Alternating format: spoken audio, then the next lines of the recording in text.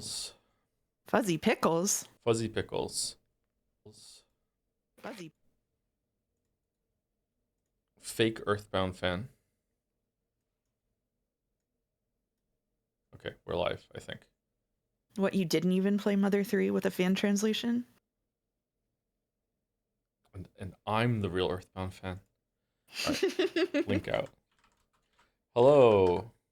We are streaming. Oh, we are live streaming fan art, dulls, and then the conclusion of Umineko episode 6. We are finishing Baldur's Gate 3 tomorrow or Monday, or bust, starting Ace Combat 7 on Wednesday. I might. You're so brave for that. Yeah, I might skip Umineko on Tuesday in order to, if I need it, to finish Baldur's Gate 3 before Ace Combat 7. Everyone, sorry, Baldur's Gate 3 just has to go. Sorry, I'm enjoying it. I know the people that are here consistently are enjoying it, but like we're at stream 30, 31 or something. It just has to go. I'm sorry, it has to be over. All right, Death Stranding. You should play it Tuesday because then we can start episode 7 together on Saturday. Oh, I'd like that. Okay. I'd like that. Yeah, lock it in. Death Stranding 2 after. Oh, I can't stream on Monday. Oh, right, you can't stream on Monday. I mean, I could, but it's gonna have to be a short stream on Monday. Okay, maybe I am gonna. Yeah, you should just do it Tuesday then. Yeah, just do maybe Tuesday. I'm gonna do Tuesday. Okay, yeah. Yeah. Hi, Mouse. No hi to Joe since we're feuding right now. Hi, Harmva. Sorry about your feud. Wait, if you're finishing Baldur's Gate 3, doesn't that mean dropping it? So shouldn't you just drop Umineko after chapter 6? Isn't that a kind of dropping? Shouldn't I don't know. With Red Truth wordplay, maybe? Yeah. Okay.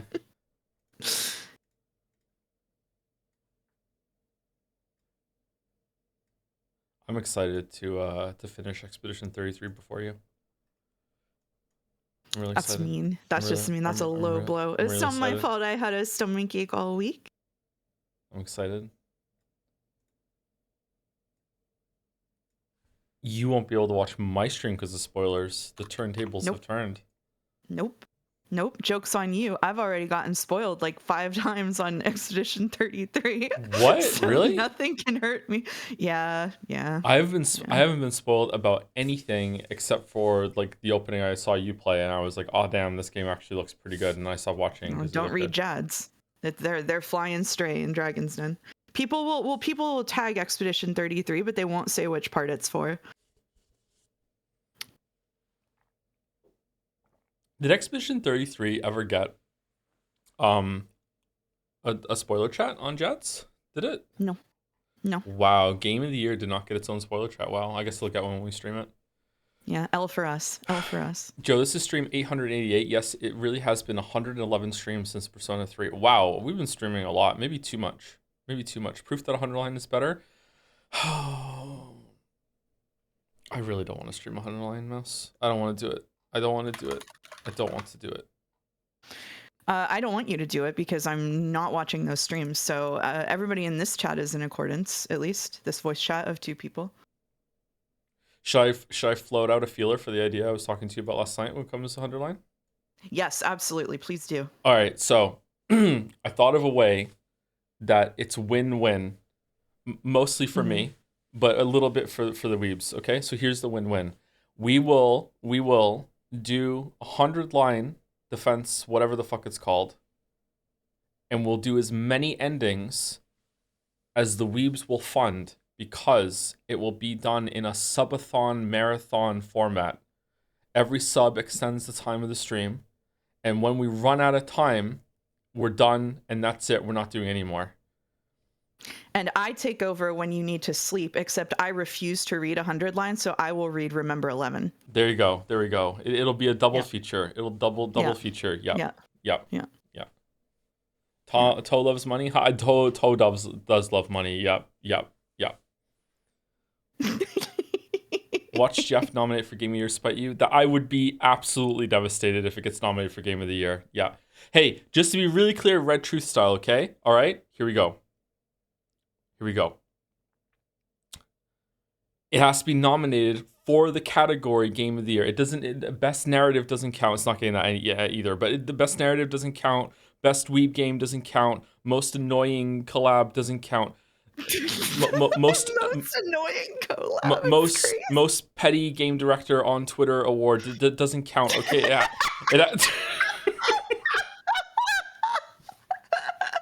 Buy my game. It has to be best game with next to Expedition 33. That category, okay.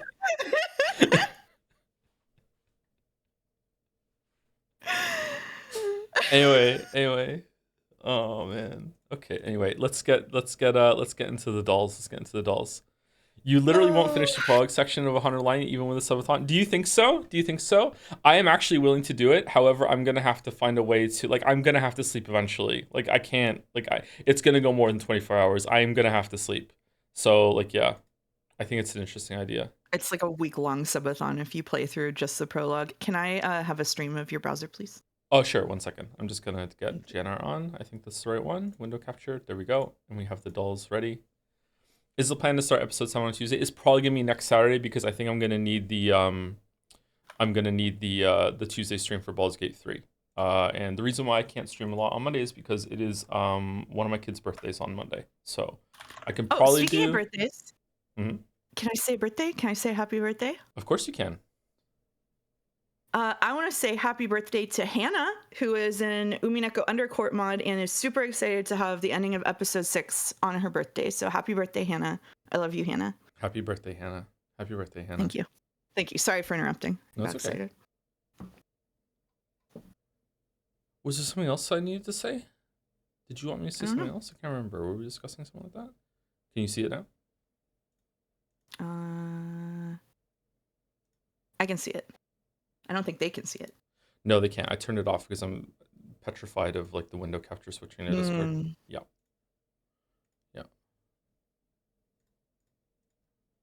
That stream the other week has done untold damage to my psyche. Okay, here we go. Window capture. Hannah is an Undercourt mod. Hannah is probably the biggest stray caught by locking off Umi Dunn from Umi spoiler chat because from Umi stream chat because she's very helpful answering people's questions. She's always looking stuff up for people in the script, and she is the one who made the stuff that I sent you to help with some of the stuff that Umi Pro has issues with later on in the thing. So Hannah is all-star member of the Umi community. Damn. Thank you, Hannah. Damn. Yeah. Thank you, Hannah. Yep. Also, happy birthday to Wuggy. Yeah, happy birthday, Wuggy. Yeah, sorry, I didn't mean to leave Wuggy out. Happy birthday, Wuggy. Any chance we'll be streaming Final Fantasy 6 and Chrono Trigger after Expedition 33? I'd like to do it before. I was thinking a filler game between Death Stranding 2 and Expedition 33 would be good, and the filler game could be Chrono Trigger, but there's no way it can be Final Fantasy 6. Final Fantasy 6 is at least twice as long as Chrono Trigger. It might even be 3 or 4 times as long. Final Fantasy 6 is a pretty long game. It doesn't have voice acting and a lot of cinematics to slow it down. Chrono Trigger I could probably beat in a week. But Chrono Trigger has a lot of endings. All of them are better than every ending in 100 line. But I don't know if I'm going to do more than one ending for Chrono Trigger. There's a lot of endings in Chrono Trigger I haven't seen. So it would be interesting to go through them. But yeah. Anyway, what is today's game duel? I do not know this game. Do you know this game? Is it Nine Sols? Do I know this game? Let me squint. Let me squint. No. I'm really bad at these. I'm not gonna lie. I don't know what this game is. I do not know this. Is it? Wait. Oh, it's a ninja. He's a ninja. Hmm. It's a sword. Is it Mark of the Ninja or the Messenger? Hmm. Oh shit. Oh shit. It's Toriyama. We're fucked.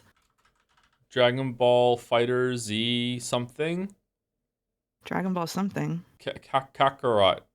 No.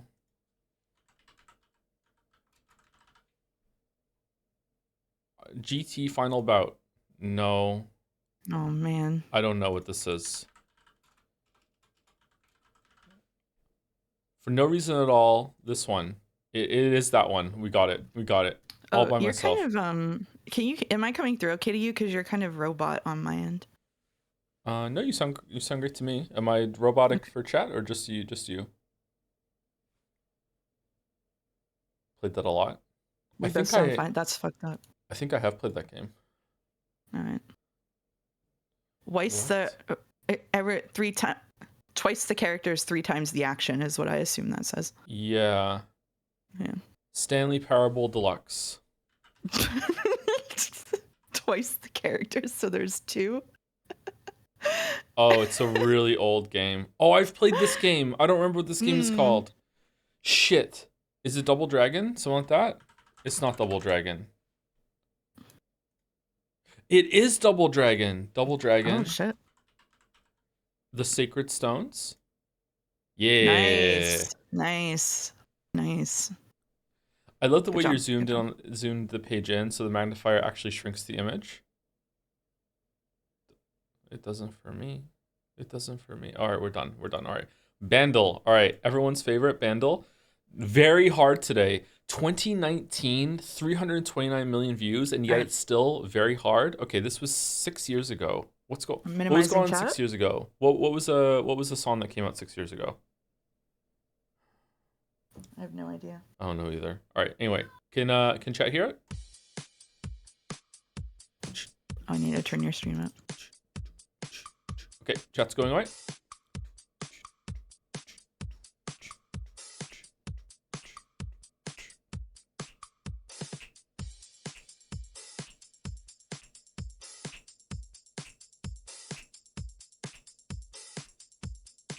This is a long sample.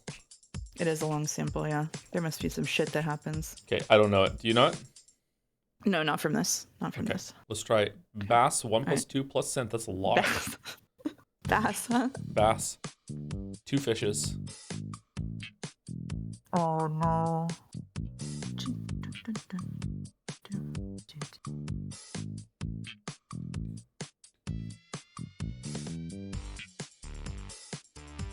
Oh, I like it.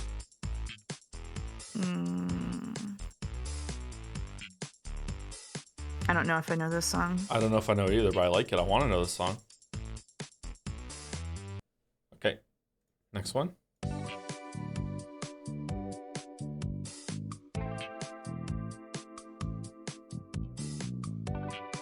Oh, 2019 was the era of like the weekend and shit. Oh, god damn it.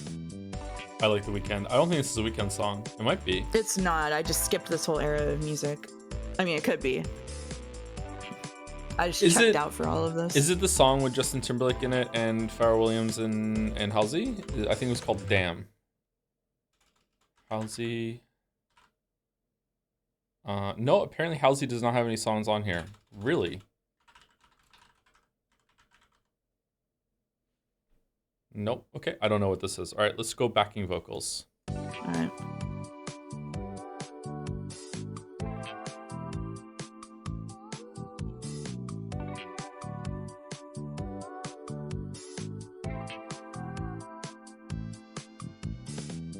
I don't think I know this song.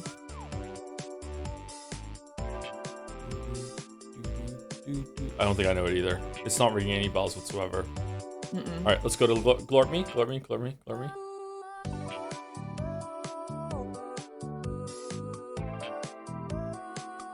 Okay, I've definitely heard this song like in a coffee shop, but I've never like listened to this song recreationally.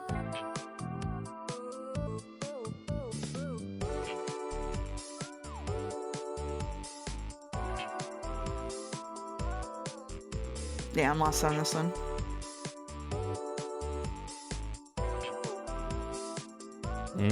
I'm not getting it either. All right, get a clue. Super isolated. Very alone. Very alone. All alone. All alone. Alone. Alone. Alone. Better off alone. Heart alone. Super lonely. Super lonely. That sounds right. Oh, I don't. I've never heard the song in my life. I've never heard that song. Yeah. Yeah, I've never heard that song. Okay. Yeah, All right. no. Did Jack get it? Are we just old people? This one got August big said from this. TikTok. Yeah. Yeah. Yeah, that would not Yeah. that would not hit for me. I don't think I've ever watched a TikTok. I've seen some shorts on YouTube though. TikTok. not the Tic Tac. I have watched TikToks, but in very specific categories that aren't music. The only one I've done is the one with Zelda in it. Anyway, Jodel. Oh god, it just dawned on me right now that we actually have to play this game. Groans in agony. Oh, for fuck's sake, chat. I don't like this game. This is Heavy Rain.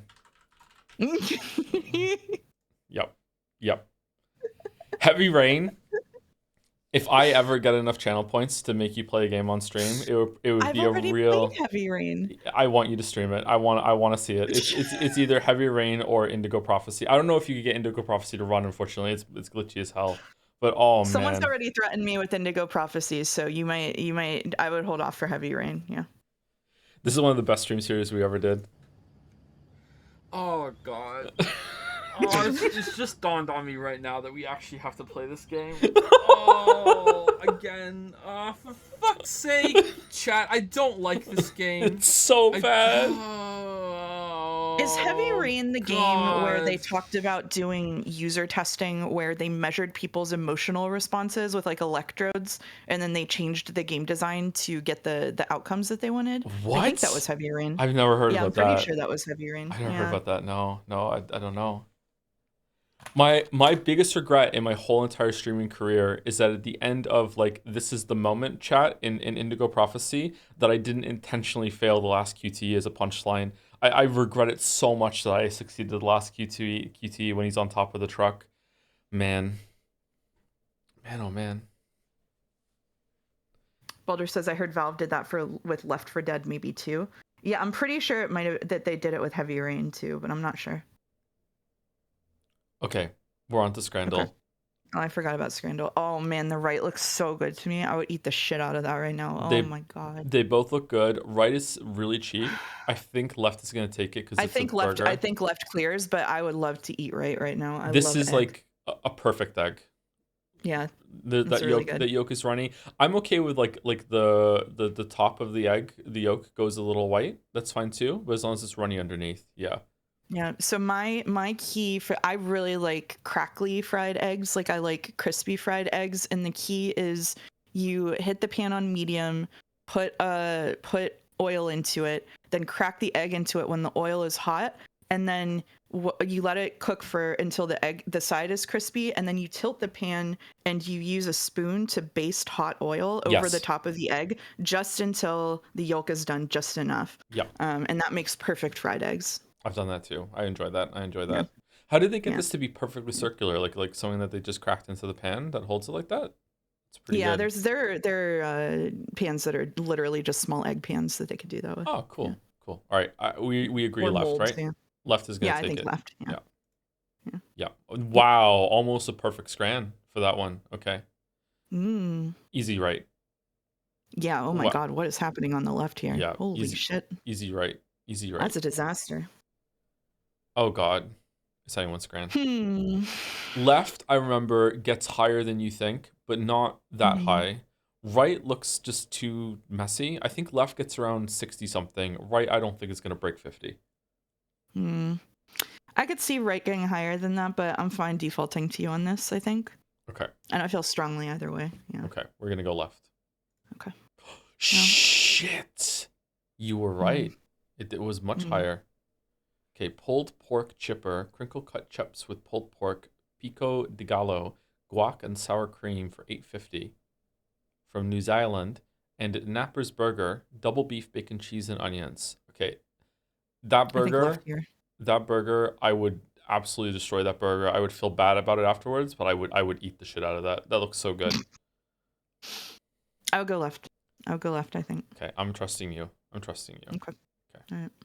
Oh shit! What? Come on! 0.6%. 0.6. No. Okay, we both took an L. We're even. Okay, even L's. All right, what the fuck is going on with this pizza on the left? They forgot to put the cheese on it? What's going on?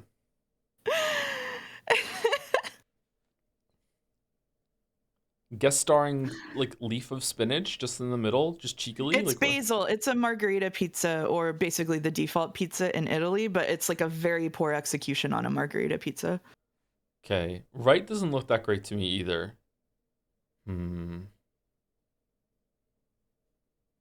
Left The is cheese is cheaper. under the sauce. Yeah, Italy does put the cheese under the sauce. That's true. Chat has a Okay. point. Do most Yeah. people know that and I'm just uncultured?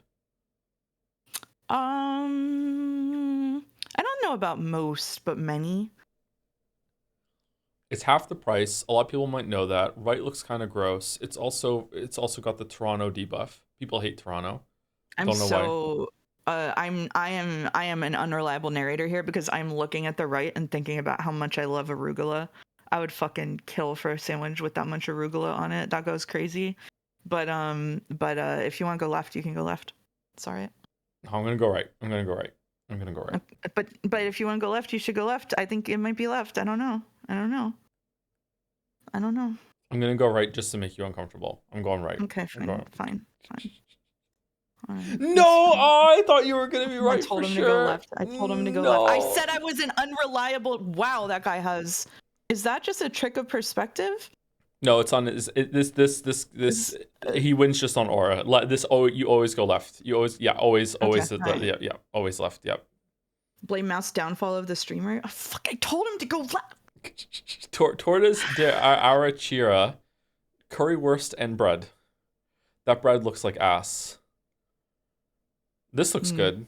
I don't know. I've never had whatever the hell this powder is. I don't know. Like Curry powder. curry powder? Yeah, I've never had that. I Yeah. don't know if I would like that or not.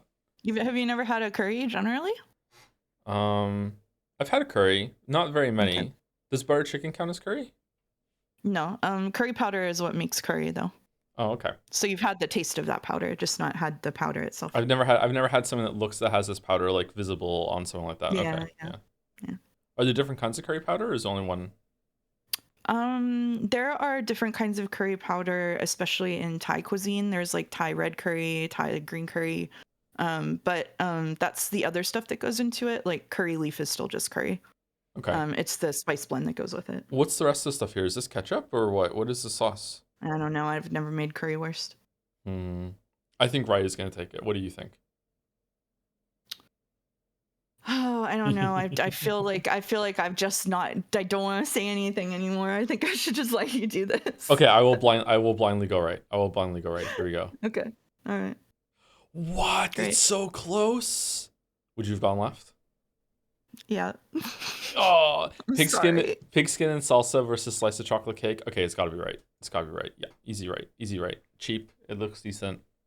I wouldn't eat it. It looks okay. Got easy again. Oh no. Right. Okay. Yeah. No. Oh, I hate that thing on the left Yeah. so much. If I I hate that got thing. served that, I would go full Karen. I gotta say. Okay, it's got to be left, right?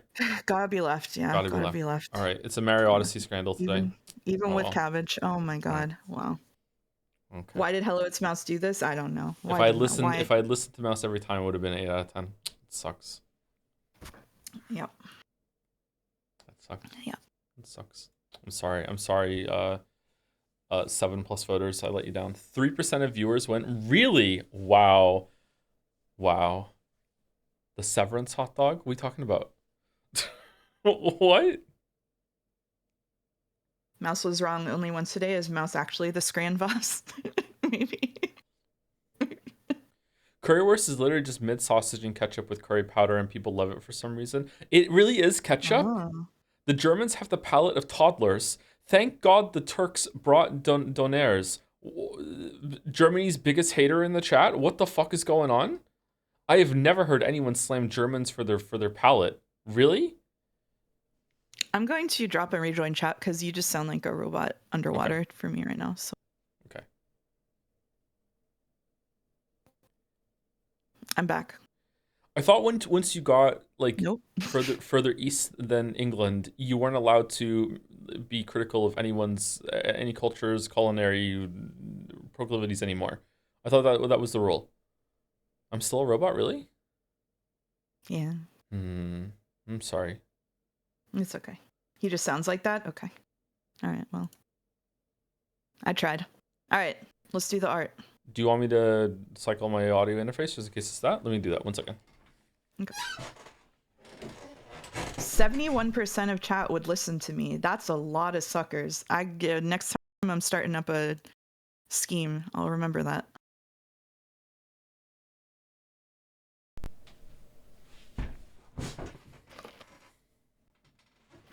I would trust Mouse with my life, but would you trust me with your Bitcoin wallet?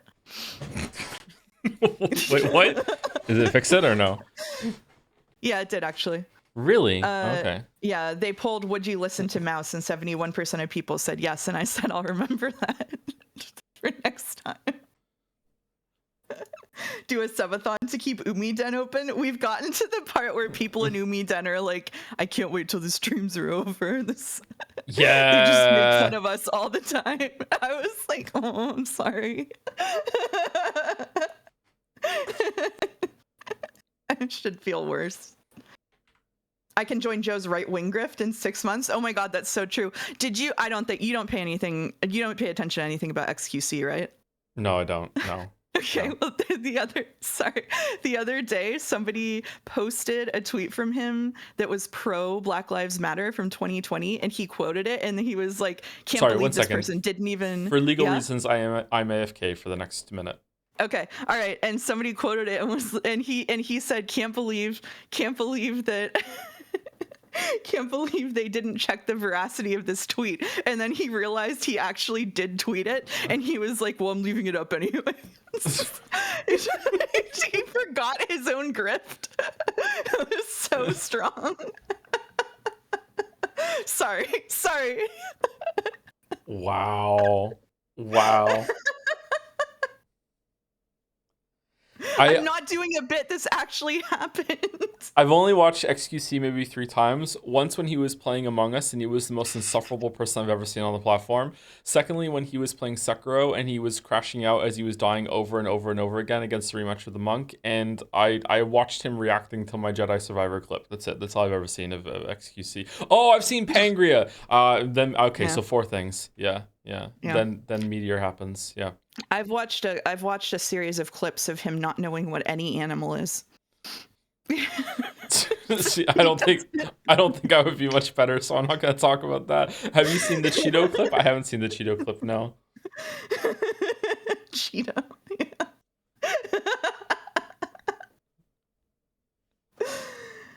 Oh. Anyway, we're doing fan art. We're gonna do fan art. We have 24 fan arts today, and then we are going into Umineko. Apparently, there is less reading than we previously thought, so we should be able to get through it today, even comfortably with doing the fan art. We are willing to go a little later today than normal, though, in order to get it done. We are committed to getting episode 6 done today. Yeah, 4.7 hours of reading by the book, but we go faster than the predicted times usually, so probably about 4.5 hours of reading. Okay, we should be good. Anyway, we should be good. So we're starting off today with Saturn's 9th moon. Almost said that wrong. Also, let me get my timer up.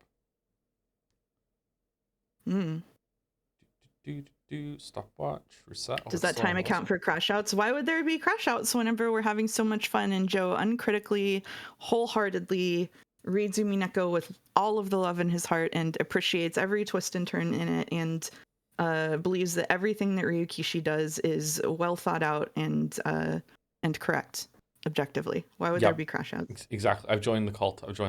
Yeah. I see everything with love now. That's what being in love means. Yeah. It's a cult. Thank you to Saturn's 9th moon. Never posted in Jazz before. Usually a bit of a lurker on Twitch VODs too, but couldn't resist doing the draw your squad meme as Waffles and the gang. Not my usual style and very out of practice, and I've never made any stream related fan art either. Also, just another minty for good measure. And you are headlining. You are here, the opening of the fan art this week. This is very cute. I like the leashes. Evil Waffles taking his squad out for a walk.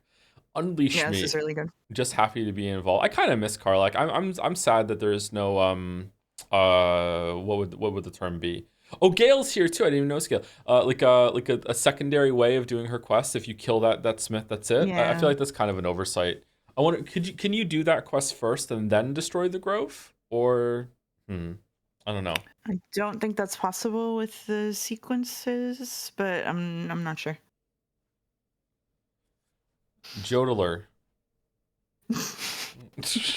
For no reason at all. Huh? For no reason at all. No, it's not possible. Oh, okay. All right. And this is 1 and 2. Is there a second one? Whoa. Big minty. Wow. Okay. Thank you, Saturn's 9th moon. Big minty. Unleash me. The rare, serious, and somber unleash me. Hmm. No, the guy has to be alive in Act 2. Is there any way to get that done? I guess not. I guess not. Mm. We're pouting. Are we pouting? Or just minty? Should I pout? Someone in chat is pouting. You can pout. You can pout. Okay. Oh no, I'm flirting with you. Oh no, it's not allowed. Everyone's uncomfortable. It's tense and uncomfortable. Ah! Oh no. Quick. Deflect. The real Talk about gloves or something. just Butt fangs. what are you making it worse for? What are you doing? Okay, thank you, Saturn's ninth moon. Thank you very much. By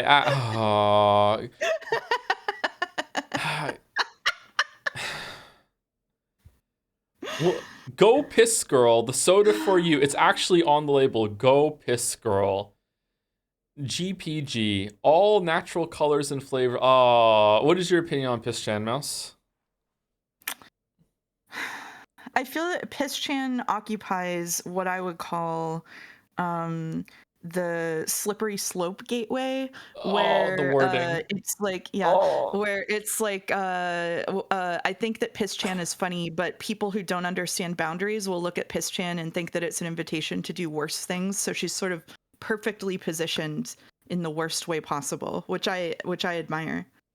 Do we About her. do we agree? And this is me being charitable that it is a Mhm. creative design with the hair and the toilet paper Oh dress yeah, and everything. Yeah, absolutely. yeah. Yeah, Okay, all right. absolutely. That's what Yeah. I'm saying. I mean, it is very well executed. I think Chrome did a great job, and then the rest of the community has continued to do a great job. But Piss-chan existing and being accepted implies that people can go further, which does occasionally happen, and then we have to mod it, which is annoying. As you know, the mods hate to do anything. I'm just kidding. I'm just kidding. No, She was the boundary setter. Yeah. yeah, yeah, yeah. The line in the snow, one might say. Yeah. Sorry. Yeah. I'm Yeah. sorry. I'm so sorry. Yeah. Yeah. Speaking of slippery slopes, does your human avatar have a tail? Tep is the expert on my human avatar, but I don't think so. I don't think there's a tail on that. I'm still laughing at my stupid joke. I'm sorry. Anyway, sorry. Thank you, Ash. Thank you, Ash. This is a really cool pose for Piss Chan. You've also expanded the lore to being now there's a drink. Go piss girl. I don't. Oh, slop warning for the next one. What the fuck does slop warning mean, Balder? Ruin maniac. Behold Slop Chan. She's been eating good since the Summer Game Fest and would love to show you her favorite new game, Slop Chan. Roguelite Souls like cozy farming battle royale. What?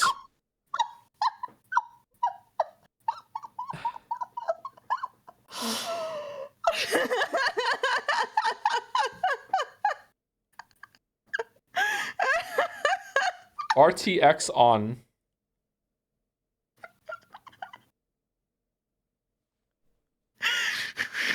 The tail is cute. The tail is cute. You okay? You okay? You all right? Yeah. I'm good. You good? You I'm good? good. Okay. All right. For no reason, let's say thank you to some subs while Slopchan's on screen. Thank you to Scrimbum for the resub. Another Umineko, another day to count Sumaris. I know it is chat's favorite pastime during these. Yeah, it's good to count them. What's the other one we count now? Shikashi. Shikashi. However, I can never remember yeah. that. Yeah. Yeah. Thank you, Scrimbum. Thank you on Passant as well for the resub and Passant and Jack in it for the resub also. Thank you very much. Thank you. Oh, and also just back to back. I say your name a lot, Mike. I feel like you've gamed the system somehow. Thank you, Mike. Hunt is for Timmy for the resub. Hey, have you heard of the 2022 indie game Sifu? I heard it's pretty great and would be a great short game to stream. I haven't heard of it. No. Do you want to DM it to me on Discord and I'll see what it's all about? I'm not sure if I'm gonna like it though. Sifu command? I don't think it's a Sifu command. Thank you, Maniac. She's very cute. Slop Chan. Oh my god. Mm-hmm. Thank you. Oh, Saturn's ninth moon is back with another Minthara. Should be my last for a while. I just finally had a weekend free for once. Have a Rise Minthara. Oh God, one of three. Okay, all right. Minthara. Okay, can I do Minthara's voice without having a calibration fresh orders? I don't think so. Fresh orders. Oh ho, Waffle Senpai. Raise your hand if you're thinking something scandalous right now. Straw? Just I? A disappointment. I don't have very good.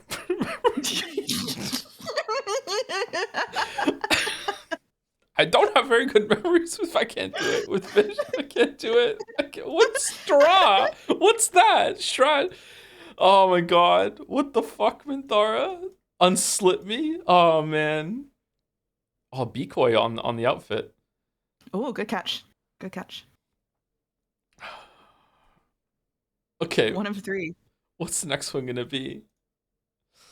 Oh, Night Warden Rise Teehee fresh orders. Rise Kujikawa from Persona Deception. You are not a weeb. You don't know who this is. What the fuck is going on? Performance. Haha, funny line. Repeat it. Fresh orders? Hey, mind if I beat this war drum?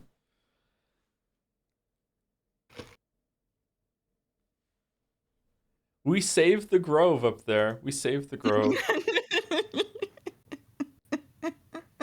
What's the third one gonna be?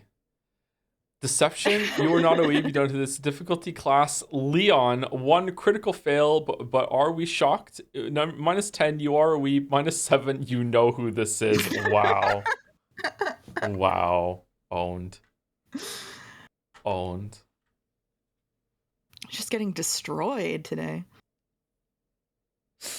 This was good. Thank you, Saturn's Ninth Moon. Also, thank you to Silver999 for the resub. At tier 3 as well. A tier 3 Joms. Thank you much, Silver999. Do we have any like tier 3 exclusive? I don't think we do. I think there's some for tier 2, but we didn't want to put any for tier 3 because we didn't want to encourage people to do it just for the emotes. I'm not sure. Maybe there's some just filling those slots right now. I can't remember. I love how you're just going against Twitch's built-in incentive system. You see people. Yeah, I don't like it. It's designed to do that. Yeah, it doesn't seem worth it on any level. I don't know. Like, yeah, I don't know. I shouldn't say that. Did you see Yahtzee's video on Fantasy Life? I did not. I do not watch Yahtzee. It's cool that you made one though. By Baka Savi 4, main story Chan Stranding TM in anticipation for Death Stranding 2. I need to piss Chan. Okay. That's very funny for some reason. Written by Hideo Kojima, directed by Hideo Kojima, edited by Hideo Kojima, cinematography by Hideo Kojima. It's crazy he makes those games all by himself. It is crazy. It is crazy. This is giving me what's her name? Vibes. Not Fido. Jellies. Fia. It's giving me Fia vibes. Total Fia vibes, yeah. Yeah. But it's not. It's main story Chan. Okay. Main story Chan. Baby steps reference. That got locked in. God damn it. And Ella was streaming it the other day. It's out? Oh, the demo. It's the demo. Yeah. The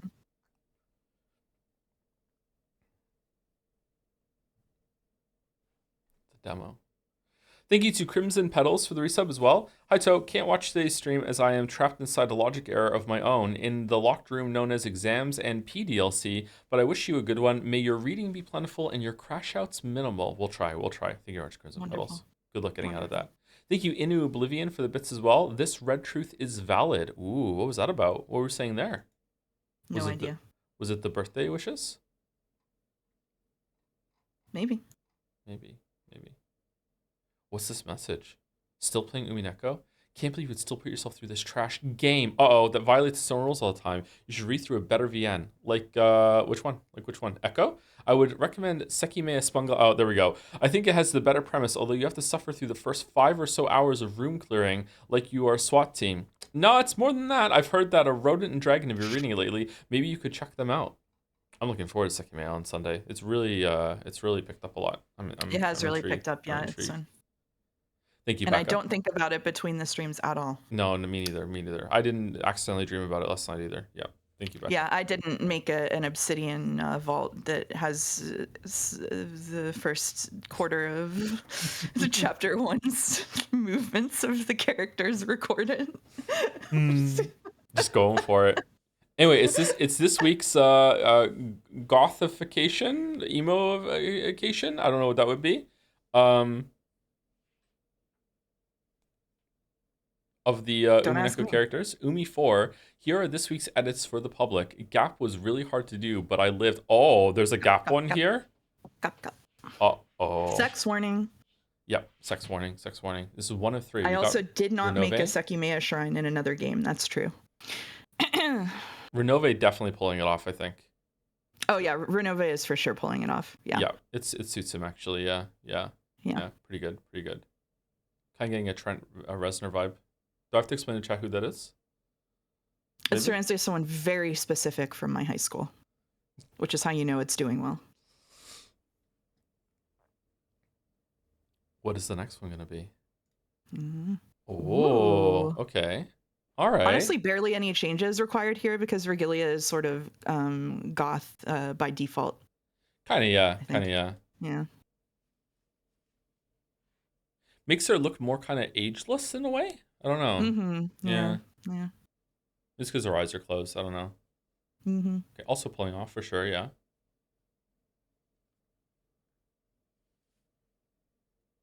Goth Ilia?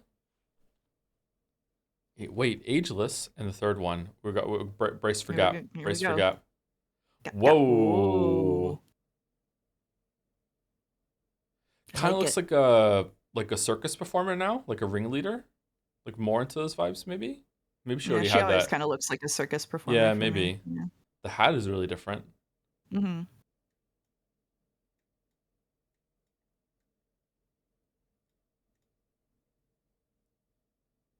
Much darker red dress.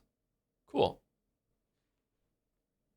You gotta go off this fan art before people start talking about clowns. You gotta go. You gotta go. You gotta go? You gotta go. But wait, thank you to Huli Gordeau for the bits. Hello, Joe. Just sending a couple bits while I can because I will most definitely not be aiding the weebs during the 100-line subathon. If you want to consider this a bribe to not go forward with the idea, feel free to do so. Can we have like anti-subs that take time away? Oh, could it be like bits versus subs? Like bits make the time go down, subs make the time go up? Ooh. Oh yeah. I like that. That would be good. That would be good. Yeah. Damn. What did 100-line do to deserve this? Anyway. Oh, we didn't talk about our about the secondary game of the subathon where every 50 subs you swap. so he'll be critical of the game until he hits 50 subs, and then he has to be nice to it and uncritical of it. But if you want him to criticize it again, you have to give him another 50 subs. So those two groups can just be in conflict with each other. And then after 200 subs, it goes odd or even. So if we're on an odd number of subs, I'm critical. If it's even, then I'm nice, and we'll just flip back and forth. It might even happen mid-sentence. I don't know how to do it, to be honest. It's going to be difficult. Yeah, it's going to be difficult. Thank you, Crystal. Thank you.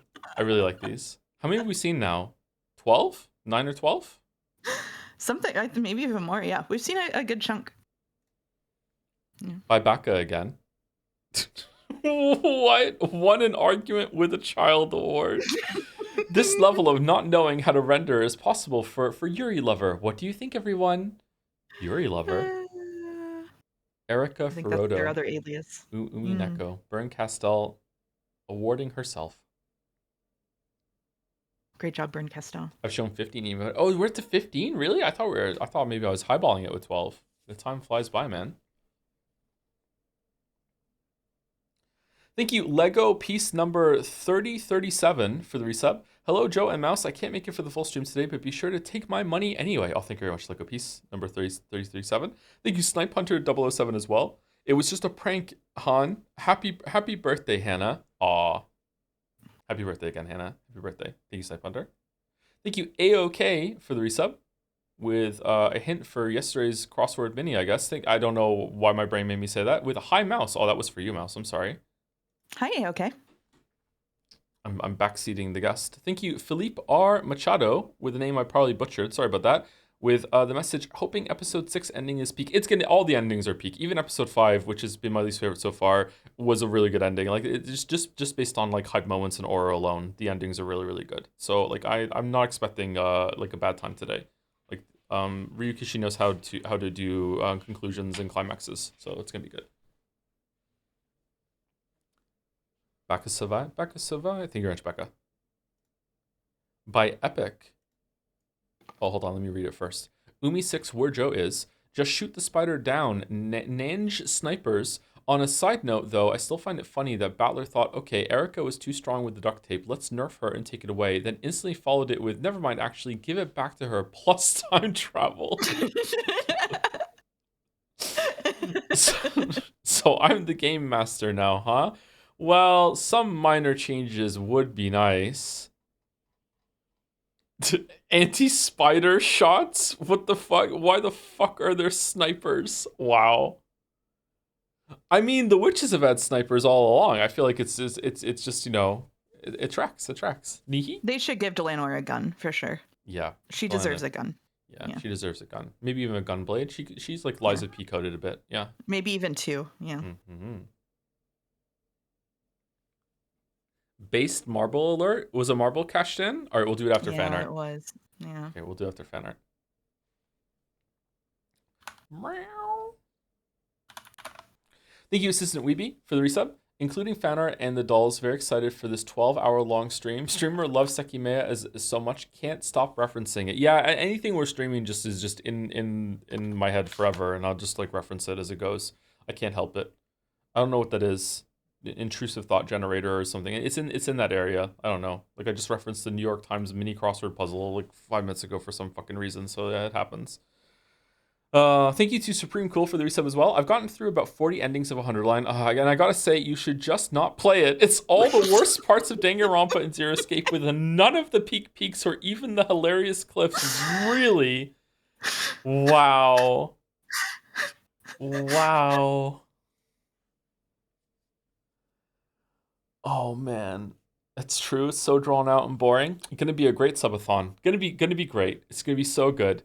Thank you, PGSS Stas, for the resub. Jarvis, install Witcher 3 Triss to Beatrice complete overhaul. Oh, does that exist? If it does, that would create a conflict for you. Yeah, that would. Yeah, that really would make a big conflict. Serious what about Yennefer to Beatrice? Can we do that? I don't want Triss to Beatrice. A less serious conflict, yeah. Yeah, I understand the Triss Beatrice. I get it, but like, it's gotta be Yennefer. It's gotta be Yennefer. Anyway, thank you, Epic, who got owned a while ago. By Luna Panda, Walrus puts so much effort into his Umi News segment. He really does, and they are so funny. So I decided to put him in the story for fun. Someone might have been on Umi News last time, I think. Another day, another Joler crash out. Will he recover against these brats and reclaim his dignity? Find out next week on Umi News. I was your host, Hypothetical Walrus, with guest starring Nanjo. Nanjo's always there. What was this? T-posing. They're just T-posing on you. Yeah. You're T-posing too. Yeah, why are you T-posing? You're not there for support. You're T-posing with them. Squeakle E. Wow. Erica has Crocs. Are Crocs comfortable? I hear mixed things about Crocs. I'm in the market for a shoe I can slip on to take Gatsby out real quick when it's not a proper long walk. I love Crocs. Just get Toms. That would be appropriate for you. What's a Tong? A Tom? Toms. A Toms. I am Tom. Yeah. Yeah? There's shoes called Toms. Toms. Will I say it every time I put it on? I will. Yes, I don't know. Absolutely. Yeah, I don't know if I can do it. Yeah. Yeah. I like how you have a bunch of people trying to get you to play all sorts of games, but now you have a horde of people desperately trying to get you to not play 100 line, and you're like, well, I have to. I feel like if we did a vote, I feel like, oh, here we go. Haven't played it, played, don't stream it, played. See, they're winning. They're winning. Most people want it. I don't know. Anyway, sorry, this is 1 of 3. Luna Panda, 1 of 3. Umi News. Reporter suit, famous TV news host, Nanjo's old roommate, swimsuit, caught on an island by submarine. So, wait, what? A fucking investigative journalist for Umi News? Cool. Oh, it's got tusks. I love Oh, this. that's Yeah, a this is so cute. cool This design. is so cute. Oh, I really like that. That's so good. Oh, damn. That's so good. This is really good. Can it be yellow? For you all know why. Thank you, Herberto Westy, for the resub. Hi, Joe. I've been going back through the VN to find reasons that you're wrong to criticize it, and I figured figured out something interesting. I think Ryukishi might have been a social worker or something. The influences are subtle, but maybe you should reread the VN with that perspective in mind and form the correct opinions about it. That's true. Yeah, I wasn't aware of that for a long time. Yeah, I should do that. Thank you, Tower Tass, as well for the resub. Tower Tass with a JPH jam. Mouse also has a dancing emote now on her stream that is very well done. Can I put it in chat? Sure, if you can. There it is. The dancing mouse. The dancing mouse. Yeah. Phantom 23 might not display right. In case it doesn't reload the page, I've had an alternative file format copy. Okay, we'll see when we get there. Oh, we're already at 16. We're flying through it today. Mm-hmm. We're cool. Cool. Thank you, Psyok, as well for the resub. Without love, it cannot be streamed. So true. Say it in red, and therefore I in red have love. I have love. Thank you, Luna Panda. Very cute. I like this a lot. By Ash, be careful, she bites. It's Butt Fang Chan. Butt Fang. And there they are. Oh, I understand why they're called butt fangs now, because they look like little fangs poking out. I didn't get it until this perspective. Did you actually not get it until right now? I really didn't get it until right now, why they were called butt fangs. I get it now. Okay, I get it. I didn't know the term until you told it to me, and I just, for legal reasons, you didn't know it until chat said it. Yeah. Yeah, they look like little fangs. Oh, and her fangs match here, too. Yeah, okay, I get it now. Yeah. She may actually be a vampire. All Which right, would be so gross. I passed the D20. But she actually can be reflected in a mirror, only from the front, though. She's invisible on any angle where you can't see the butt fangs. What is this butt fang Chan lore? What do you mean? That's so specific? What is that for? If she's a vampire, does she bite you with her butt fangs? I have a lot of questions about that. That was the D20 I passed. I didn't say it. That was the D20? Yeah, so thank you. Okay, all right. Mm-hmm. Okay, all right. Does she just crush your neck between her thighs? Like, I don't think that's a D20. That's a matter of actual just practicality for me. If I stay silent, will you say more? No. Good try, though.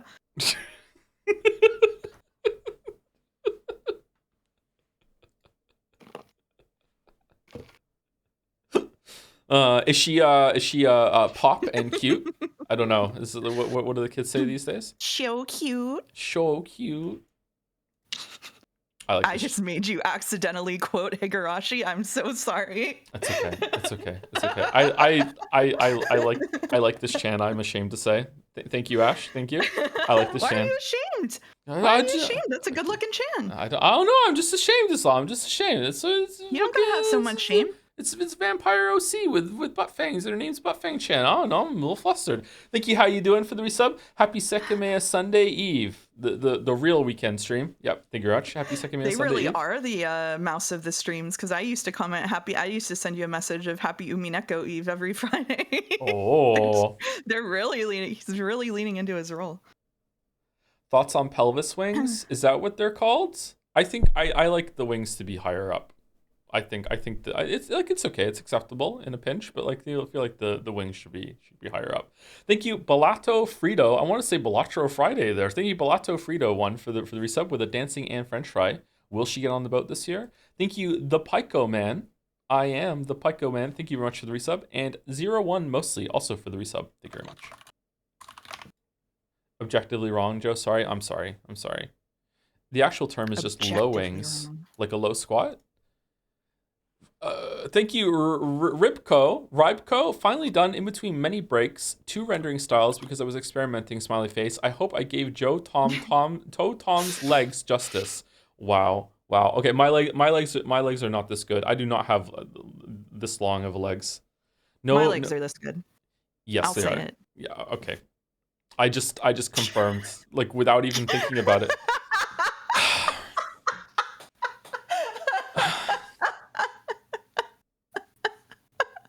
I didn't think you'd do that.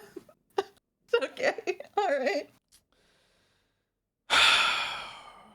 I'm sorry. No tail to accentuate the key features. Ribko, you almost lost honorary Polish citizenship for pronouncing this wrong. What's your boy? How do you pronounce it then? Sapkowski. Ribko. Is it like that? Do I have to do the accent? Oh no. I actually have shorter legs for my height for whatever reason. I'm more like top heavy. Like I'm more trunk than I am legs. But I've done some pretty good work on my legs on the gym. Maybe if I wore heels, my legs would look like that. I don't know. Built for deadlifts? Yeah, Yeah, kind of. it does set off the calf muscles if you have the platforms on. That must hurt after a while. Fuck. You get used to it. Oh god, I just noticed the nipple tape. Got to keep it safe for Twitch.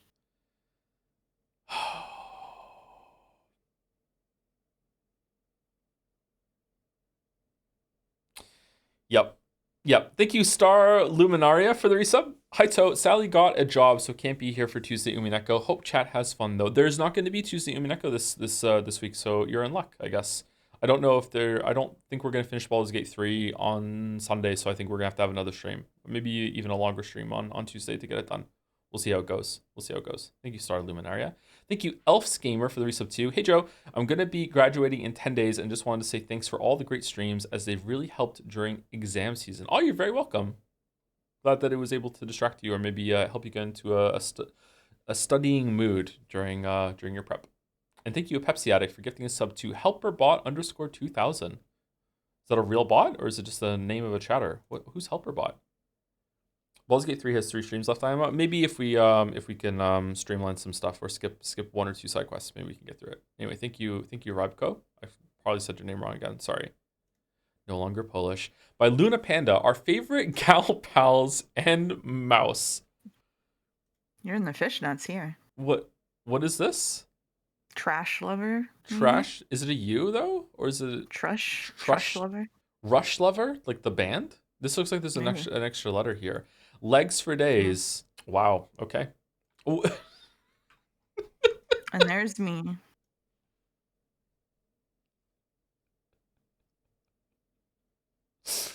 You tie your shoelaces. What are you doing? Part of the Tying look? your shoelaces is not cool. Wow. Oh, the Bikoi, would it still be an earring? What is that? The pizza one?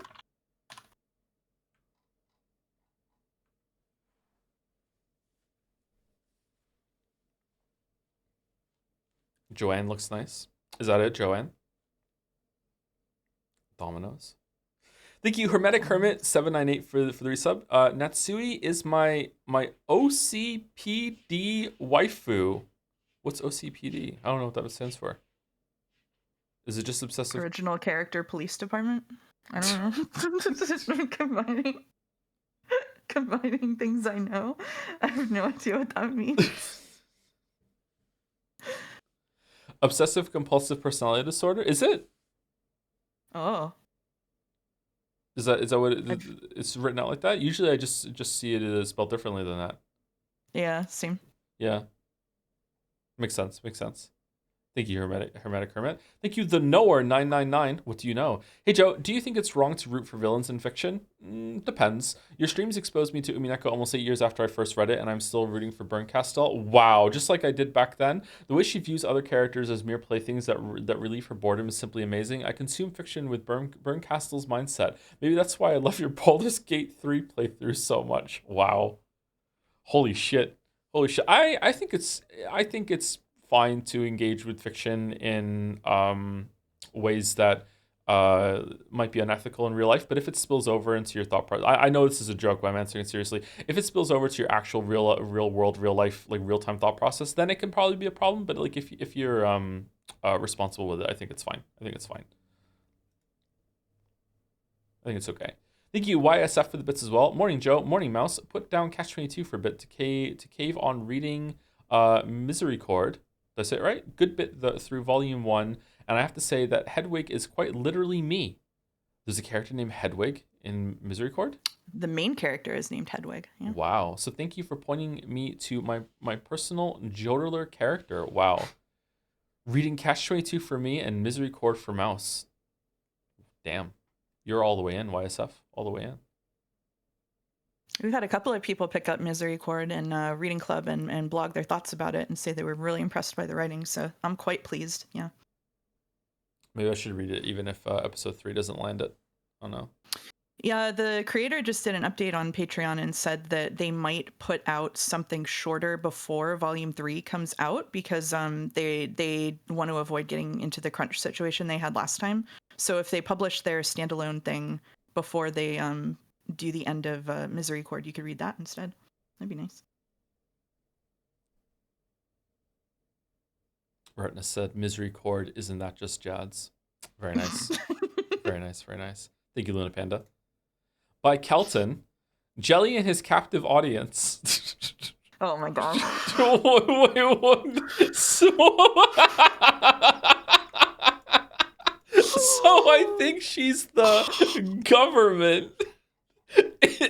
It's locked.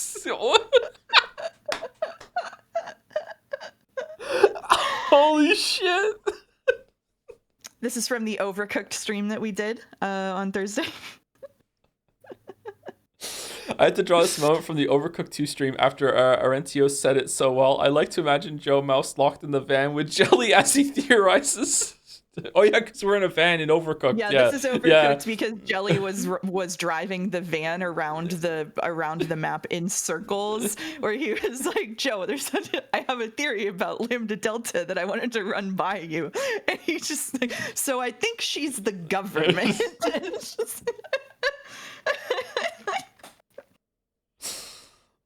That's really good. That's really good. Thank you, Zephorix512 for the resub. Hey Joe, King Weeb of Weeb Mountain, Warden of the Waifu Warehouse, Barista of the Cringe Cafe, and person who's played pool in Yakuza 0 that one time. That's true. That's 35 months of looking forward to you playing Ace Combat 7. You may think this is Ace Combat 7, but in reality, it's Armored Core 7. Oh no, the game you saved all those repair kits for. Don't forget to use them, Joe. I will try my best. I'll try my best. Is there going to be an Armored Core 7? Maybe there will be. Did it sell well, 6? I'm guessing it did. Thank you, Yuri Lover 337 for the resub as well. Poor Sanawachi-chan. She was superseded by all beloved Sumari-chan. We will never hear from her ever again. Nice job, Joe. You killed it. Oh no, joking. Oh no, are you? Oh no, I killed a Chan. Under normal circumstances, I would clarify that I was flanderizing my actual stance. Lambda is representative of institutional evil for comedic effect, but I'm currently battling Umiden to the death because I agree with you that what happened last stream was bullshit. Wish me luck, my streamers. Okay, good luck, Jelly. Really keep finding the good life. Yeah. I see you in there. Best of luck, Jelly. Yeah, once you clarified it was institutional evil, I really I enjoyed that interpretation a lot. Yeah, I'm not sure if that's what the story is doing, but I can get on board with that for sure. Yeah, that was definitely an interesting take. More than I think she's the government. I was anyway, thank you, Kelton. Thank you. The spillover. Fifi Fessel. No, Fifi Fessel. There you go. I always say it wrong. I'm sorry. Red Truth Chant here to show us a thing or three. Ladies, if yo girl got a short, youthful appearance, yellow eyes, a numbered code of rules, nonsense thigh cutouts, a big red sword, blue and gold drip, the ability to summon women, then that ain't yo girl.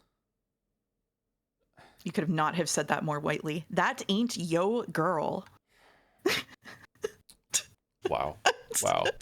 That's Rex Xenoblade. I like your attitude. Oh.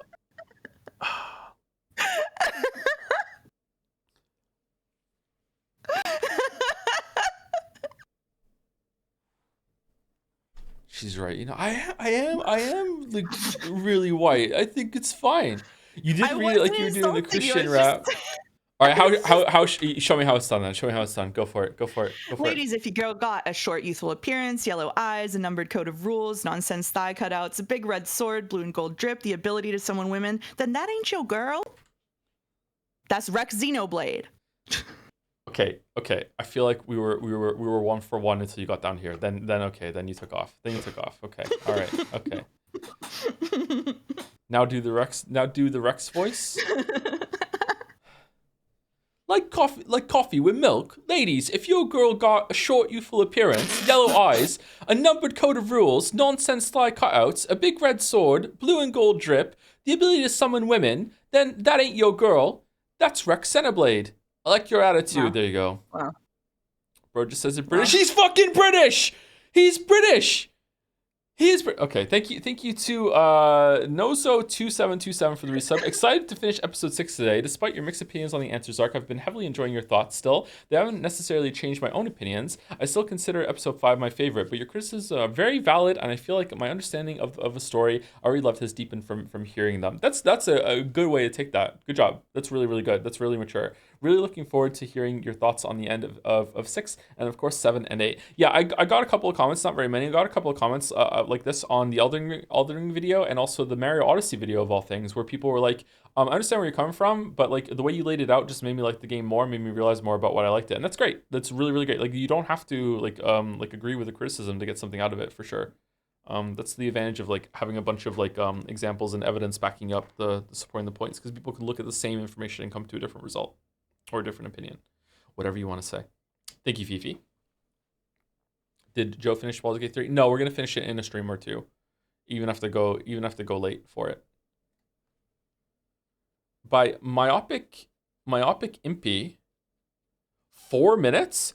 To honor the approaching end of Joe's Baldur's Gate 3 playthrough, here's Act 1 as a series of Spider-Man 3 memes. What? Because the tadpoles are like the Venom symbiote, and Bully Maguire is like the Dark Urge, or they both have 3 in the title. Shut up! I just wanted to animate Wizapon dancing in the blood of his victims. Sorry for the runtime. Okay, hold on. Let me Yeah, fair enough. Let me refresh. In full screen. Okay, and it should work. Is there sound? Ready, chat? There is sound. Yeah. What's with the ball sign? No, oh my god! Be a dragon person. Fake Nanjo? Is this too loud or are we good? He looks like a car. What the fuck is this? Okay, chat. The most important thing is though, is that we got through the tutorial without dying. No, I want to jump down by the river. Oh, it's really letting me sack this shit. Okay, there's the Spider-Man, okay. And then we drop some barrels onto it. Never wanted the easy path. Yep, exactly. But we wear the cowboy hat. Well, magistrate. Fuck off. Yeah, I just bit off a hand. What do you mean? How does she approve? Dealt a vile hand. Nice little cave. How do I give up? I just died. Holy shit! Okay, I guess we just have to keep rolling until he can run away. Who the fuck are you? Time for underwear shuffle. Yeah! What the fuck? Withers check-in. Does Withers have boobs? Wow. Well, here I go killing again. He came right at me. I didn't kill him in Philia. Gale's there now too? See, look, it's fine. It's fine. I orchestrated a cunning plan where I intentionally provoked the bad leaders of the Grove. I sound like a crazy person. Yes, you do. Yes, you do. The druids murdered every single tiefling in here, so then I came out and murdered the druids. I defended myself against the druids. I want to see what happens if I hit the drum. Oh no! We did it, Halson. Igmis! We saved the grove. Where the fuck is Halson? Unleash me. Mercy died when I saw the grove. Okay, it wasn't me. He was the one who fucked up the painting. How many times are we gonna have to knock her out? Let's go to camp. Just behind the orbital socket. Let's take a long rest. Nanjo time? Let's do another rest. Oh, the owlbear! Alright, let's kill it. Yeah, let's do a long rest. Oh, the dog has something. Oh, hey, Shadowheart. Right. One more long rest. One more long Shadowheart. Here we go. Whatever. I'm happy for you, Shadowheart. I mean, she's not actually gonna kill Lae'zel, right? Oh! This is fine. This is fine. I'm a racist cop, but I don't kill kids. This has gone too far. The chat really speaks to you. Roll a 15 or higher to resist. Yeah, that did happen. It's fucking nat one. No! I don't like that I'm a murderer, but it is really funny.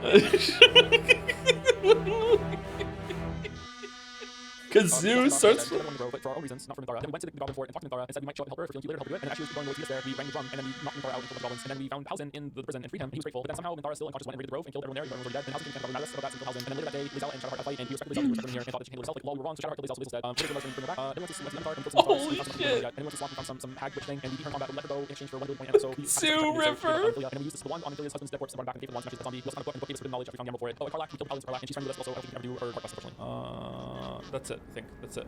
See, I forgot. I need to put Shadowheart in the box next to the other collector companions.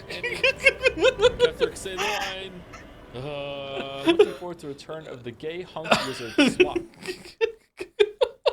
I genuinely don't know if any highlighter out there is gonna make a better highlight reel of your playthrough than this. That is setting a really high bar. That is a very high bar. My face hurts. Oh my god. That was insane.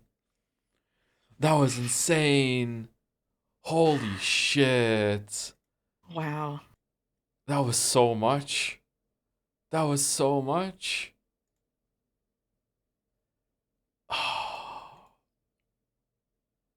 Damn. Lock it in for Jed. Oh, it's a contender for Jed Saya for sure. Yeah, for sure. Yeah. Wow. What a year for Jed Saya then. God damn. I know. There's been so many this year. Holy fuck. It's a good stream season. Holy fuck. Thank you so much, my Big MP. Hopefully I'm saying your name right after that, especially. Holy shit. Don't forget about the... we're doing something. We're doing something. Okay, all right. Oh my god. Do you want me to read the marble this time? That was so much. If you want to. Give We have one more for fan art. Okay. Oh, is that 23? I guess it played. That was the one that Baldur said, right? I think so. There's one last fan art first? Okay, hold on. Mm. Oh, No. It's also a video. Oh no. Oh no. Chat, it's gonna be it's white, so get ready for a flashbang. Okay? Oh no. Yeah. Oh, Okay. no. Get ready for a flashbang. Also, believe it or not, sex warning. Okay? Good work, team. This cornbread was worth it. I'm glad we could all share in this victory. Man, I wish I had a humiliation fetish.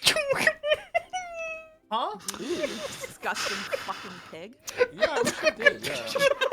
I'm sorry. What just happened? I'm sorry. Hold on. See, I told you about the intrusive thoughts, man. I told you.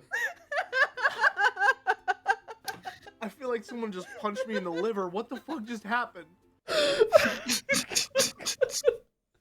Okay, you're right. I did say that so like nonchalantly, like just out of fucking nowhere. No, it was the chat was making fun of me, and I was like, I wish I would enjoy it more if I had that. That's all. I love Jelly's getting mad afterwards. Like, what the fuck? Like, he's getting mad again now. I'm glad we could all share in this victory. Man, I wish I had a humiliation fetish.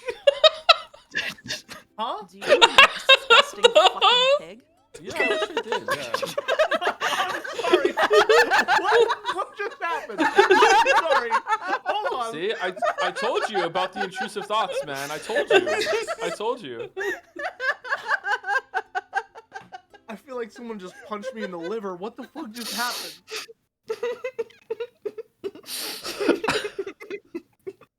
Anyway, that's fan art. Thank you, everyone. Oh shit. Oh It's so funny man. because my stream and my Discord have like a pretty not as strict, but like we try to keep things pretty safe for work relative to this. And then I go on someone else's stream and like the Discord can't even talk about it really. They don't have a place to process that. They just have nothing to do. All they can say is they love the Mets. Yeah, that's true. love the Mets. Love the Mets. Love the Yeah. Mets. Yeah.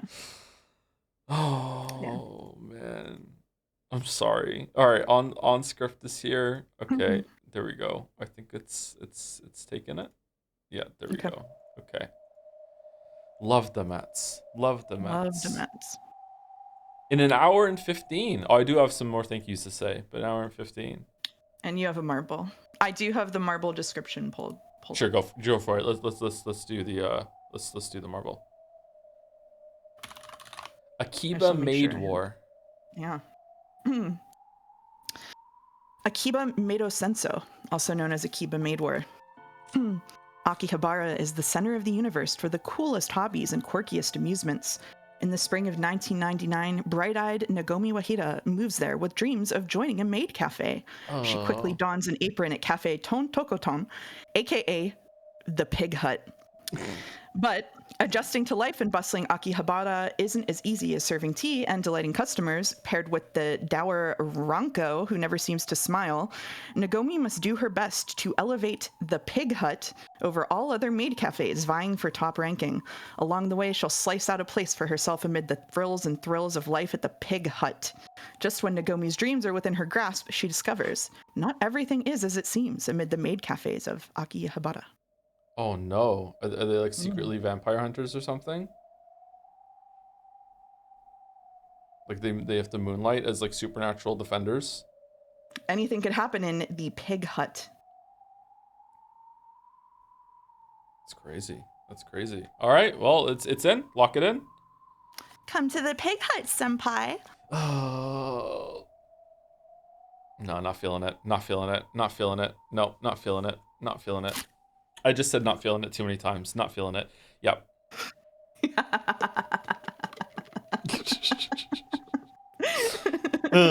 Who redeemed the marble? Yeah, step forward and be judged. Thank you, Yuri Lover 337 for the bits. Baka Savvy, aka me, finally appears on the stream art chat. Generally lying in bed, kicking my feet back giddily while twirling my hair. Legitimately, thank you, everyone. Thank you, Yuri Lover. Thank you very much. Glad that you enjoyed it. I'm always stunned at the fan art that we get. I don't know what we did to deserve it all, but like yeah, it's pretty fucking awesome. It's pretty fucking awesome. Thank you, All's End for the resub and Silver 999 for the bits. Can we give subs to get you to knee? What's any knee? What? Did it get cut off or is it to not read? Something else? They want you to nay. To nay? Oh no, it was continued. To never be mean about us, fave character, he is annoying. Our fave character, he is... Okay, what's going on? I feel like there's a bit here. There's a bit. Oh, thank you, Chaos Shield, for the resub as well. Umineko no Nako Koro ni. That's true. It's very true. It's very true. It got cut off. Never be mean to our fave character, even if he's annoying. That sort of thing. Which character? We can take it by character basis. Yeah. Yeah. Only nice things about Erica. 75 subs. Oh no. Oh, that would be hard. That would be hard.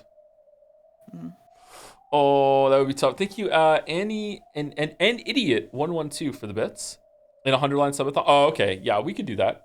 Hey Joe, recently I participated in an in-person fighting game tournament and it was really fun. I was wondering if you've ever had that experience where you play a game with a large group of people in person, like a Halo LAN party, for example. No, I've never had that experience. The most I've ever gamed with a group is like maybe 4 or 5 other people in like a Smash Bros sort of thing. And all my kids, like I've played games with all 4 of my children at once. So you know that's about the size that we're talking about in person. Yeah. Thank you, Electron Active Area for the resub 2. Umi Saturdays are the best with a dancing and French fry. Thank you very much. Thank you, Happy Kirby, for the bits. I had a dream last night where Joe was streaming with face camera, and in said dream, I audibly said, "Am I dreaming?" chat, and it got cut out again. Chat? Was it chat? Am I? Something like that, maybe? What's going on with Twitch today? Thank you, Merkazal? Merkrazal? Cal? One of those for the resub.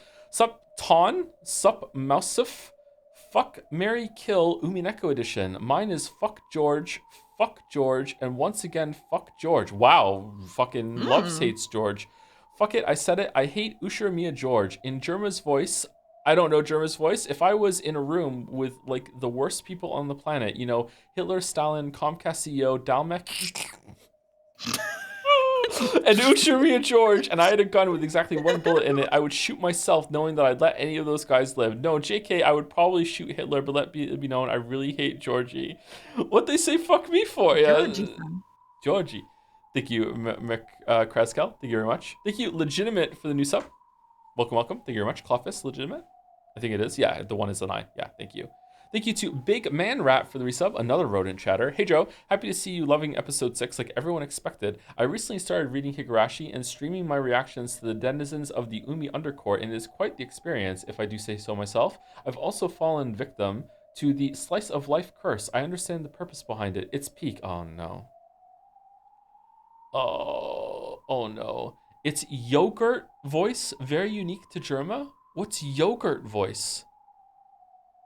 I've never watched Germa. What the fuck is yogurt voice? I tried to raid Germa a couple of weeks ago and I typed the wrong name in. That's how much I don't know Germa. I think I've also done that. Yeah. Yeah. Orange juice voice, milk voice. Okay. All right. Okay. My guess is that he claims that your voice sounds different after you eat or drink certain things because like the dairy coats your vocal cords or something. Oh, so just eat some yogurt before. Can it be Greek yogurt? Greek yogurt is cheating. I could do some Greek yogurt and do that. Yeah. Greek yogurt. Get your own Greek yogurt voice. Yep, Greek yogurt voice. Thank you, Golden Kip or Golden Kelp. Maybe the E is missing for the resub. Hey Joe, I'm playing Final Fantasy X for the first time right now and really enjoying it. I was wondering what some of your fave Final Fantasies were because I remember you talking about V. Or is it Vi? It's VV, right? Oh, 6. It's a VI. Okay, never mind. I thought you were talking about Final Fantasy 9. I hate Final Fantasy X. Final Fantasy X is where Final Fantasy kind of died for me. However, I had been a long fan of the series before then, so maybe if I played it now with different expectations, I would like it more. It's more corridor simulator. It doesn't have an overworld. The story feels like it has a completely different vibe than all the other ones. I think now if I played it when it first came out. If I played it now, maybe I would enjoy it more with different expectations. My favorite is 6 by far. 6 is actually one of my favorite games of all time. Sometimes it is literally my favorite game, period. Sometimes it beats out Chrono Trigger. It's a more mature story than Chrono Trigger in a lot of ways. I really like Final Fantasy 6. The first one I ever played was Final Fantasy Mystic Quest and Final Fantasy 4, which was Final Fantasy 2 in Canada at the time, because we're talking about playing them at release when they only had like sporadic releases in the West. Then I played 6, which was 3, and then I played them in order pretty much after that. I played 7, 8, 9, 10. I even played 11, the MMO. I played 12. I didn't finish it. I almost got to the end, though. I played 13. I got maybe like a third of the way through it, and then I stopped playing. I am playing 14 with mouse sporadically. I didn't play 15 at all, and I've played 16 all the way through on stream. My favorite is 6. Then probably after that, it's probably 8, then 7, then 4, then 9, then probably 16. I don't really remember the others all that well, and I don't really feel like judging the MMO. Sorry. 4 of an Will you be playing the Tactics remake? Tactics remake? Oh, I have Fantasy Tactics remake that they're doing? I might try that. I've never played Final Fantasy Tactics. I've played Tactics Advance on the Game Boy or whatever DS. I enjoyed that game. That game was pretty good. I've never played Tactics. That didn't get I was in the UK by then, and they didn't sell it. You had to import it, and for whatever reason, it just didn't happen. We couldn't get a copy imported of Final Fantasy Tactics. I heard that game's really good. It's a remaster. I'll probably play it. It means the same thing. I don't know. I don't really like Final Fantasy 9. But if I played it again now, maybe I would enjoy it more. I don't know. I just don't really like Zidane. Zidane's kind of annoying to me. I don't really like the Knight guy either. He was kind of annoying. Garnet was okay. I don't know, just something about 9 I just didn't really mesh with as much as the other ones. It's still an okay game. Like I'd probably give it like a 6 out of 10, you know, that kind of area. It's in the Odyssey area. But yeah, I don't know. I would like to play it again and see. Like I was in a friend group with a Sonic fan who just loved Vivi more than life itself, so maybe he ruined it for me by just being fucking insufferable about like a Babby's first exposure to philosophy. So maybe it was that was like what was irritating me about it. I don't know. Sometimes that can happen. Sometimes a friend can ruin a game for you. Yeah. How far are we into Final Fantasy 14 Mouse? We're almost at Heaven's Ward. We are finishing up we're currently in the 2.5 quests right in the run up to Heaven's Ward. So I think next time we play, we will finish the run up quests, and then after that, we'll be in Heaven's Ward. We've got to the part where there's actual writing and voice acting. It's huge. It's the last time we played, like all the 5 best scenes that have ever happened in the game so far were all happened in that play session. Like it was a big step up. And they introduced a character that I quite liked and then immediately killed them. And I'm like, oh, okay, hooray. Yeah, that kind of sucked. Hopefully they come back through shenanigans later, because yeah, that'd be nice. Anyway, moving on. Is it good?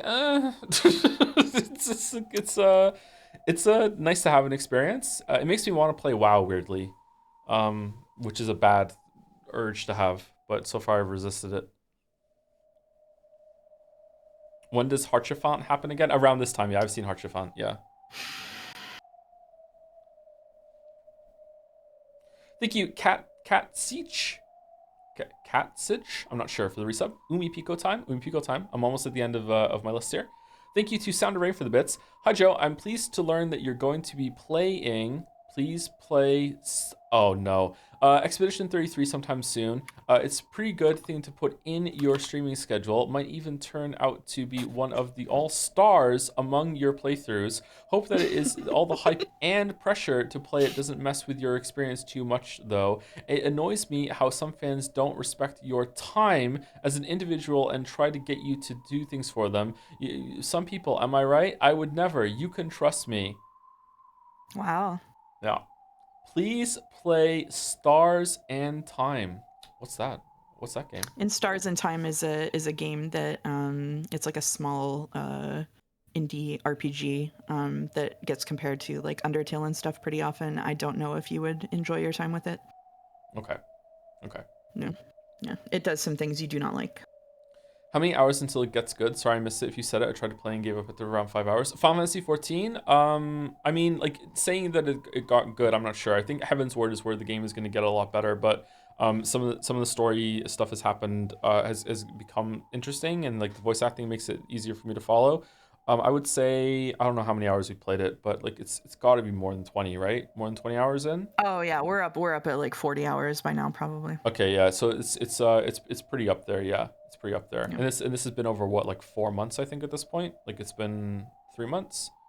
Like it's been it's been like about like once a week or so. Yeah. Also, you can ignore all the side quests. Like it's balanced around. You can just do the main quest. You don't have to do any of the side quests whatsoever. You just need to do your class quest and your main quest, and that's it. At least that's how we're playing it, and we're flying through it just fine. We're over leveled if anything. Thank you to Jellyfish for the bits. Crazy how this Leap Days experiment is going. Actively run, Jay.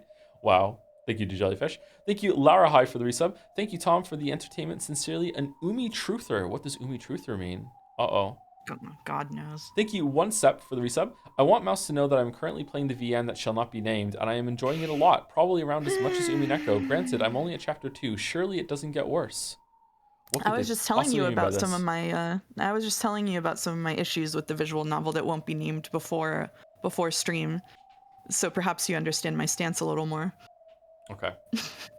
I understand. I'm a knower. Yeah. Thank you, Lemonade Standing, for the bits. I have to check out early. I'm off to protest Lambda Delta, apparently. Have have a great stream. Good callback, Lemonade Standing. Well done.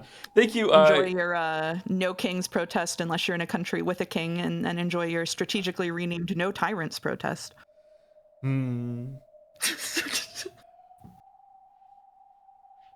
Thank you, Keikumi, for the resub as well. Thank you very much. Thank you, Paus, for the bits. No K Fabi, love Umineko. What? But this stream made me realize something. No spoilers. Ryukishi says, "Trust me, I am cooking." To which I go, "I trust you, sir. It came free with my base assumption that art is made to express something or describe the human condition. Thus, meta narrative about writer and reader falls a bit flat. IMO. Maybe I'm smooth brained, or is it a novel? Or it's a novel idea if you've been raised only in Adorno's Nightmares." Kifabe back on. Read Fate Stay Night, now endorsed by actor Michael B. Jordan. Wow, Paus, like what levels are we on now? Holy shit, live chair reaction. Yeah. I don't know what that Paus word was. and I had a whole conversation in Umiden. This is quite interesting. Yeah, I don't know what Kifabe is, sorry. I don't know what that is. It's just kayfabe. It's just kayfabe. For once, it's not a weeb word. It's a pro wrestling word. I'm sorry. Okay. I don't know what that is, It's a sorry. WWE word. I'm sorry. Is it going to be another post about how old I am now? I don't know. I'm kind of like, what's going on? Thank you, Isaac Does Stuff, for the bits. I've never played Expedition 33, but it sounds like it's at least as good as Eterna Noctis. Yeah, probably.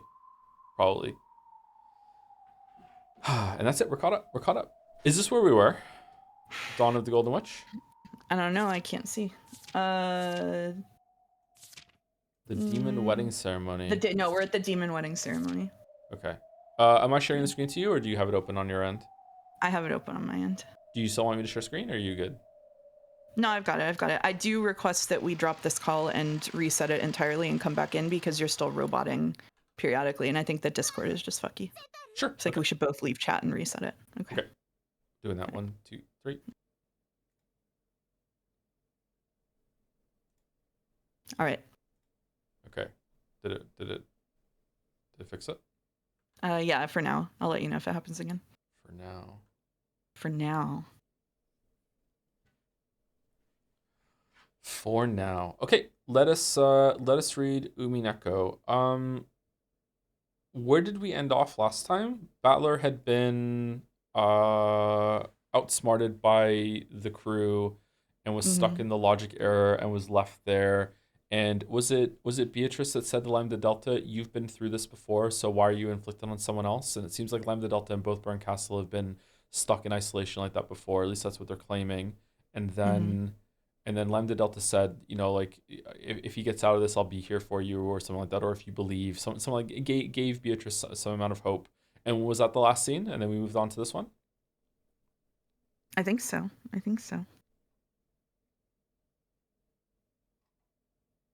That sounds right to me. Yeah, there we go. We'll see you again soon. Okay. All right. Yep. Okay, and I am taking... Yeah, voice assignments are pinned. Yep, I see it. All right, we good to go? Yep. Okay. Yep. Zapar. What's this important announcement? Wahahaha. Listen, Furfur. Our image song is getting released on CD. Whoa, really? Oh, by the way, how's the sound? Because it's been on Baldur's Gate 3 settings. It's a bit low.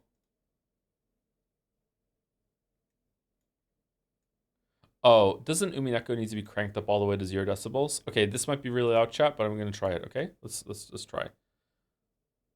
Liar.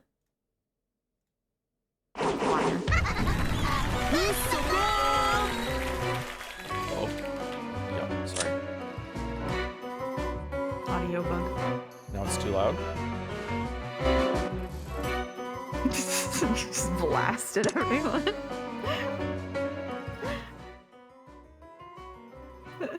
Okay, now it's at minus 15. Let's try it again. All right.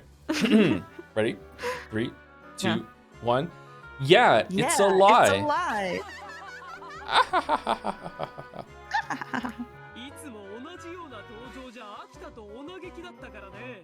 Now too quiet? My god. Okay, minus 9. Let's try.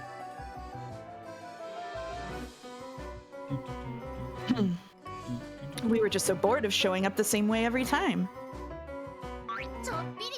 We thought we'd change our style a bit. We're entertainers, and the stage is alive. You gotta ad lib every now and then. So true. Yeah, we could have done without that, damn it. Thanks for helping clear the tension, you two. Sorry, but we're still talking about what to do for the second trial. We'd like a little more time. And if possible, some quiet.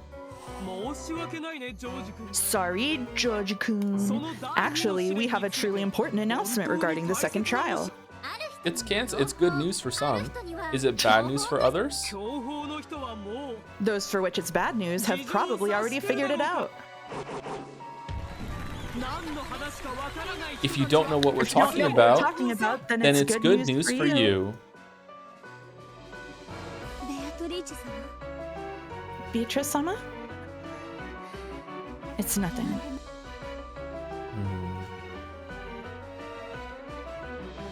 5 people were there. Only Battler was missing. Beata's expression was dark and she kept hanging her head. Everyone realized that something must have happened to Battler.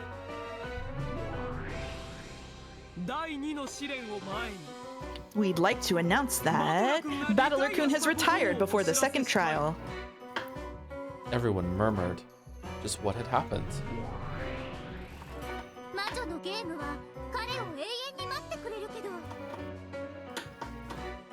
The witch's game will wait forever for him, but a pair of lovers cannot wait forever.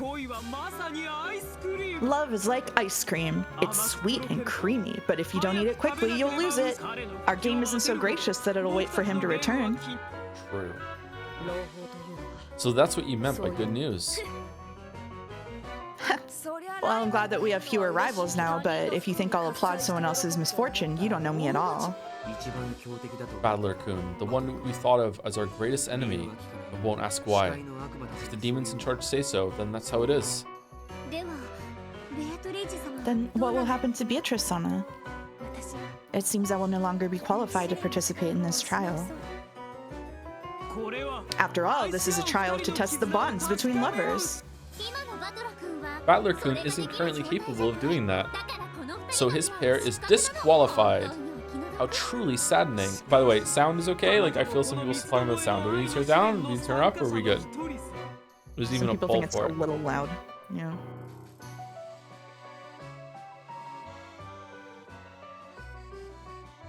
Okay, I turn it down ever so slightly. Ever so slightly.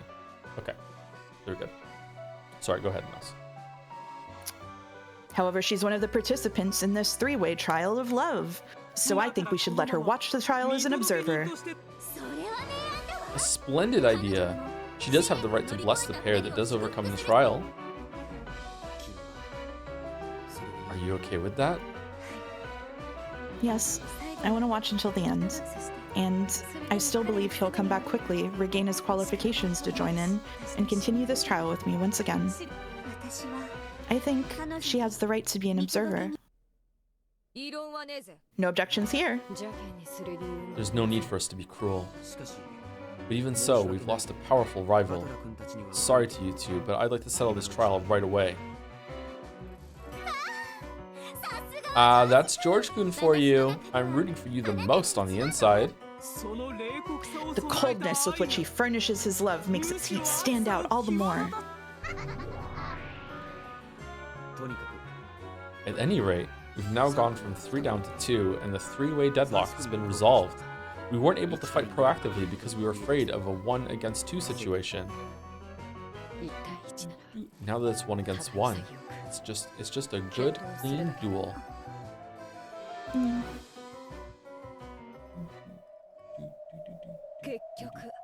So in the end, we come to the simple conclusion that we should have just done this from the start.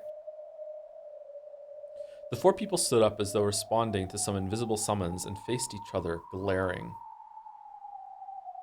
Only Beato was off to the side, watching the course of the young lovers fight in suspense.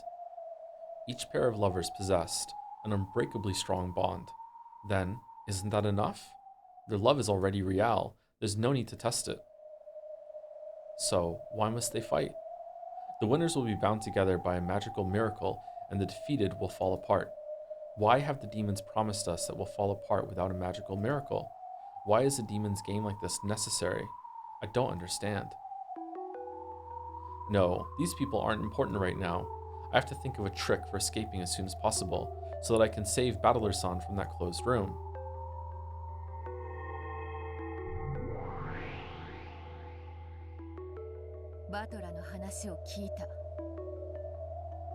Is this me?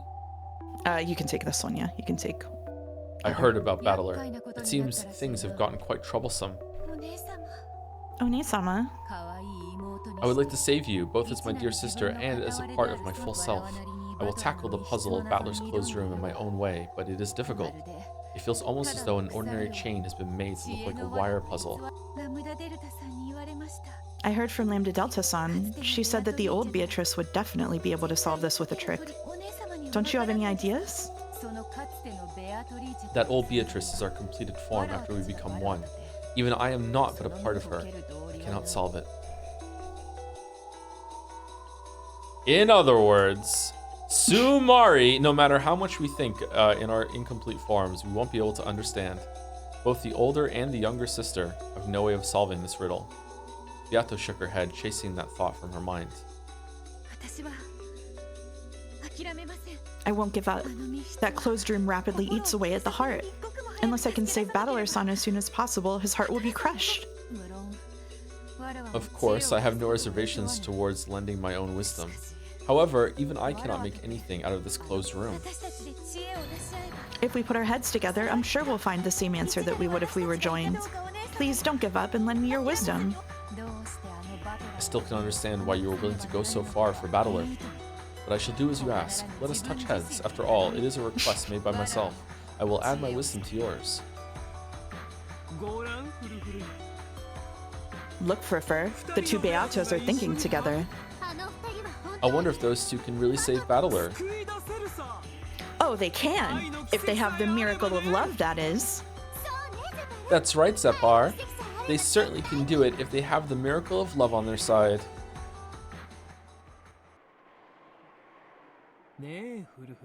Hey, Friffer. Do you think they'll realize that we're giving them a hint for solving that closed room?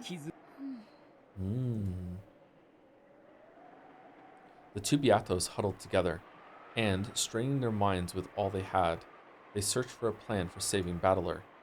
It was as though they couldn't even see the four people glaring at each other and solemnly discussing the manner of the duel. They'll realize, if they have love, they certainly will. They were the demons of love. Love is the single element, the source of all miracles. Could a miracle of love provide an answer for a closed room trick? This translation just boned you so bad because in a different translation they say the two Beatos brought their foreheads together. Just so you know, they actually do touch heads in a different translation. Wow. It's all over for Witch Hunt. It's all over for Witch Hunt. Wow. Why are we even doing this? Wow. I know. I know. There it is again. Without love, it cannot be seen. Thank you, Ryukishi. I get how that catchphrase works as an abstract concept, but closed room tricks are part of a genuine, ruthless mathematical puzzle without room for a fragment of affection within it. Just what kind of hint could these demons be talking about? I already have a certain answer. What these demons have said supports that even further. Yeah, okay, you're incredible. You always know the right answer, and you'll never tell me any of it. Going by the rule of observers until you tell me about it, it's possible that you're just pretending that you know and lying. You really felt that one, huh? Yes, I believe I do prefer a bad-mouthed Miko. Very well, child of man. To me, a Miko's sarcasm and abuse is like a ceremonial dance in my honor. I'm not owned. I'm not owned. You really are an irritating master. Stupid Oni-chan. Why'd you make a closed room like that? Yourself. Think, child of man. Thinking is not only a job for the characters within the tale. As a reader, you too have the right to enjoy thinking, and I enjoy watching you as you do. I'm willing to make a bet. Your last Miko ran out of patience and ran away from you, didn't she? You're free to enjoy yourself by scolding me. You're also free to worry over the problem, along with the two Beatos. Unless you think the tale will not continue. Why? I'm a reader, right? Can't I just stay quiet and read?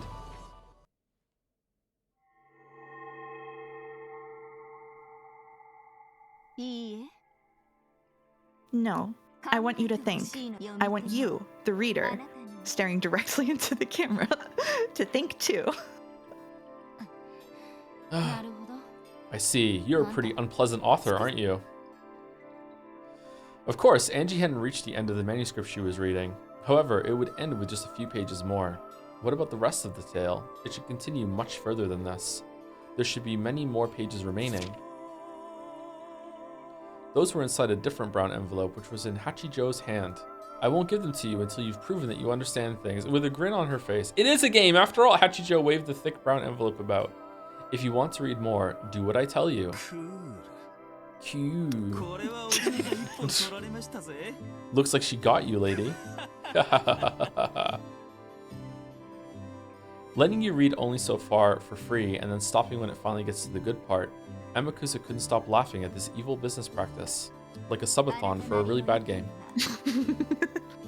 Your own views and reasoning. That's what I want. If you tell me those now, I'll hand over the rest of the manuscript. Quit mocking me.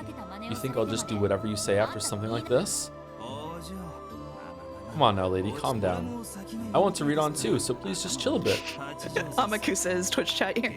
About the rest of the manuscript, Madam Hachijo. You write about the answer to the closed room trick and the truth behind a bunch of riddles, right?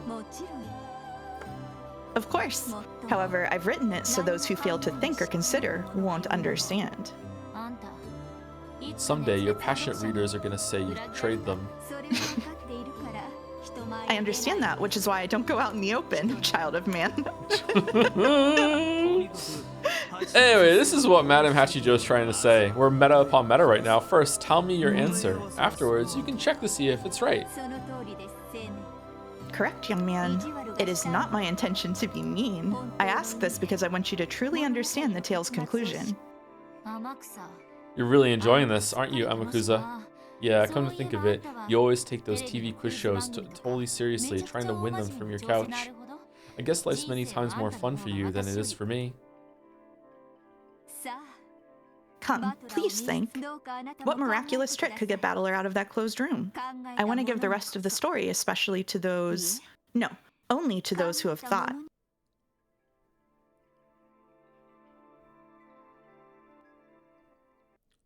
I have to make a grave request of you here. What is it? You need to read Lambda Delta for a little while. Oh no, really? It's either that or Erica, man. It's either that or Erica. Is it still chapter 1? Yeah, we're still in the first chapter. It's just this Okay. exchange. We have to juggle things. I'll take Lambda then. It's okay. Yeah. Okay. In the Witch's Cathedral, no, considering everything that's gone on in here, maybe it should be called a demon's abode. Erica, who wanted to savor the memory of her perfect victory, stood with the whole vast cathedral to herself as the flush slowly left her cheeks. Then, though she thought herself alone on that balcony, she saw a shadow. Didn't they leave? Why are they going to go through the wedding or whatever? Is that what they're going to discuss right now? Actually, it was Lambda Delta. Oh, it's you, Lady Lambda Delta. It's not often one finds you alone in a place like this. Oh, it's you. Congratulations on your big victory. Heh, that's strange. I think I remember saying the same thing to you right here at the end of the last game. That wasn't exactly a compliment. However, Erica was in such a good mood that even those words sounded like one. I happened to hear what you said a short while back. What?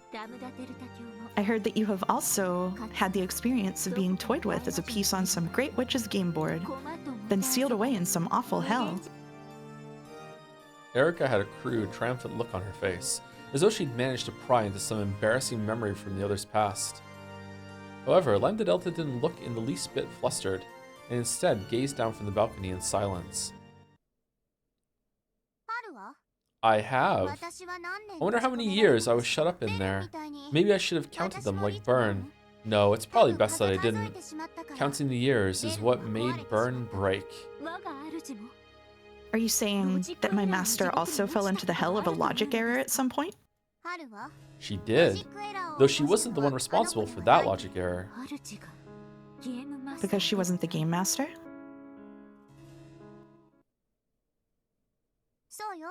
That's right. At that time, she was still a small piece that wasn't even self-aware yet. It was her master, the game master, who committed the logic error. My master was also a witch's piece? Yes, that kid's master is another bad one. Though she created the game herself, partway through she lost sight of what her goal was. She ended up creating something like a broken game of backgammon, where the start and goal were connected like a donut. The like the voting game. What do you mean she lost sight of her goal? Talking about a logic error. In her backgammon game, she was unable to draw up a line of logic describing how to reach the goal she desired. A brilliant deflection by Lambda Delta here to talk about Burn Castle instead of herself. So the game remained broken with no goal at all. In that case, she should have quieted down and thought of an answer herself. Instead, she despicably left even the thinking entirely to her piece, Burn. Have you heard of the infinite monkey theorem? Uh-oh, here we go.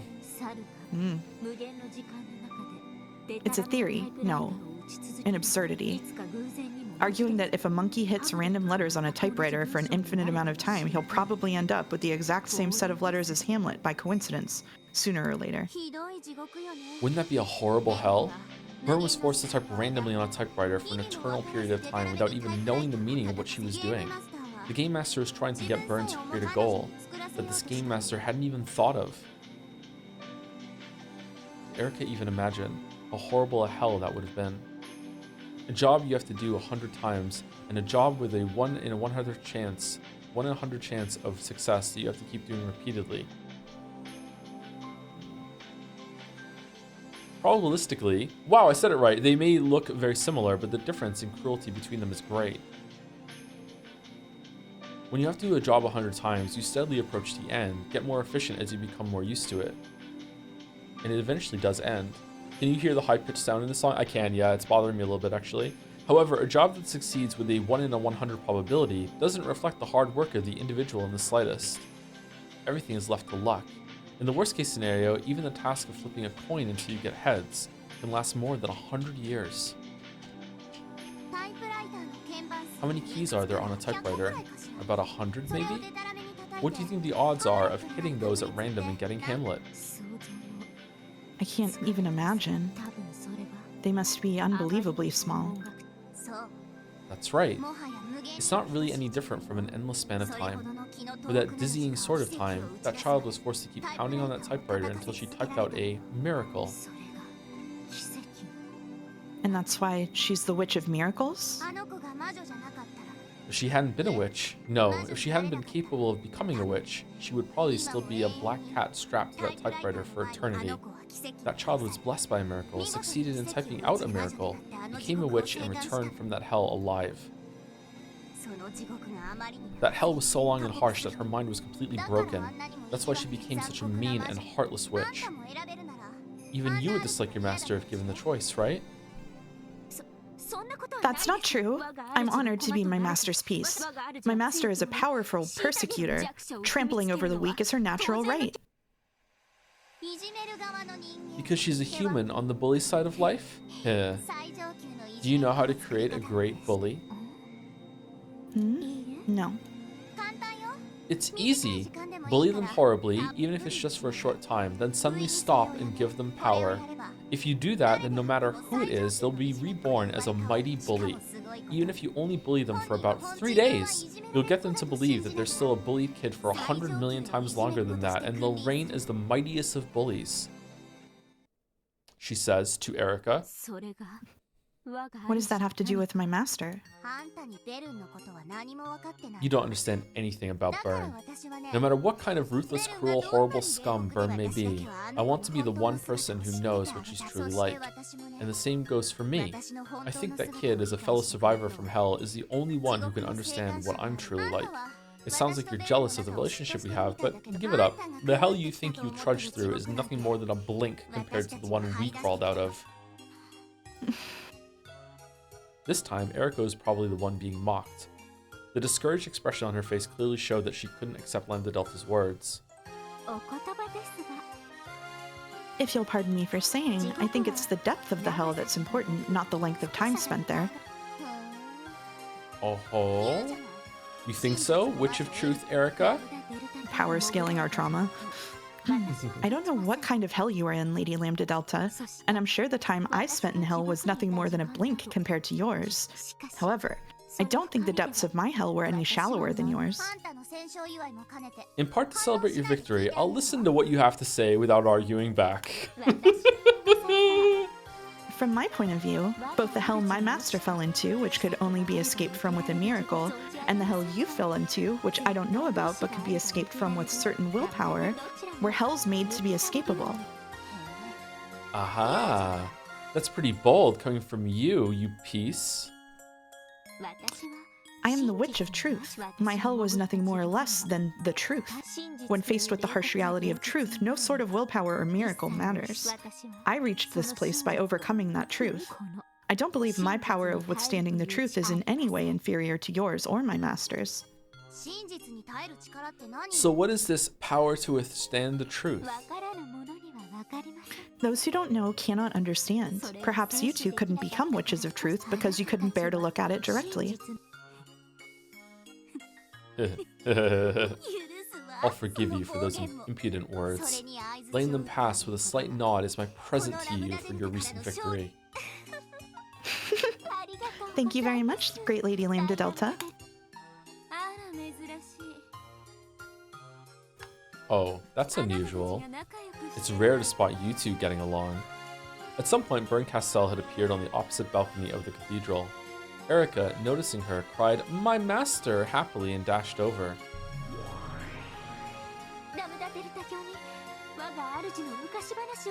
Lady Lambda Delta was telling me old stories about you. A tale of miracles fitting for my master, the Witch of Miracles. I'll forgive you just this once. Huh? Never speak of my past again. A grimace rose to her face and blasted Erica's good mood away. Then she understood. Berncastel was also a witch running from boredom. If it caught up with her, she would remember those never-ending days of hell. This is proof that even my master still hasn't gotten over the pain and fear of hell. It means that she lacks the power to withstand the truth. For the first time, Erica felt just a little disdain for her master. My apologies. More importantly, why have you come to a place like this? Is that why all like the furniture things are named demons from hell, because they fabricate them in their heads in their like mind palaces or whatever when they're going through their hell? Those are the distractions they made for themselves and like the entertainment they made themselves. Is there an association there between hell, or is it a different one? I was looking for you. I want to give you a reward. A reward? Really? Thank you very much, my master. Oh, wow, I'm jealous. What are you gonna give her? First, I acknowledge your ascension as a true witch, not just a temporary one. I'll be your guardian, Witch of Truth, Furuto Erica. Thank you very much. All you did was remove the temporary bit. How happy can she be with a reward like that? You've gotta want something more spectacular than that, right? No, that's not true. I'm very happy already. Of course, on the inside, Erica did want another present. Mimicking Lambda Delta, she looked at her master to see if any further rewards would be coming. I do have one other. Berncastel snapped her fingers. Oh, this is where the wedding thing's gonna start. Okay. Yeah, okay. As she did, a cloud of gold butterflies gathered, and summoned battlers sitting in a throne in the center of the cathedral. Of course, his eyes were blank. He was still a shell of himself, his heart trapped in the closed room that he would never be able to escape from. That man is your reward. My reward is Battler? Oh, I see. You're saying you'll make it so that Erica inherits all of this game board's territory. That's right. Look at Battler's finger. He's wearing the ring, the one-winged eagle, symbol of the territory lord. If that becomes yours, you'll become the official lord of this territory. I don't mean you'll be under my charge. In name and reality, this territory will be yours.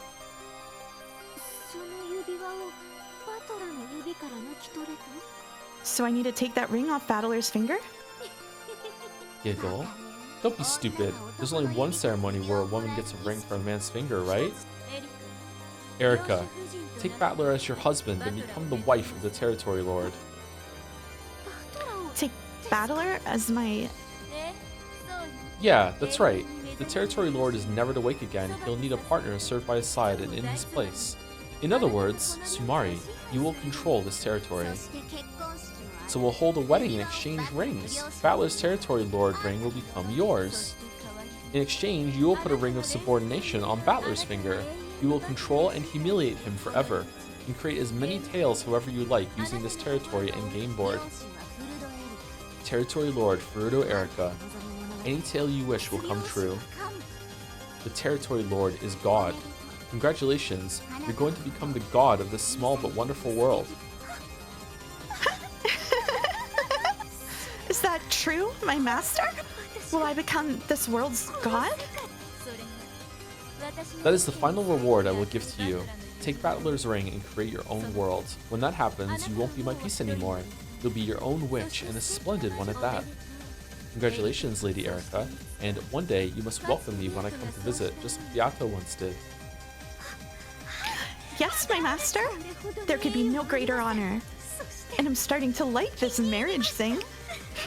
If you think about it, there could be no greater disgrace. After all, that Beatrice has apparently grown a desire to serve Battler and be liked by him. In the world that witch created, I'll marry, defile, and humiliate Battler. Oh yes, I understand. I so understand how painful it feels to have the one you love stolen away from you. And now I'm finally the one dealing out the pain. Truly, there could be no greater honor. I'm glad you like it. I knew it was the one present you liked most in the world. We're coming up on a good stopping point for break, by the way. I'll let you know. Okay. Thank you so much. Thank you so much, my master.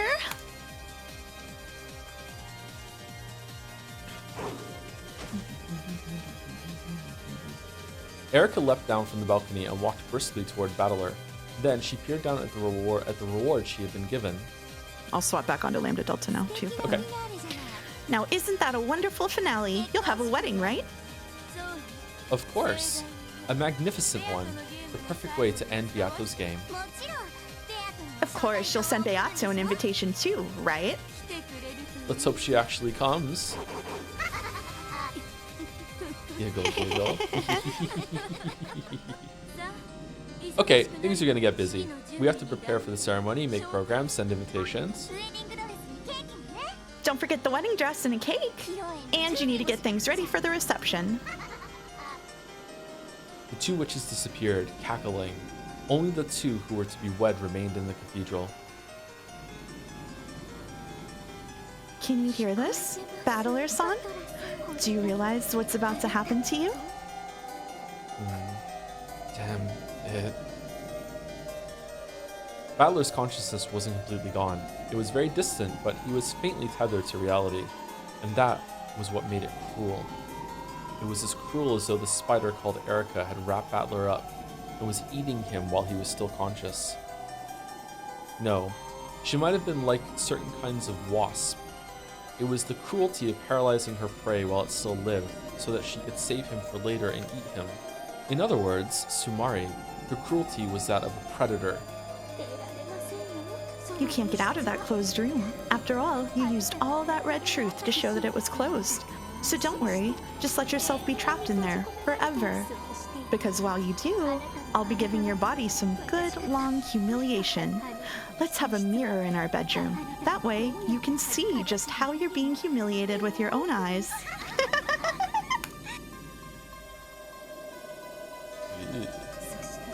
Yeah. And let's have a birdcage hanging from the ceiling. We can stick your beloved witch Beatrice in there. What do you think? Wonderful, isn't it? Yeah, I understand. This is how sweet it is to be standing on the other side. As he listened to this mad laugh, Battler couldn't even bring a distressed expression to his face. His heart was still trapped in the closed room he had created. His body and soul would soon be trapped within a new closed room of Erika's closed room called marriage. And on that banger line, you can take a break. Adachi! Wow. Wow. Good pin, good pin. Is this Battler? I wish I had a humiliation for that. Yeah, that's morbid, I guess. Is this the chapter 2 now or no? No, this is still the first chapter. The first chapter is long. It's long? Okay. All right. Yeah. Who's the Yeah. last person I said thank you to? Thank you, YSF, for the bits. Here's bits so I can tell you. What was it? Kayfabe? Kayfab? Kayfabe, yeah. Kayfabe is Pig Latin for be fake. Refers to essentially treating a bit you're doing that everyone understands is fake as real to facilitate the bit, and is pronounced kayfabe. This level of new word debriefing is possible for YSF. What do you think, everyone? Thank you, YSF. Man, Erica posting is here to stay. It looks like. Thank you, Yeah. Soups. Gay audio compared to Joe. Happy Pride. What? Thank you. That was the poll. Thank you, Soups, for the resub. Thank you very much. Thank you, Equal Equations, for the resub as well. You want your equations to be equal? Yes. Thank you, YSF, for some more bits. Ryukishi is absolutely insufferable. And you know what? Since he loves letting the reader figure this stuff out, Schrodinger's cat box on whether I'm saying this with love. YSF has some banger bit messages, I gotta say. Holy I shit. gotta say. Thank you, Yeah. Kirmel, for the resub as well. Thank you very much, Kirmel. And thank you, Snipe Hunter 007, for some more bits. Where are we going here, author? The author's barely disguised fetish? It probably isn't, actually, but still, yeah. Maintaining that kayfabe, I can't say it. I can't say. Oh, I took my headset off. Why did I take my headset off? I can't hear you. Okay. All right. Man, oh man. The chat can hear me. Chat can hear me. Anyway, I'll be back in about 5 minutes. Mouse, you be back in 5 minutes, or do you need a little longer? No, 5 is fine for me. 5 is fine? Okay. All right. Back in about 5 minutes, chat. Yeah. All right.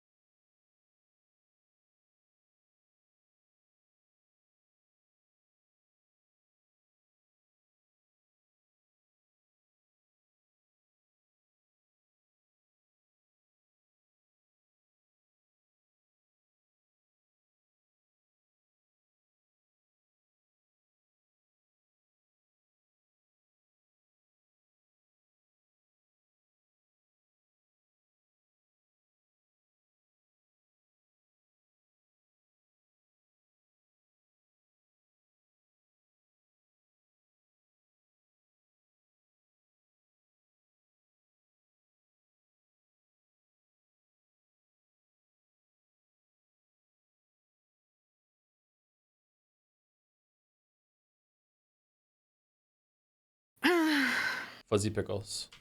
Fuzzy pickles. Fuzzy pickles. All right, we're back, chat. Do you want to read that bit message?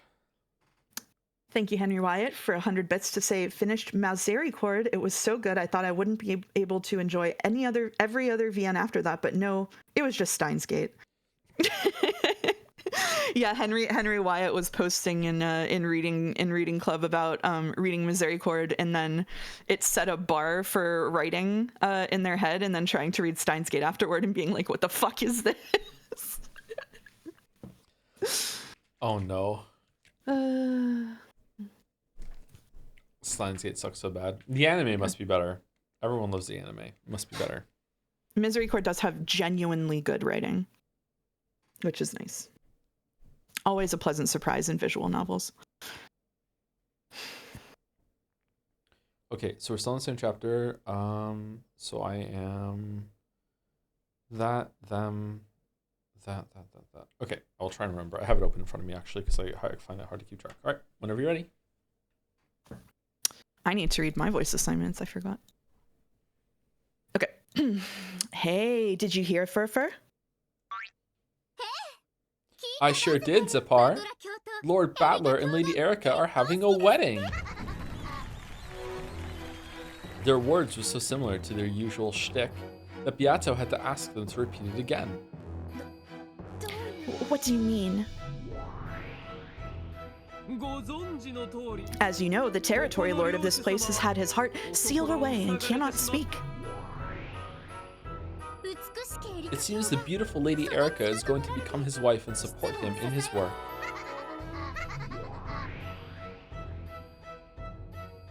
The two demons explained the situation in a very simple, yet dramatic way. I know what's going on. They're planning to take advantage of the fact that Battler's heart is sealed away, and use marriage to lock up his body as well so they can steal everything from him. At this rate, Battler's position as game master and his territory lord's ring will be stolen away. That little thief thinks she can do whatever she wants. Let's steal him back. This doesn't concern me, but if it affects you, then it's my business too. Just stealing his body back won't do you any good. After all, the great Lady Berncastel has already signed the marriage certificate as a witness. With the Great Witch of the Senate serving as a witness, no one can dispel that union unless one of the pair wills it. So, as I thought, unless I can rescue Battler San's heart from that closed room, there's no way we can save him. Or you could just marry him first. Then find a way to rescue him from there. Duh. You're gonna steal away the bridegroom? Ah, how wonderful!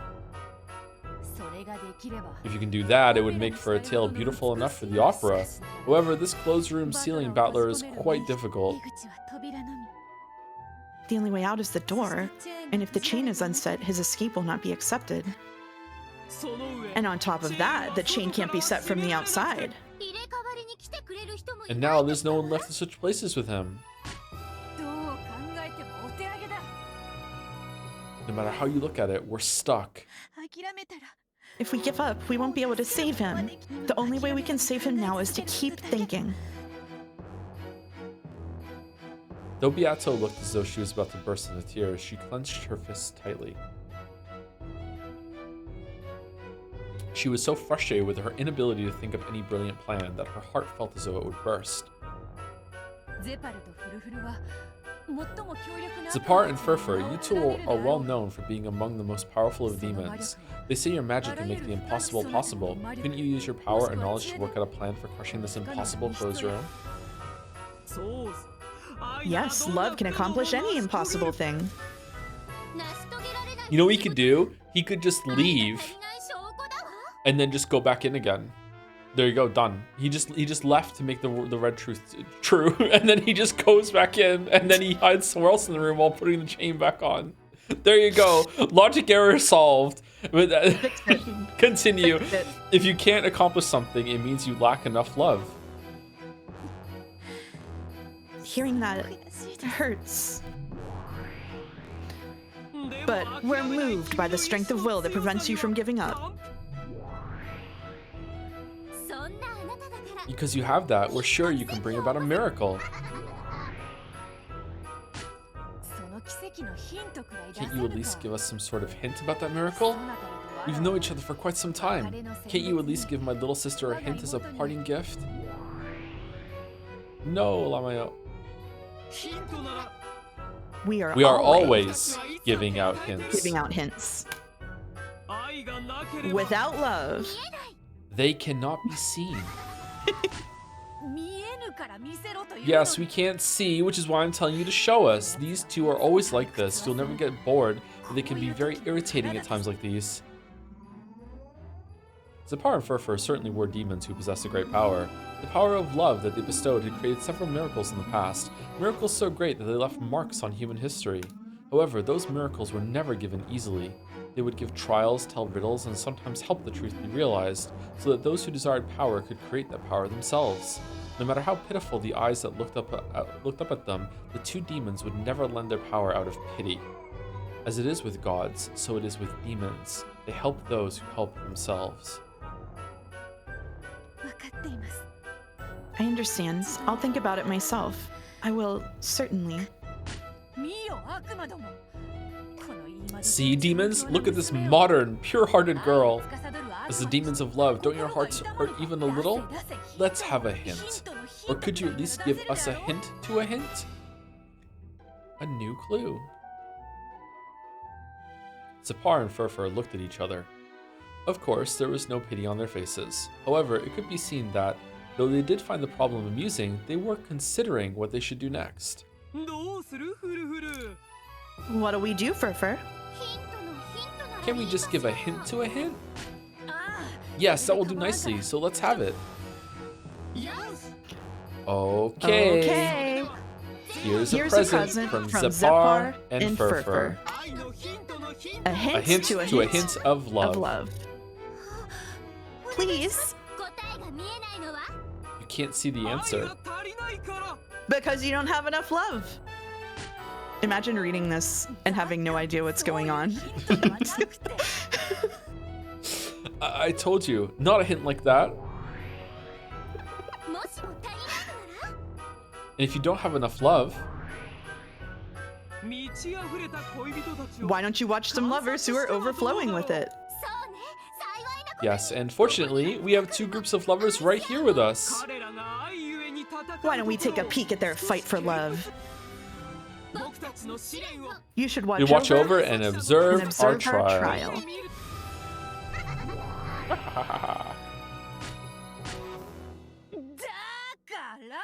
I told you, not a hint like that. Beato the Elder yelled at them, asking for a more tangible hint. However, Zapar and Furfur just giggled and ran about like rats. However, Beato took their hint to a hint seriously.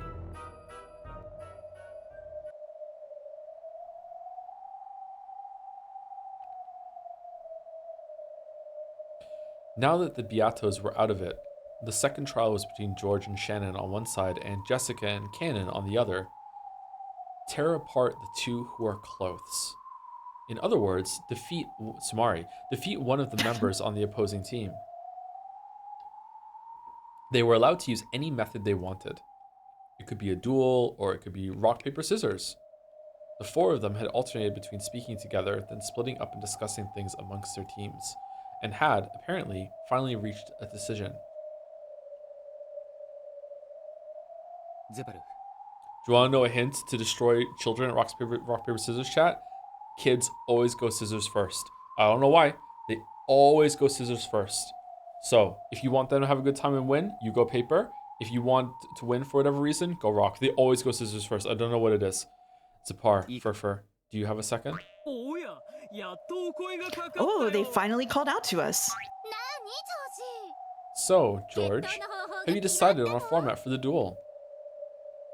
No matter how much the two demons cheered the four of them on in a joking manner, their serious expressions did not waver. Yes, we've decided to hold a duel.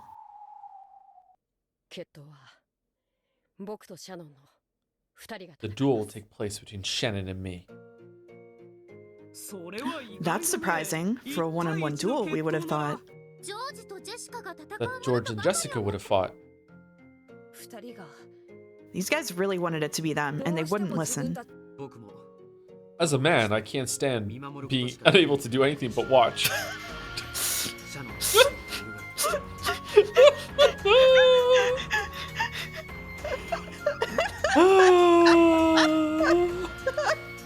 D20 failed. D20 failed. Yeah, however, Shannon's resolve will not waver, so we have no choice but to respect their decision and believe in them.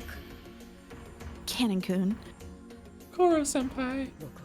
Thank you so much for believing in me. I've always thought that if we have to fight each other directly someday, it should be done like this. And we realized that that day is today. Of course, we might have been able to avoid this day. However, now this day has come, so we won't run away. That's right. I'm not running away, so I'll be right here. Me too. I place my faith in Shannon, so I have nothing more to say. And even if Shannon is the one fighting, our power is one. So we'll be fighting together. Yes, that's right. I'm just representing the pair of us.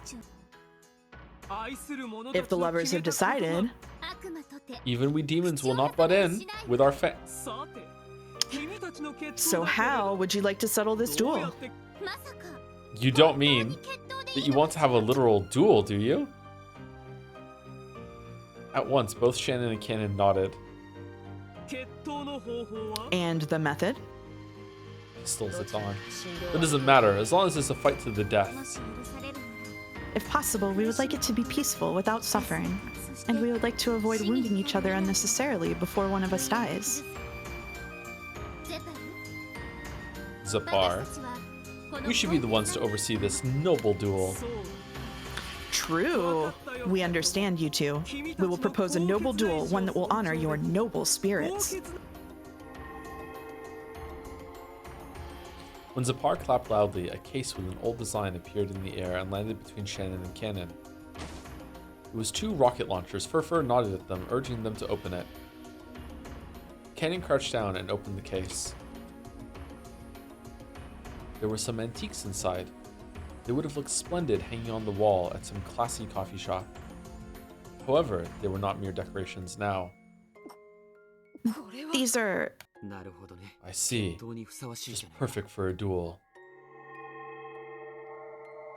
Inside the case were 2 dueling pistols, ancient like the kind used in the Middle Ages.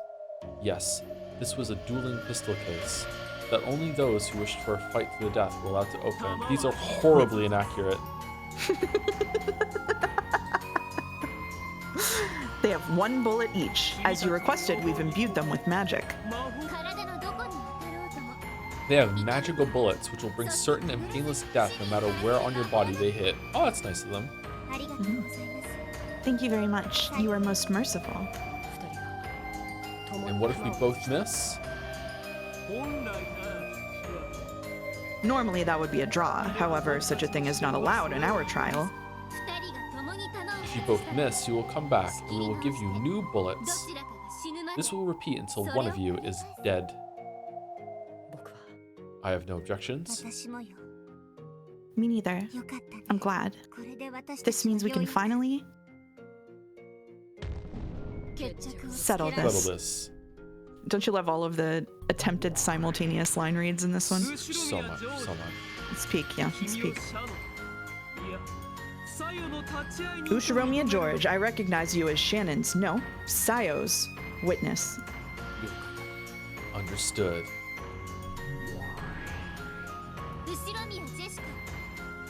Ushiromiya Jessica, I recognize you as Cannon's, no, Yoshia's witness. Sure. You can take this one. We are responsible for this duel. It is our responsibility to see that this duel reaches a decision no matter what. Okay, so I want to change my theory ever so slightly. I no longer think that calling whatever like entity is both these together, its true name is Sayo. It seems that it's a different name. It's like Shannon has Sayo, and canon has Yoshima. So there must be like I'm guessing it's the child from 19 years ago. I'm guessing there's another name for that that we haven't been told yet. Interesting. Maybe it could still be Sayo, but I don't think so. Although Sayo was the one that was named really early on. Huh. Maybe that means that Shannon is more legitimate than canon?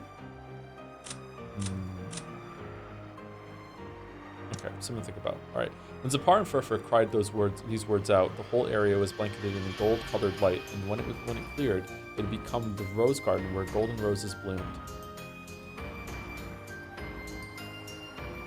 A duel over love, is it? How old-fashioned they are. I've seen many duels with pistols during my 1,000 years, but I've never seen one like this. Because it's being overseen by demons? No, because the guns are really inaccurate. A duel over love is usually a fight between two people both in love with the same single person. However, here we have a pair of lovers fighting another pair of lovers. This is quite odd. Is it though? I'm sure it's because they want a miracle of magic. It seems we cannot be successful in love without such a miracle. How do you not know? Is this me? Yeah, it sounds like it. Do you know the minimum number of people needed to create a universe? Huh? No, I don't. 2. 2.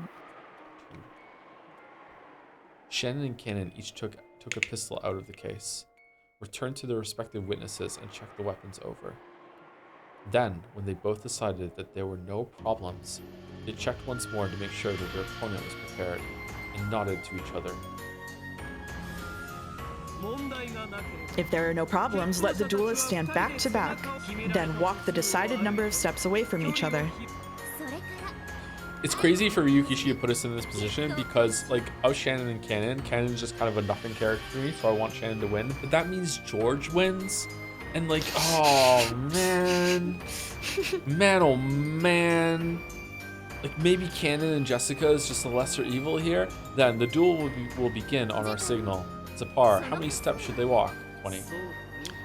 Good question. Well, maybe we should choose a number that's closely bound to this duel. A number closely bound? What number is that? It's a number we know of well. It's that number which has been repeated over and over again since the time this game, this tale, this visual novel began. Number of people on the island? That number is 19. 19. That's an interesting number. I like it. So does George. It's a good number to settle everything with.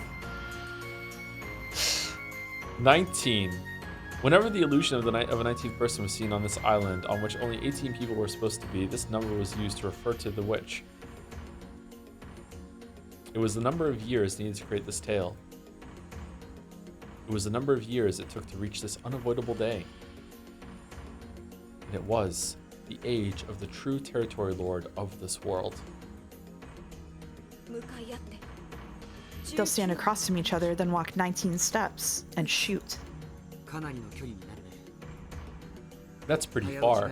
At that distance, the first one to shoot won't necessarily be the winner. If one of us shoots first and misses, that will probably be the end for them. And if it hits, this easy game can be won without even getting a scratch. Well then, duelers, it's time to stand with your backs together. Shannon and Cannon slowly walked towards each other, facing each other. Once they turned away, they wouldn't see the other's face again until they killed them. So this face-to-face meeting would never happen again. I feel like it just pretty much confirmed that this is the child from 19 years ago, but I'm not sure how reliable to take this right now. I think it's pretty reliable. I feel like it's confirming a lot in these scenes. Anyway, sorry, go ahead. 6 does a lot of work, yeah. Thanks for everything. Getting to have a little brother like you was fun. Thank you for letting me be me. Thank you for showing me color in the world of gray. Why were we born, I wonder? It would have been better if we died right after being born. That's father's sin, isn't it? Yeah. So you can just die. Let them all die. Yeah, everyone will die. It'll happen very soon. And right after, everyone will revive and we'll be able to see them again. We aren't birds in a cage anymore. We will finally leave our cage and fly off to our separate worlds. I should have had a duel like this with you long ago. Surely today is the day. Yeah, it's today. October 5th, 1986. The fated day. The day that one of us will die. Or maybe we'll both shoot at the same time and both die. God, I hope so. That might not be so bad. Even that wouldn't be bad at all. Right. After all, even if that happens, our loves will surely be made complete. Did we really need to have this duel? We did. You said it yourself. We should have done this much sooner. Right. Because to me, you are... To me, you are just in the way now. now. Ooh.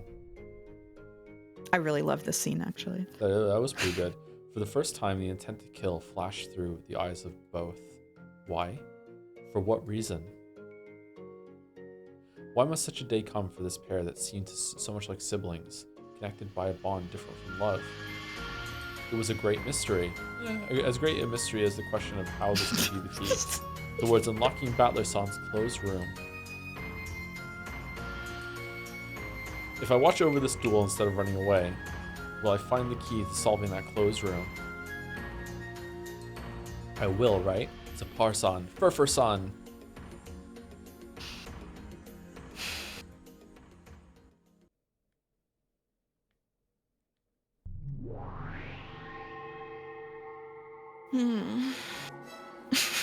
Still chapter 1? Mm-hmm. God damn, I hope the other ones are a bit shorter, because holy shit. This is the longest one we're reading today, yeah. Okay, the cathedral was beautifully decorated for the wedding between the Territory Lord, Lord Battler, and Lady Erica. All of the goats. A crowd of guests wearing goat masks filled the cathedral, waiting for the arrival of the bride and groom.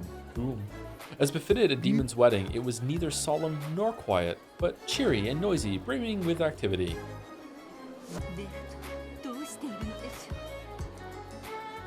Is this me? I could take her because narration is doing a lot. I wonder what Beato is doing. I hear she has gone to see Zippar and Furfur. Since that powerful pair controls love, they could force even a demon king to retreat. I do hope they proved helpful in some way. I know all about those two. I think you know as well as me that they won't hand over their power easily. True. However, that is precisely why they are capable of granting a power that can lead to miracles. At any rate, if we can just free Battler-kun's heart from that closed room, we should be able to manage something here. Closed rooms are your favorite, are they not, Gap? Can you think of any tricks? I don't know why I just spat that. It was fun though. This is a nasty one. Battler and Erica have been dropping red truths all over the place. I can say for certain that it's impossible to escape from the inside on one's own. So, after all, the only way is to have someone else trade places with him and set the chain. If someone does appear like that, saving Battler should be easy. There's a full 11 people, right? Those 11 are sealed on the second floor of the guest house. If we could somehow slip them out of there... I see. Solving the problem of Battler Sama's closed room is equivalent to solving the problem of either closed room on the guest house second floor. Exactly. Limiting your thoughts to just Battler's guest room would be like getting trapped in a mental closed room of your own. The closed room we need to break open to save Battler isn't the guest room. It's the closed rooms in the guest house. Most unfortunately, we of Eisern Jungfrau have been placed in charge of the two rooms in the guest house. The fuck is she wearing? And you guys specialize in seals and barriers. However, that was quite impressive, Miss Gap. You realize that the closed room you should destroy to save Battler is in the guest house. The ceremony will begin soon, but why not reconstruct the scene as a way to kill time until then? Are you sure about this? Doesn't this violate the obligation of confidentiality you have as Lady Erica's pieces? That is no problem. Surely if you first have the seals around the scene confirmed and fall into despair, you will be able to celebrate this ceremony more sincerely. How confident. I'll take that challenge. Leah, let's have ourselves a little snack before the ceremony. With that, dear ladies of our Sir scene, we humbly ask that you reconstruct the scene for us. We hear and obey.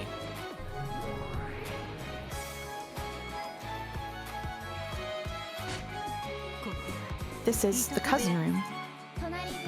The next room over has the exact same layout. Carry out your inspection however you please.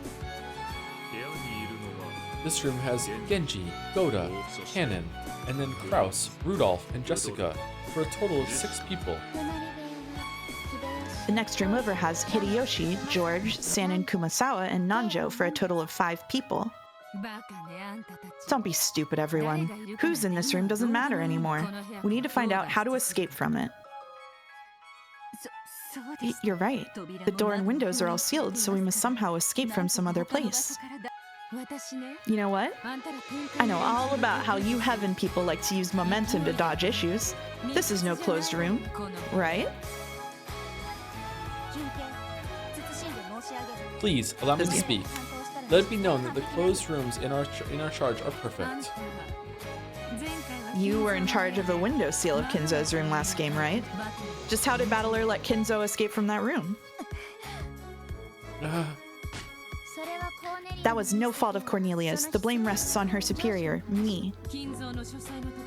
This is exactly the same as Kinzo's study. It's the windows. This closed room can be broken by the windows. This trick of yours is just plain obvious. How? Lady Erica sealed the entire room, right? That means the entire room is sealed, including the windows. I see. It would seem that we have been misinterpreting the definition of these seals. Closed room seals, sealed by packing tape, are not impossible to break. They form no prison. That's it exactly. Seals definitely prove that a room is a closed room. However, they don't prove that the room will remain as such. They only prove that the room is a closed room as long as the packing tape is not broken. We are not trying to deceive you in any way. As long as the packing tape is intact, they're guaranteed to be closed rooms. That is all. Then why the windows? Why is it that we can break this closed room with the windows? It's simple. We just tear the packing tape apart and jump out. I don't know what the outside wall of the guest house is like, but it must have enough of a foothold for that girl to crawl up it and stick packing tape on the outside without anyone noticing. If you break the packing tape, we will immediately know that the seal has been broken. And we have already proven the seals were intact at the time of Battler's logic error. True. It's true that at the time you proved that the seals weren't broken. That's how you tricked us into thinking that these were closed rooms. The logic of seals equals closed room doesn't always apply. Gap's specialty was dealing the finishing blow in closed room mysteries. I don't even remember them saying that she taped out the windows, so she leaned back and looked down at the short Delanor, as though a challenge such as this was like taking candy from a baby. Delanor looked up at her with a bold expression, and sparks flew between them. She did not always have glasses now. What do you mean seals equals closed room is wrong? That's insane. Remember, Leah, which seals did Erica and the others show us at that time? Which seals did they show were still intact? I see. This is the sort of falsification that the Great Court of Heaven likes to practice. I cannot let that remark pass. What is your complaint? Come on, I've been saying it the whole time. It's the windows. It's true that you people used those seals to seal them in. That included the windows. And at the time you added those seals, that counted as proof. So far, so good, but you know what?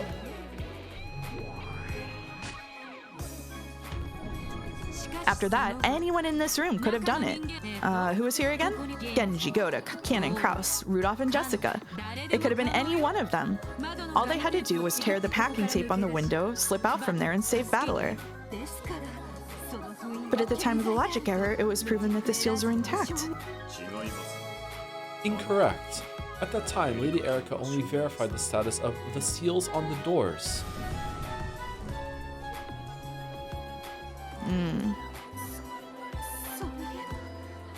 Yes, come to think of it, at that time, Lady Erica just showed the doors of the 2 rooms and claimed that the seals are intact for each.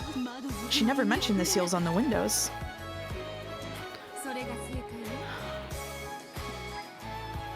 Can you take Delanar for the rest of this scene? Because otherwise I'm going to be reading with myself a lot. Sure, that's fine. Do you want to take Virgilia Just as well? for this part. Just for this part. No, you can just take Delanar. That's correct. It's probably true that the seals on the doors and windows were perfectly secure when they were added. However, at the time of the logic error, you only confirmed the status of the seals on the doors. In other words, Tsumari, since the time Erica left the guest house, it was not forbidden for someone to break through the windows and leave whenever they wished. What do you say? I've got you now, haven't I? This is how you do things. Humph.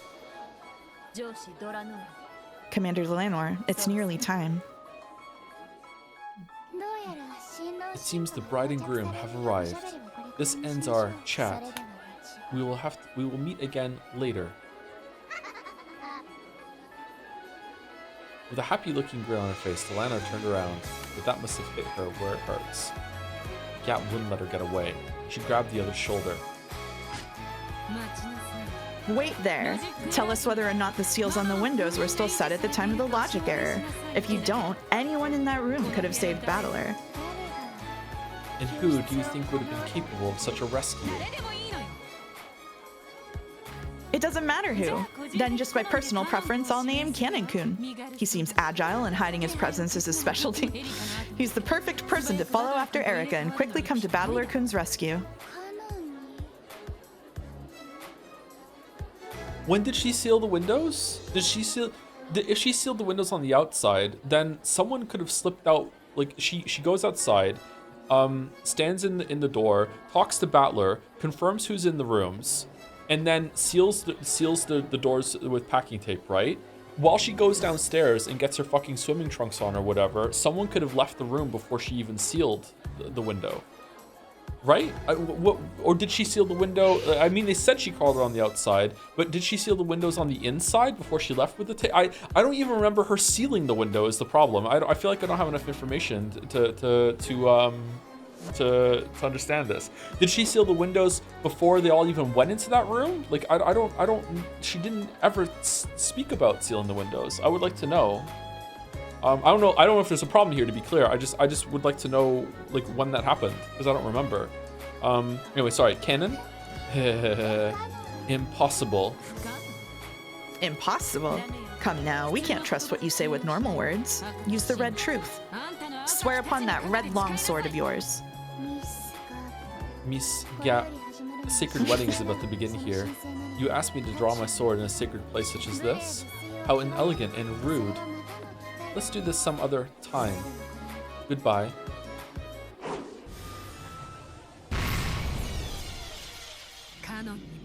It's possible for Cannon to save Battler. After Erica sealed the room, he left by the window, switched places with Battler-kun in the guest room, set the chain lock, and hid in the closet. Impossible. The window seals were also intact. Of course, this is at the time of the logic error.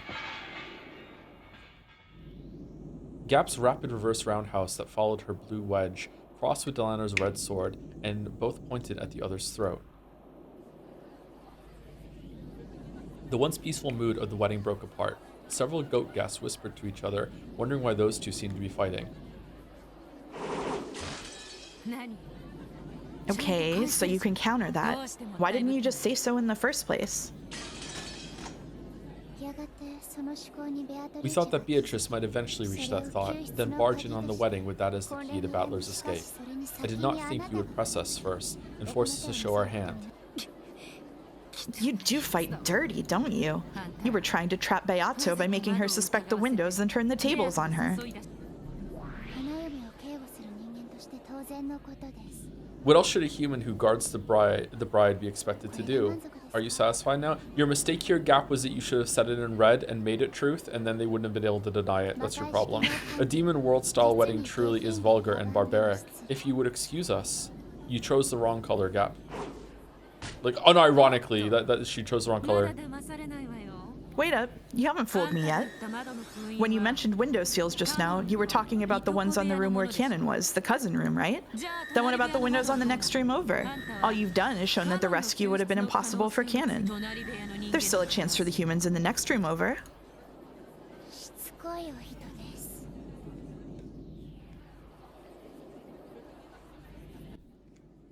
Sorry, hold on. It's okay. I wonder if she had picked someone else in that room. I wonder if she wouldn't have been able to say impossible. I wonder if this is like impossible for Cannon, and then also a red statement that's unrelated to the impossible. The window seals were also intact. Of course, this is also a time and logic error. I wonder if there's something specific there. Someone else in that room could have went out. I wonder if they're hiding the truth there. How very persistent.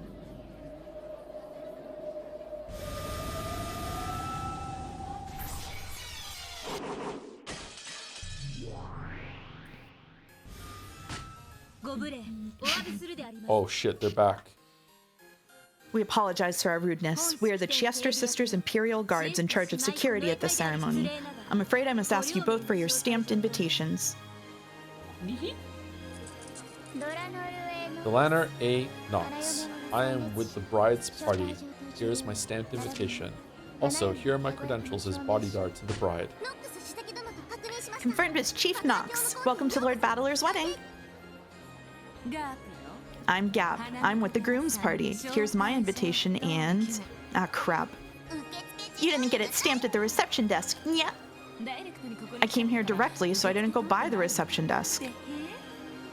Ugh, it's still unstamped. Why do you always have to do that at times like this? Gab-sama, my apologies, but we'll have to ask you to come with us to a different room. Delaner watched, shrugged, and turned away. Wait there, Delanar. Respond to my blue truth. If you want the opinion of the Great Court of Heaven, please fill out an application in accordance with the court procedures. Allow me to speak. Know that the ticket window is open from 10 o'clock to 5 o'clock on weekdays. Lunch break runs from 12 o'clock to 1:15. Allow me to speak. Know that the use of whiteout or strike-throughs is not permitted when filling out forms. There's a rumor that they refuse Comiket applications for the same thing, yeah? That's an urban legend. Probably. Let us provisionally accept that the blue truth... Sorry, let's provisionally accept that blue truth verbally. It will be put on hold until the proper forms are received and duplicate submissions are not allowed. I don't understand. Can you respond to my blue truth or can't you? If you fill out the application on Monday, we should be able to have an answer for you by the end of next month. Duplicate submissions are forbidden, so the blue truth you just spoke will be unusable during this wedding ceremony. This is in accordance with the laws of evidence from the official Great Court Regulations, Article 214, Section 15, regarding the prevention of duplicate submissions. Please, allow me to speak. Know that it is forbidden for blue truth to be used if based on the argument that the window seals of the next room over were torn at the time of the logic error. It's such bullshit. Please, allow me to speak. Know that the opposing side is under no obligation to respond to the aforementioned blue truth. Cowards. Hey, let go of me, rabbit band. The Chiester sisters led Gap away. Just when she thought she'd reached the core, they had underhandedly refused to respond. However, this is a big clue. There's a chance that the window seals on the next room over have been broken. In other words, Sumari, it might be possible for Hideyoshi, George, Kumasawa, Shannon, or even Nanjo to save Battler. And yet, just now, that move was sealed away. The use of any blue based on the window seals on the next room over might have been broken has been prevented. Just because Delaner feels like it, it's now impossible to claim that the 5 who could have saved Battler were the ones who did it. What the hell? That's low. That's the answer, isn't it? I also noticed that they hadn't proven that the window seals were intact. But if they can't use the blue truth, what are they supposed to do? Yeah, I know. I'm sure you're laughing at me again because you alone have discovered the answer. My apologies, child of man. I am having trouble just as you are. I can't believe I'm hearing you say that. I also realized that the windows of the next room over were left available. However, I hadn't imagined that the use of that argument would be prevented. Doesn't this seriously violate the rules? I mean, how can a quiz be fair if you can't say the right answer? Isn't this a Andrew? logic error for the other side? We can also view the fact that this tale is continuing as proof that it wasn't a logic error. Sumari, there's some other answer completely unrelated to the windows of the next room over? Bless you. Or it may be possible to explain without discussing the windows how one of those 5 came to Battler's rescue. If they can't talk about the windows, they'll have to find a different way to leave that room. That practically makes the next room over a closed room. Yes, that is why I am also stuck. Because of these strange seal proclamations, the 2 rooms have once again become closed rooms. Most likely, Battler planned that the murders of the Second Twilight were going to involve ingested small bombs, like in episode 2, especially with Nanjo. So he made them all vomit up the small bombs in that room after it so they exploded in the middle of the room, blowing a hole in the floor. So they jumped down through it. The seals were intact, and any of them were able to go over. We don't even know which of the 5. There you go. Done. Most Yeah, likely man. what? If you're so vastly intelligent, what kind of answer have you found? there is no answer. No answer? What do you mean? There's no way out except for the windows of the next room over, and yet we are not allowed to include those windows in our reasoning. There probably is no answer for this closed room. And if so, what next? Since no answer exists, then defeat is absolutely certain for whichever player is burdened with the responsibility of explaining. So we have no moves left? In other words, Sumari, that statement of Delanor's was the final blow? Doesn't this make it checkmate? No. One move does exist.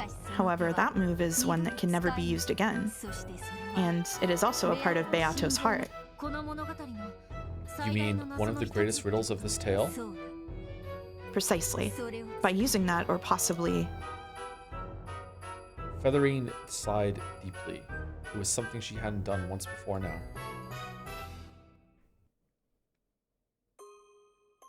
I see. So, as long as this tale has been, it is finally time for the curtain to close. Exposing the answer to this riddle means the same as finally killing Beato. But perhaps Battler is the only one qualified to make that decision. If he weaves such a tale as the game master, no one will be able to stop it now. The greatest riddle of this tale will probably be revealed very soon.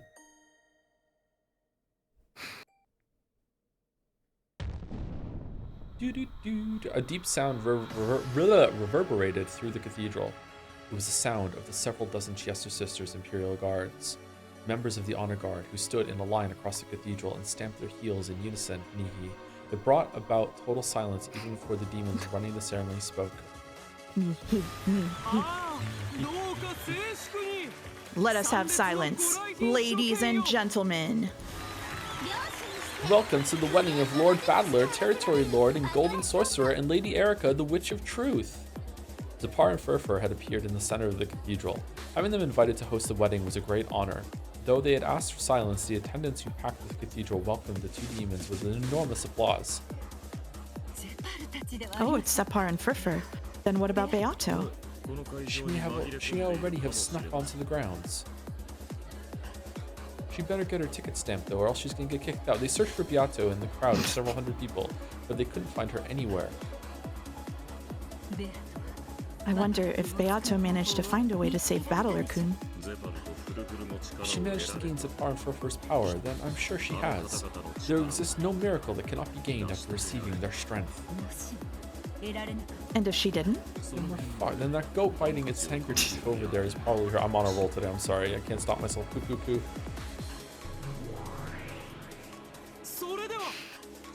Then, let us welcome the bride and groom. Please give them a grand welcome and celebrate them as they start on their new life. Come out, bride and groom. Walk the path of the shackles called marriage, which will bind you until the grave. The big doors in the back of the cathedral slowly opened.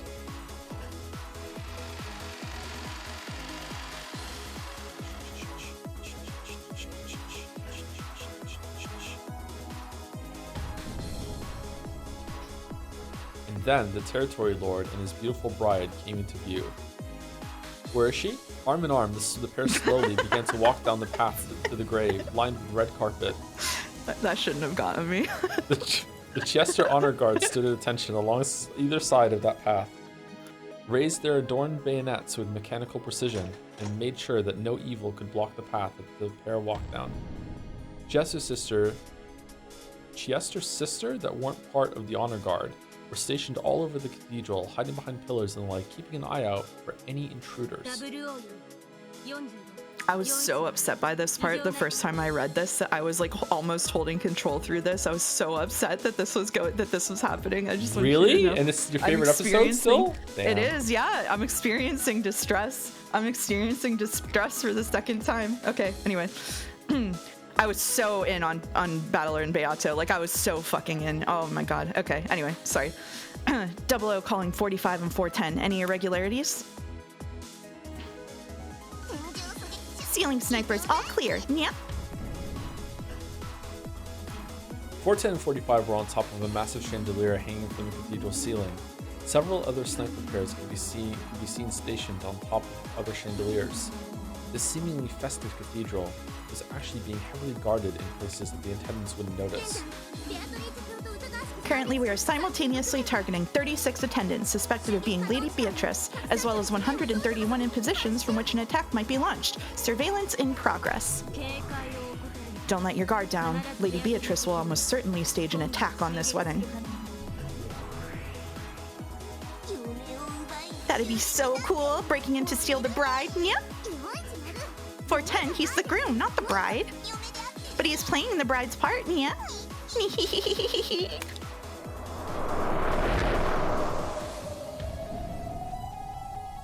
Chester's sniper teams on the chandeliers use super high efficiency observers to track the movements of the several hundred attendants. If any one of those made any suspicious movements, the Chesters had been given permission to fire immediately.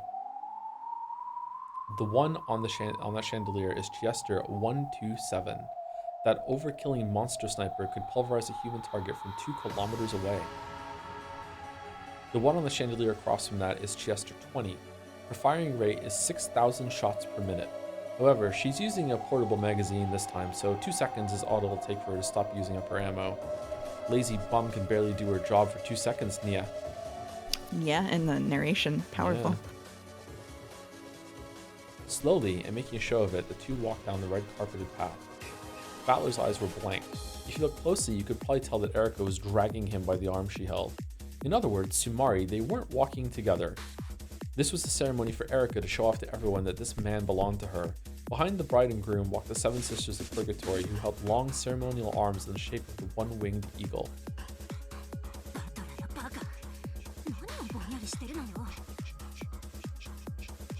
Me or you for the stakes? We're gonna go back and forth for the stakes. Like, we can just read line to, like, because every time one of them is on today, it's all one. of them. Chat. Dominic, sorry, I don't normally let chat get to me, but Dominic made a joke that I was explaining how I felt reading this chapter in order to tell you how to feel, and then someone said that's unironically true, and I was telling you how I felt when I read this chapter because you're my boyfriend and it's my favorite episode, and I was just excited to share how I felt with you. So that's mean. Yeah, you're not doing that. That's just being mean. Don't be mean to me. You're not doing that. Okay. That moron battler. What's he lazing about for? This is why people call him incompetent. I can understand Beatrice-sama's pain better than anyone else. It's all because that stupid battler caused a logic error. Stupid. Beatrice-sama will not fall to sloth and let this wedding go on. Of course, Beatrice-sama is greedy. She won't let someone else take away her favorite toy. She'll definitely show up. Slobber, I hear the reception is gonna have tons of delicious food. Oh, I want to wear a wedding dress now. Bern Castell and Lambda Delta were in the noble seating on the balcony. They were sipping some bizarre carbonated cocktails as they looked down upon the show. What a splendid wedding dress. I love stuff like this. This is just the opening performance. That's pretty cruel. Which event do you think will be at the headliner? Don't tell me you really think Beato will come. As you know as well, Battler's closed room is perfect. How could Beato win, right? You must have heard too. There's a chance that the window seal on the on the room next door has been torn. Sorry, they got flipped in my mind. It seems that Delana has managed to seal that path off for now, but she just denied the concept instead of sealing the actual window. It'll fly out the window again. This one-winged eagle thing. Wanna bet? On whether Beato comes? I bet she comes with certainty. I bet she comes miraculously. This isn't gonna work. So many rolls in a row. The Witch of Certainty and the Witch of Miracles were both sure that Beato would come. However, they were very interested in exactly how she would break the closed room and take Battler back. You've been watching from behind the scenes, so you probably know. You know what the trick is. More or less, but Erica's done a hell of a job, so now even I'm stumped. Liar. Huh? I'm sure you found one already. There does exist a trick that can save Battler, right? There does, but it's tough. And if that move is used, part of Beato's heart will be exposed. Isn't that right? Oh, so you already know. Hey, want to change our bet? To what? To whether Beato or Erica wins. Sure, if you're willing to bet on Erica. I'll do it. You are betting on Erica? And why do you think you can win? If this trick is a part of Beato's heart, then Battler, the Game Master, would hesitate at exposing it, and so they cannot win. It will probably be a draw. I'm sure they'll sidestep the issue somehow and run away. Battler has sworn to let Beato rest in peace. Burn, you're being too naive. The bet was made. Based on the assumption that certain miracle, that Beato would come.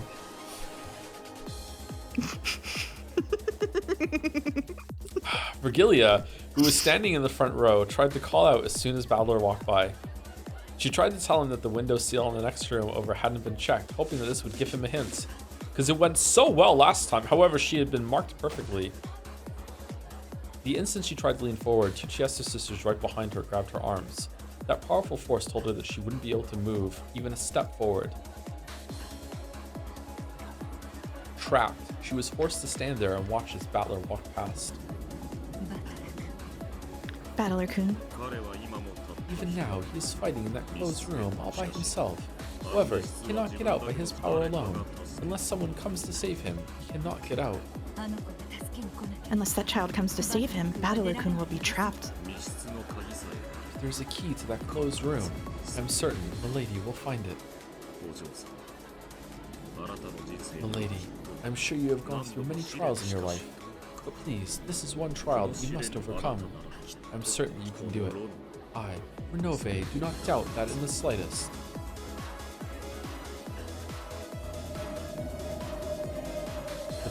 The bride and groom's procession slowly advanced down the path to the grave and reached the altar. The walking slowly was ceremonious and proper etiquette. It was also tiring. Erica glanced over at Battler. Of course, his eyes were blank. His heart was still inside that closed room. Once more, the sound of the Chester honor guard stamping their heels rang out loudly. Silence returned to the cathedral again. Now, the wedding ceremony would finally begin. People live for the sake of love. Therefore, today, you have fulfilled the purpose of your lives. Oh, how great is the power to live, the power of love! I pray that the brightness of this day blesses these two for all time. Come now, you who love one another. Make the oath of love. In the place of the husband who cannot speak. Let the wife make the oath on behalf of the pair.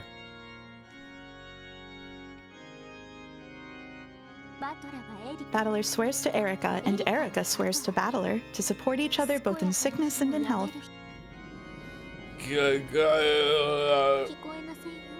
I didn't catch that, Battler-san. If you have some objection, please say it a bit more clearly in a loud voice. Fucking spider, damn it. If you have anything further to say, please get yourself out of that logic error closed room first. Don't worry. I'll support you until that day comes.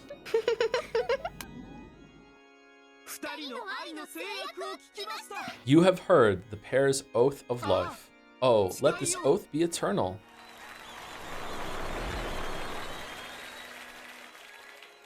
The thunderous applause celebrated their marriage of subordination. After the oath, they would symbolize the bond. It was the exchanging of the rings. The Territory Lord's ring with the one-winged eagle engraved on it that sat on Battler's finger would become Erika's. By this, she would become the ruler of this game board.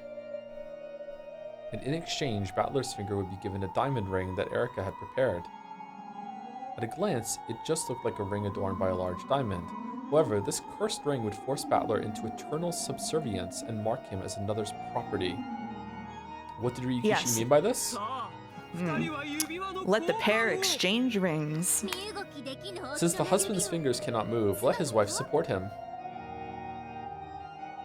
Whoa, unique art? Erika respectfully took Battler's right hand and slowly pulled off the Territory Lord's ring that had been on his finger. That was the ring Beato had entrusted him with. Erika stole it away. This is the ring that woman left behind, right? How does it feel to have that stolen away by a woman like me?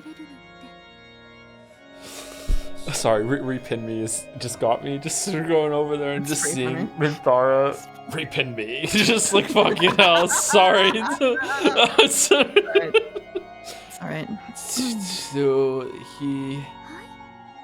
Huh? I can't hear you. Please say it one more time. Go to hell. Oh, that. Well, then there's no need to worry, Battler-san. Erika pressed her lips up against Battler's earlobe as if biting it and told him where they were. We're already there.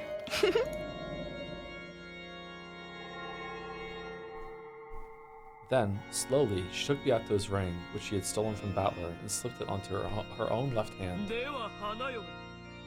And now, bride, you may give the groom your ring. That's one hell of a ring. A shackle that'll hold him in place for all time. Yeah, it's custom made. Even Battler's blank eyes couldn't see the diamond ring Erika held. It was like Erika herself. On the outside, it shone beautifully and possessed an absolute hardness that would bend to no one's will. And on the inside, symbolized never letting go of the prey it had lashed onto. It had 8 sharp thorns pointing inwards. If they had been growing out of the outer side, it would have looked like the collar of a guard dog from hell. However, who ever heard of putting those on the inside? By twisting the diamond, those thorns could slide in or out. In other words, Sumari, if you twisted it after thrusting the finger inside, the inward-facing thorns would bite down, never releasing until the end of time. Then, even his soul would be trapped, and his body, mind, and soul would be forced to serve Erika for all eternity. Are you kidding me? Who the hell would wear a ring like that? He couldn't even finish speaking that simple phrase. And furthermore, those awkward words were the only way he could resist. She raised Battler's left hand and stroked his ring finger as if tasting it. Erika pressed the ring of subordination against the tip of his finger. If a ring is made to fit too tightly, it can be painful and hard to take off. However, this ring was never intended to be removed for life anyway, so its inner band had been mercilessly narrowed.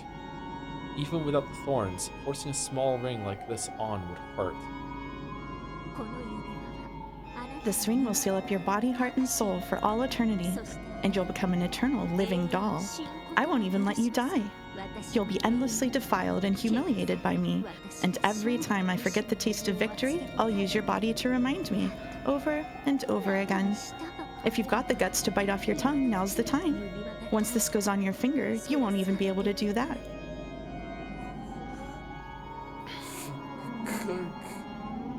Battler didn't even have the strength to bite his tongue.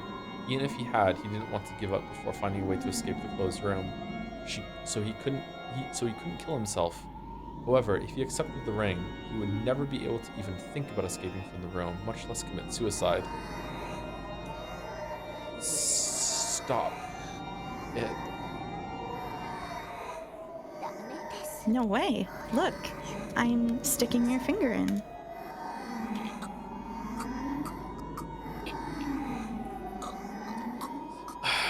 It hurts. It wasn't just the pain of having his finger forced through the tight ring.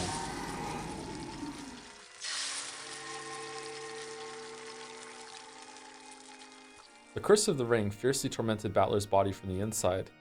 That pain would always torment Battler, but fortunately, the power of the ring even stole away the heart that could understand that pain. Erica kept screwing that too small demon's ring on. It hurts. It's impossible. There's no way it'll fit. Don't worry, it'll fit, no problem. With an obscene laugh, Erica let a silver thread drip from her mouth and soaked the finger and the ring. Oh, Jesus fucking Christ. Oh my god. Okay, please. Shh.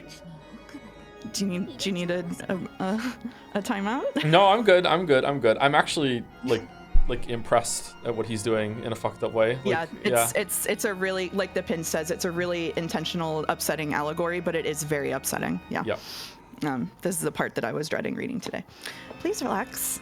We'll stick it in all at once. Please don't resist uselessly. It'll hurt less if you don't resist, okay? You see? Now it's sliding right in. No. Slowly, Battler's finger went deeper through the ring. He was pushed through the iron ring of pain and humiliation, which would never be removed again.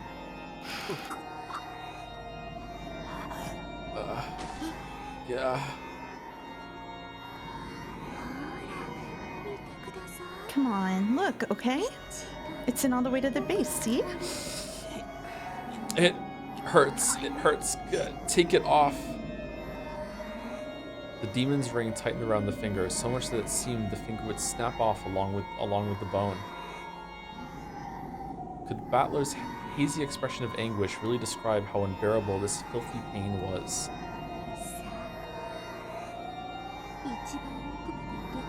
Okay, now that it's on all the way, let's add the final touch, shall we? After this, you'll be mine forever. Someone in chat is saying that the subtext is for cowards. I mean, it's not exactly being subtle, but there is subtext here, chatter. If you don't think so, maybe you're not picking up on. So Erica touched the ring's diamond knob. If she twisted it, the thorns would bite in and never let go again. No, stop it. Sure. Just say, "Forgive me, Erica-sama," and I'll stop. Really? Please forgive me, Erica-sama. I swear to spend the rest of my life as your dog with a collar around my neck, so at least spare me that ring. If you can say that, I won't make you wear the ring.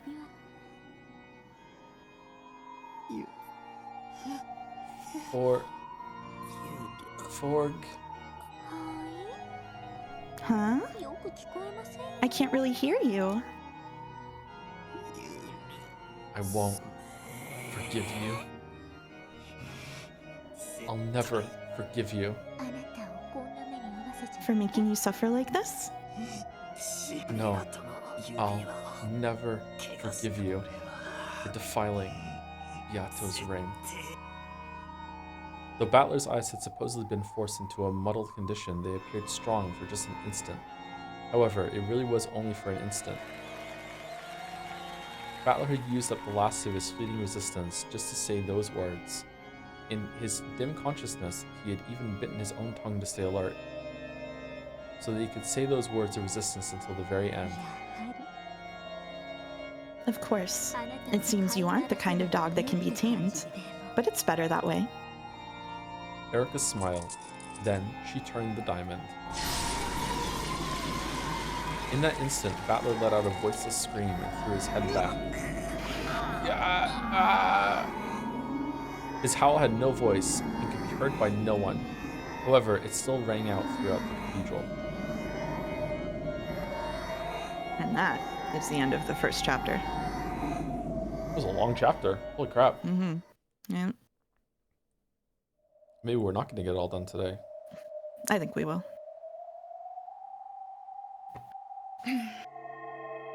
Okay, we have another 45 minutes until second break.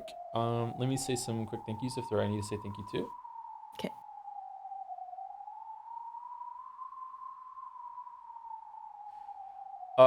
Got a bunch of bit messages from YSF Zorgrox. YSF says, listen, all I'm saying is if it were Toby Fox hitting the without love line, I'd be hitting the cinema pose at it. Once again, like Ryukishi, I will leave the second part and meaning of this comparison as an exercise for the reader. Nice one. Nice one.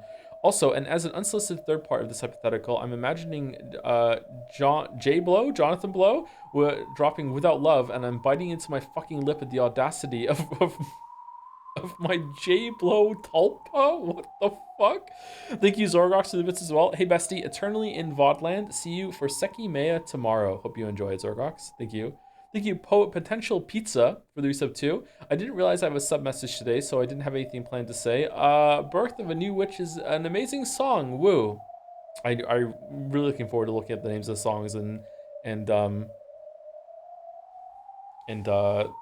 figuring out which were the best ones that I liked from the VN. The music is consistently great throughout the whole entire thing.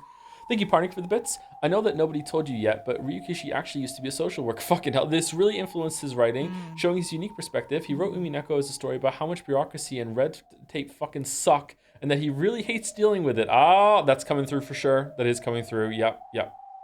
Arbitrary red tape is the worst. Thank you, Ruthulian, for the resub as well, with no message. Thank you, Ruthulian. Thank you very much. All right. I am good to go. Am I narrator still? I am not. Believe You I will are. take narration. Yep. Whoa. Okay. Ready? Mm-hmm. All right. A dreary breeze blew through the golden rose garden. Shannon and Cannon had already finished walking 19 steps, their backs still facing each other. When the demons conducting the trial gave the signal, they would both turn and settle this. Each had one of the dueling pistols given by the demons in their hands. The bullets promised certain death no matter where on the body they hit. This duel would not end until one of them died.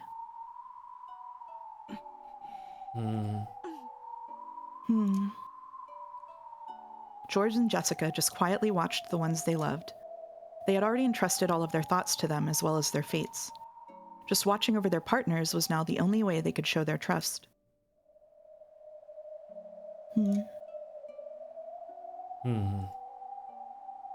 Shannon and Cannon stood quietly with their backs turned.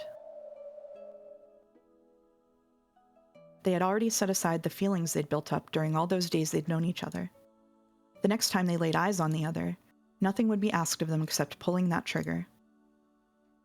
The only one who still couldn't muster any determination or resolve toward this duel was Beato. The closer that moment came, the less she understood. The love between George and Shannon wasn't standing in the way of the love between Jessica and Cannon, or vice versa.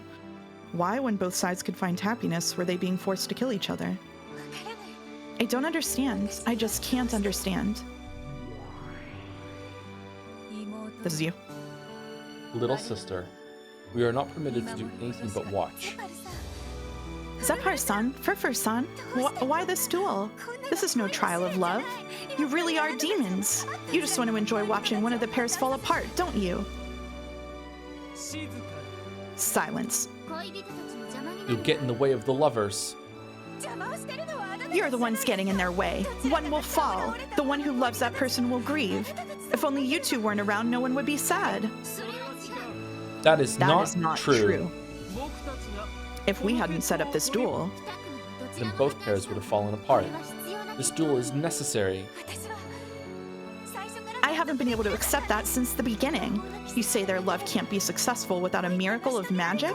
What does love need other than two people who love each other? This duel is meaningless. So stop it, you two. Shannon and Cannon both. Why must you fight each other to the death when you were once as close as true siblings? I just can't understand. Everyone should have been able to hear Beato's yell. However, no one's expression changed.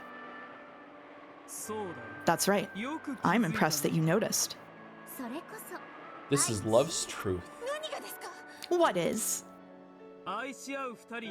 Normally, love needs nothing more than two people who love each other. Therefore, when there aren't two people, we must use a duel to make that number become two. I could understand if it were a duel between two people fighting over one woman, if it were a duel to cut 3 people in love down to 2. But here we have 2 pairs of people. The world formed by each pair is complete, isn't it? There's nothing compelling them to fight. The minimum number of people that can create a world is 2. A world can only be born, love can only be fulfilled when 2 people gather. That's why this duel is necessary. So that they can get up to that number of people. Are you saying that furniture is subhuman so they don't count as a single person? Exactly. Furniture is subhuman. That's why furniture and a human can't add up to 2 people. We tried. We tried. That's insane. Status has nothing to do with it if both of them love each other. No, it does.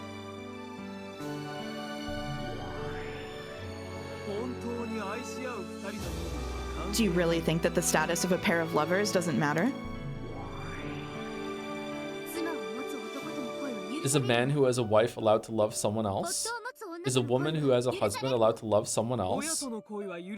Are you allowed to fall in love with your parents? Are you allowed to fall in love with your children? There are many situations where status makes love unallowable. Then just what is furniture?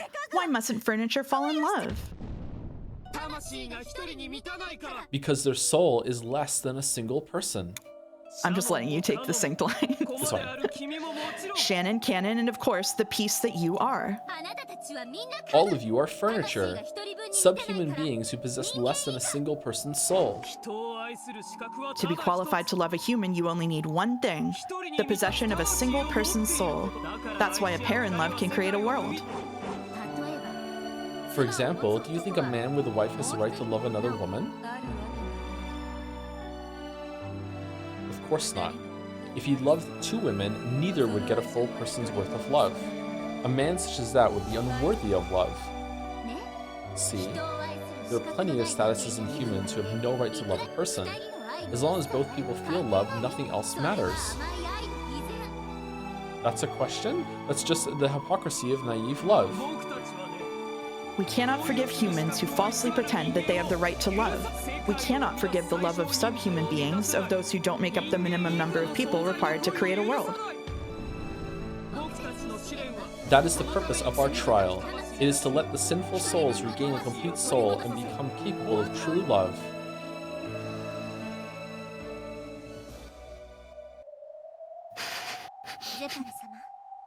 Zepar-sama. Furfur-sama. Our hearts are ready. Please, give the signal to start the duel. The pair bidding farewell quietly asked for the signal to be given. Zepar nodded silently, then walked to a place that could be seen by both of them. Furfur spoke in a voice quiet enough to avoid distracting the 2 duelists. Watch. Watch the duel to see which of the lovers will fall apart? No, this isn't a duel to see who falls apart. This is a duel to make true love succeed. I don't understand what you 2 are saying. No, you must understand. This marks the birth of a human who can truly love another. I don't understand. No matter which wins, please support them. Right now, their days as furniture will end. The signal is simple. I will count to 3. When I reach 3, the duel will commence. Understood. Same here. If both miss, the duel will be temporarily suspended. You will be given bullets again and will start over from the beginning with your backs to each other. I guess it'll repeat until it's all settled. Zepar, have you seen this sort of duel many times in the past? Of course, I've seen many of them. Usually, how many times do they need to face off before it's over? In almost all cases, it's decided in the first round. They must all be really good shots. That's not it. If one side misses, the other can corner them at their leisure and shoot. If the first bullet misses, then you've lost your chance at victory. However, if you take too long, you'll lose before you can even pull the trigger.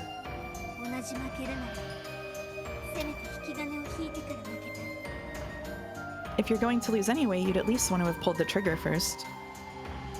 Your resolve is good, you two. Then, let's go.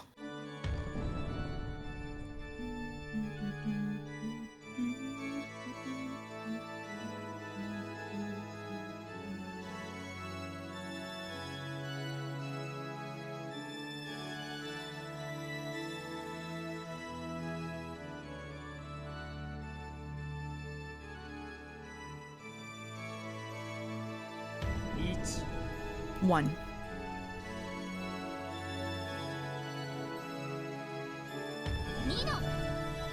Two.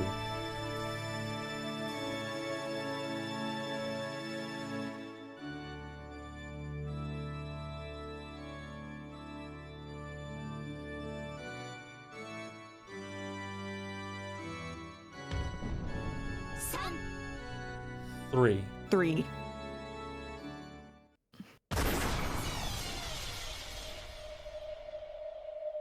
In the Golden Rose Garden, when the number 3 was yelled, the sound of gunfire rang out once. Even the people watching couldn't tell whether that was a single gun firing or the sound of both going off at the same time. In the midst of the stench of gunpowder and white smoke, there, with gun raised and smoke trailing the barrel, was Cannon. And lying on the earth was Shannon.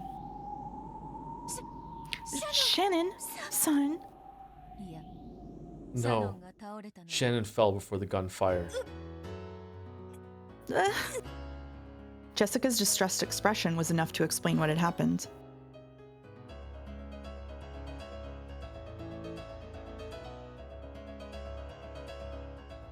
Slowly, Shannon stood up. There was no bullet wound anywhere on her body. At the time of the signal, Shannon had thrown herself to the ground, dodging the bullet. It had been a bet. If Cannon had turned around and taken the time to aim carefully before shooting, then he would have shot her as she lay there. However, if Cannon shot as soon as he turned around, she would be able to dodge it. Cannon had also made a bet. He didn't underestimate Shannon's skill with a firearm. He was fully aware that if he assumed Shannon would be timid enough to let him shoot first, he would lose before even pulling the trigger. So he had decided to shoot right away. And he had predicted that when he shot, Shannon would reflexively pull the trigger too. Since he intended to shoot right away, he would be more mentally prepared, so he was confident he'd be able to shoot accurately. If Cannon had cautiously turned around and Shannon had shot instantly with the strength of her will, then Cannon wouldn't even have been able to pull the trigger. So no impatience on Cannon's part was to blame here. The two had simply given it their all, left their fates to the heavens, and reached this result. Didn't imagine that my quick-tempered Nason wouldn't shoot at all. I'm surprised too. To think that old prudent Cannon-kun would shoot as soon as he turned. As Shannon quietly pointed the barrel at him, she slowly walked forward. She planned on cautiously closing the gap until she reached a distance from which she could hit with even more certain accuracy. And Cannon had already lost any means of fighting back. He could only try to dodge Shannon's bullet and place his bet on the second round. If they both thought this, then what happened next would turn that assumption on its head. This isn't over yet. Cannon dashed forward like a tornado, bent over so low that he was almost crawling over his shadow. The duel could only be settled by a bullet, but he wasn't the only one who had a bullet.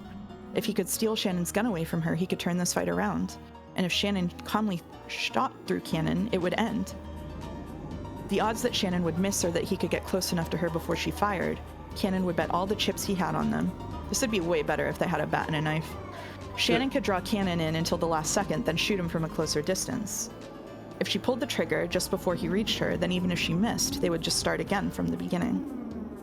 Shannon kept her gun pointing at Cannon's forehead as she compared these options until the final moment.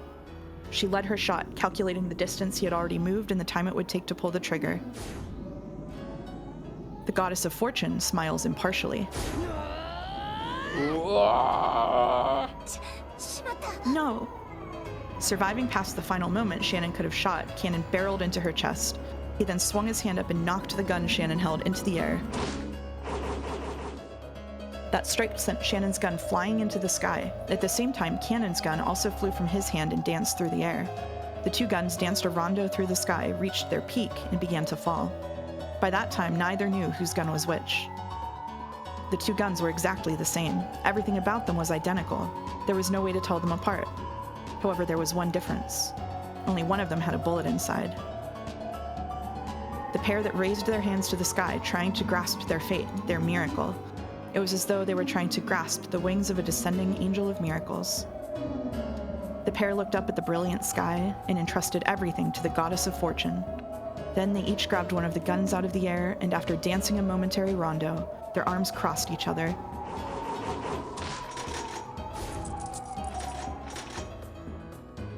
Even that had been like a dance.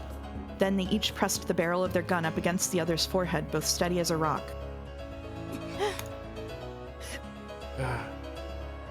Even they could not know which gun held the bullet. When they both pressed the triggers, one would die and one would remain alive. The match would end. George and Jessica wouldn't know the result until that moment came. However, was it really impossible for the two holding the guns to know? The muzzle of Cannon's gun, which had already been fired, must have been warm, and the muzzle of the other gun, which Shannon hadn't fired, should have been ice cold. So perhaps the pair of them did realize which gun was which. And yet, both expressions were solemn, the faces of those who would believe in their fate unswervingly until the moment the triggers were pulled.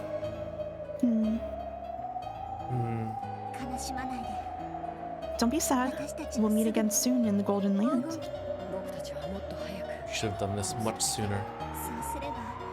If only we had, our reunion could have been avoided entirely. It's alright. Considering what day this is, even this duel is just a farce.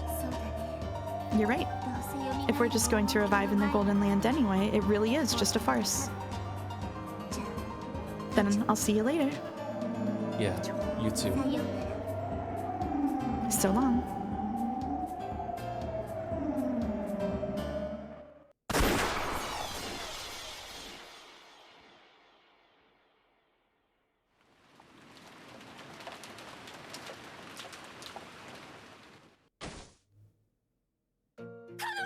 Cannon-kun?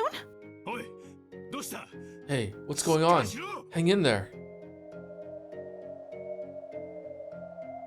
Suddenly, Cannon fell to the floor as if he'd had an attack of anemia. It had happened without any warning beforehand, so everyone rushed up to him in alarm. What they saw surprised them. There was a single strand of blood across his forehead, making it look as though it had cracked open. Uh-huh. Ow. What happened? What's going on? Trying to get a look at the wound, Goda wiped Cannon's forehead with a handkerchief. However, his forehead was perfectly smooth without any trace of a wound. And yet, blood was pouring out, almost as though it was seeping through his skin. What are you doing? Stop the bleeding already! But even though there's no wound, the blood won't stop coming. Hang in there, Cannon-kun! Cannon-kun! Yoshia-kun!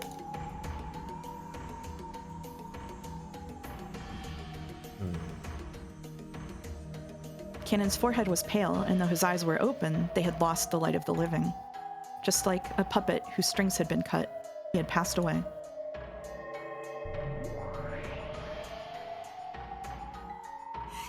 Yoshia-kun! Yoshia-kun! Ah! So long, Cannon-kun, and thank you. Jessica dashed up to Cannon's corpse, held it, pressed her forehead against his, and as the still hot blood was smeared over her forehead as well, she sobbed. Shannon. George-san, we've won. Now, I finally have the right to love you. Finally. Shannon leaned against George's chest as though the strings holding her up had been cut. George held her in silence. Yoshia-kun! Yoshia-kun! Wah! Wah! There was nothing in the Golden Rose Garden except the wind that carried golden flower petals and the sound of Jessica's grieving sobs.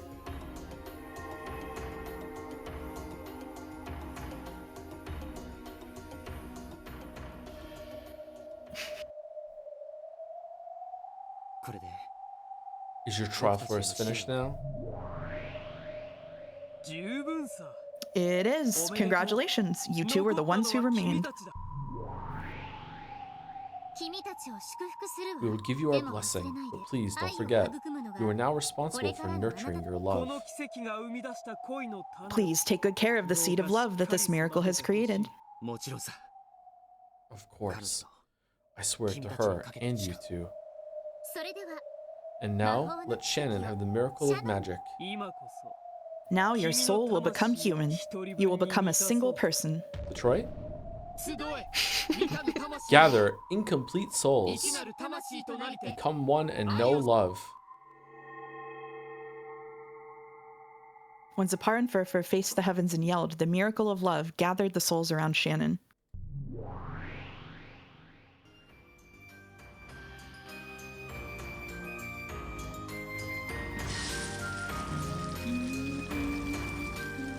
They came from the losers of the trial, from Canon, who had been defeated, and from Beato, who had dropped out. Slowly, the bodies of the two began to break down into flecks of gold dust. What's going on here? No one ever said that the losers would disappear. As she yelled, Beato the Elder supported the body of her fading little sister. However, the two demons were smiling quietly. Canon has disappeared because he died. Beato was born to love Battler and is disappearing because she's lost the qualifications to do that. It is quite fair. If you had survived, the other two would have vanished. Hang in there, little sister. Hang in there. Weren't you going to solve Battler's closed room and save him? What are you doing getting finished off in a place like this? You call yourself a part of our complete form? Why was I born? For the purpose of loving Battler-san. Why do I love Battler-san? The truth is, I don't know why I started to love him. What? Why are you saying this now? After all, when I was born, I was told to love Battler-san and be loved by him. That was my purpose. So, I don't really know why I love him. People don't need a reason to love each other. Don't disappear. If you disappear, who will save Battler? Little sister, Beato. Bitorichi! The rare self-Bitorichi. The rarest of all.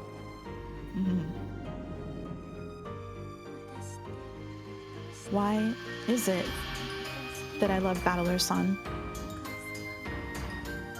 Mother?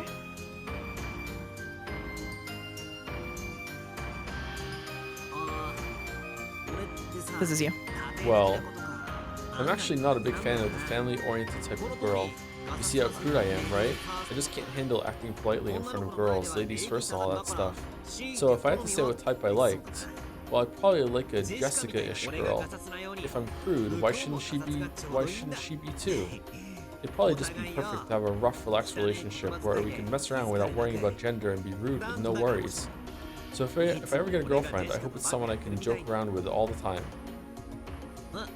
Huh? What would she look like? Can't say I care much either way. Well, if she did happen to be a glamorous woman, blonde and bouncy with blue eyes like in Western films, that'd be awesome. I'd love to rub those boobs. Wahahaha.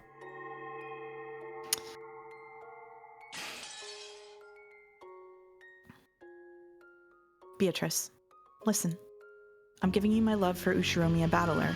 Become the kind of woman Battler wants.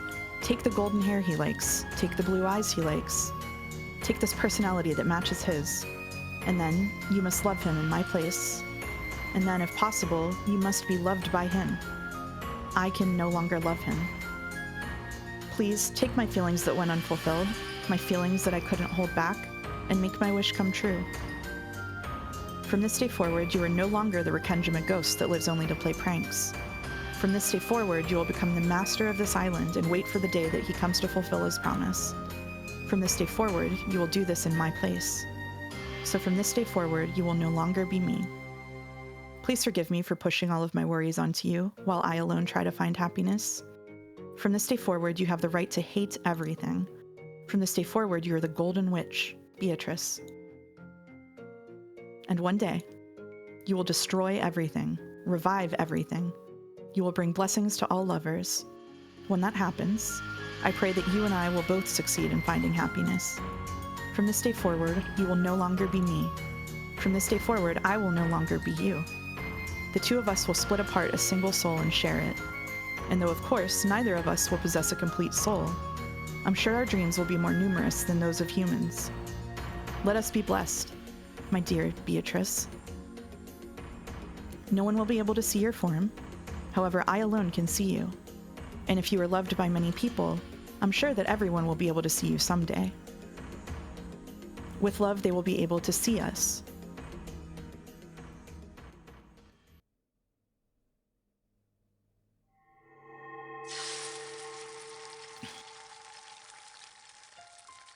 Yoshia-kun,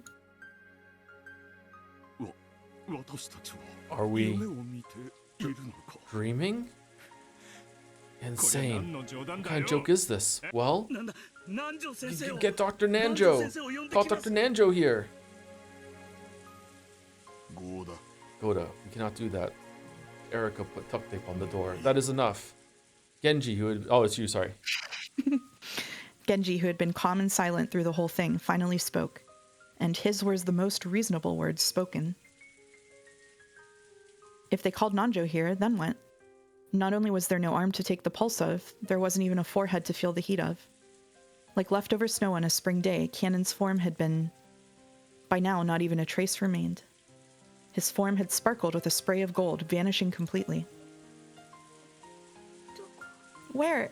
Where did he go? Where's Yoshia-kun? Yoshia-kun? Yoshia-kun?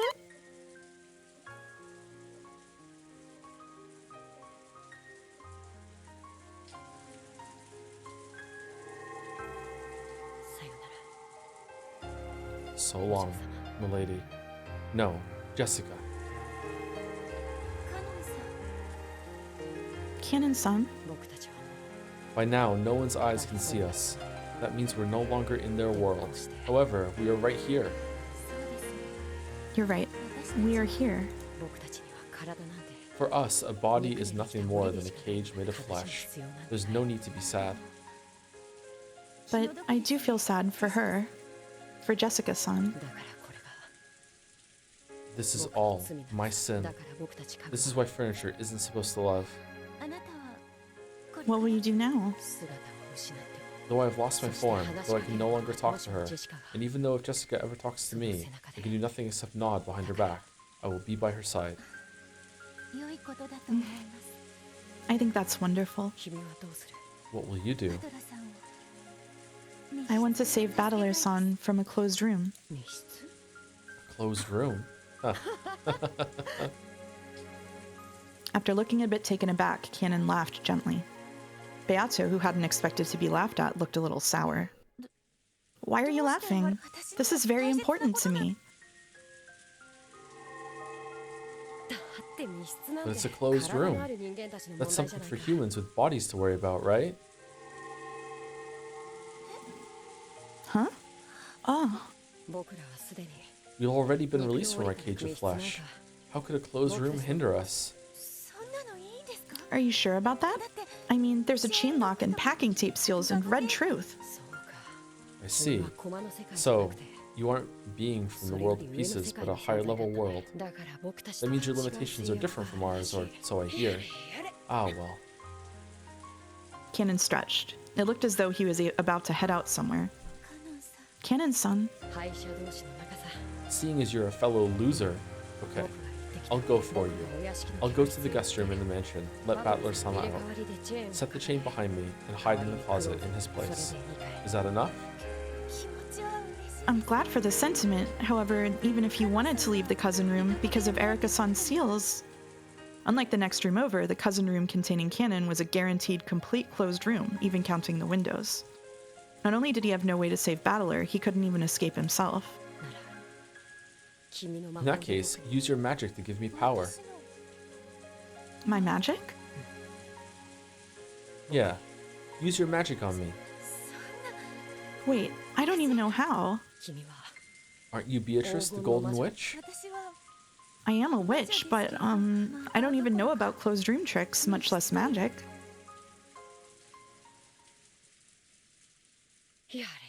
Sigh. Okay, listen up, Beatrice. I'll only tell you this once. This is what a witch is. What a witch is? A witch is not the one who solves puzzles. Not the one who solves puzzles? Yeah, that's right. If you're a witch, why are you clutching at your head because of someone else's puzzles? That's not a witch's job, right? Then, what is a witch's job?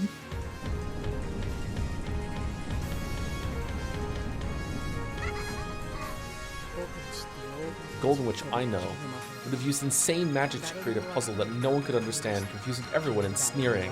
Create a horrible riddle that no one can get, spin everyone around and badmouth them. You aren't supposed to clutch at your head worrying about your opponent's puzzles. That's your opponent's job. Worrying is my opponent's job? Don't worry about how Ushimiya Battler got out of the closed room. A chain lock closed room? How trivial. You need to create a much more spectacular ultimate closed room and make it so that they're the ones worrying. I'll even lend a hand. I'm not the one who worries. That's for them to do. It's about time they learn the true terror of the Golden Witch Beatrice, the one who can create endless closed room tricks. Closed room tricks are the most horrific kind. Tricks that can make even the demons of hell prostrate themselves in shock. A closed room, even more horrific than Battler-sans. We've already gotten our hands on one, haven't we? A horrific closed room. Ah. In the back of Beato's mind, images she remembered began to flit by, one after another. The mansion, the guest house, the rose garden.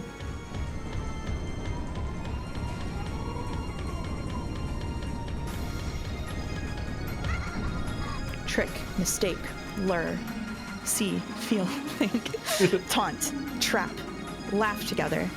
Do you know about this trick? I think I've seen something like it in a book before. Beato's eyes opened wider and wider. Countless lights circled around her, swallowing her up. And one more thing. What? Next Call of Duty, that's no way for the witch of closed rooms to talk. So, after all, I should... Go for I instead.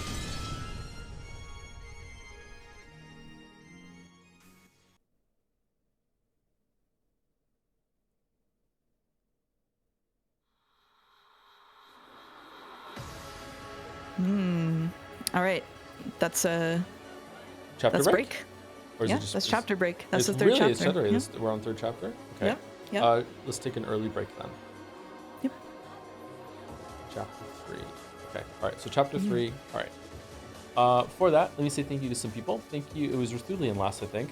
Thank you to Mary Philium for the resub. Currently watching Liza P VODs. Hug. Final start next week, and having your streams in the background helps me keep my sanity. Oh, you're very welcome to that, Mary Philium. Good luck with your finals. Wish you all the best with them. Oh, we have a marble? Okay. What is the marble? Can we have it in chat? Do you want to read that one too, Mouse, or no? What is it? I don't know. I don't think it's been posted yet. Thank you to Canty Ash for the resub. The ring clearly represents the invisible hand of the market, forcing Battler to toil at a pointless email job, hence the soulless lock in his eyes. That is, yeah, sorry, the soulless look in his eyes. That is exactly how I took it too, yeah. Erica would be in middle management, for sure. Thank you, Canty Ash. Do you want to read it? Sure. This is great teacher Onizuka. Oh, no. 22-year-old Eikichi Onizuka, ex-biker gang leader, conqueror of Shonan, and virgin, has a dream to become the greatest high school teacher in all of Japan. This isn't because of a passion for teaching, but because he wants a loving teenage wife when he's old and gray. Still, do you want me to keep going? Someone in chat said it's not bad, actually.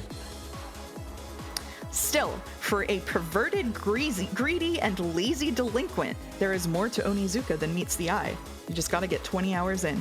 So when he lands a job as the homeroom teacher of the Class 3-4 at the prestigious Holy Forest Academy, despite suplexing the vice principal, all of his talents are put to the test as this class is particularly infamous. Due to their utter contempt for all teachers, the class's students use psychological warfare to mentally break any new homeroom teacher they get, forcing them to quit and leave school. However, Onizuka isn't your average teacher, and he's ready for any challenge in his way. Bullying, suicide, and sexual harassment are just a few of the issues his students face daily. By tackling the roots of their problems, Onizuka supports them with his unpredictable and unconventional methods, even if it means jumping off a building to save a suicidal child. Thanks to his eccentric charm and fun-loving nature, Class 3-4 slowly learns just how enjoyable school can be when you're the pupils of the great teacher, Onizuka. This sounds like the background story of a Danganronpa character, the ultimate teacher. This is so fucking stupid. All right, I hope it wins. Sounds fucking crazy. There we go. Lock it in. It's in the race. Clap, clap. Thank you very much, whoever gave that in. Who was it? Wow. Wow. Wow. It's actually kind of good. Wow. Okay, Wow. sure. Wow. Thank you, Scrump Dog, for the new sub. Welcome, Scrump Dog. That's an interesting name. Thank you, Terraflop, for 25 guest subs. I'm sorry, I didn't see this when it came in. Thank you very much, Terraflop. That was 22 minutes ago. Hopefully you're still here. Almost 1 minute for every guest sub there. Holy shit, thank you so much, Terraflop. Glad you're enjoying Umineko on Saturday. Thank you, thank you. Thank you to Alex Grim QW for the resub as well. An anonymous gifter right now for gifting a sub to Kamenik. Thank you very much, anonymous gifter. And thank you, Actual Ship, for the new sub at this moment as well. Welcome, Actual Ship. Thank you very much. Who are you actually shipping? Thank you again, Terraflop. Sorry I didn't see it till now. Hopefully you're still here.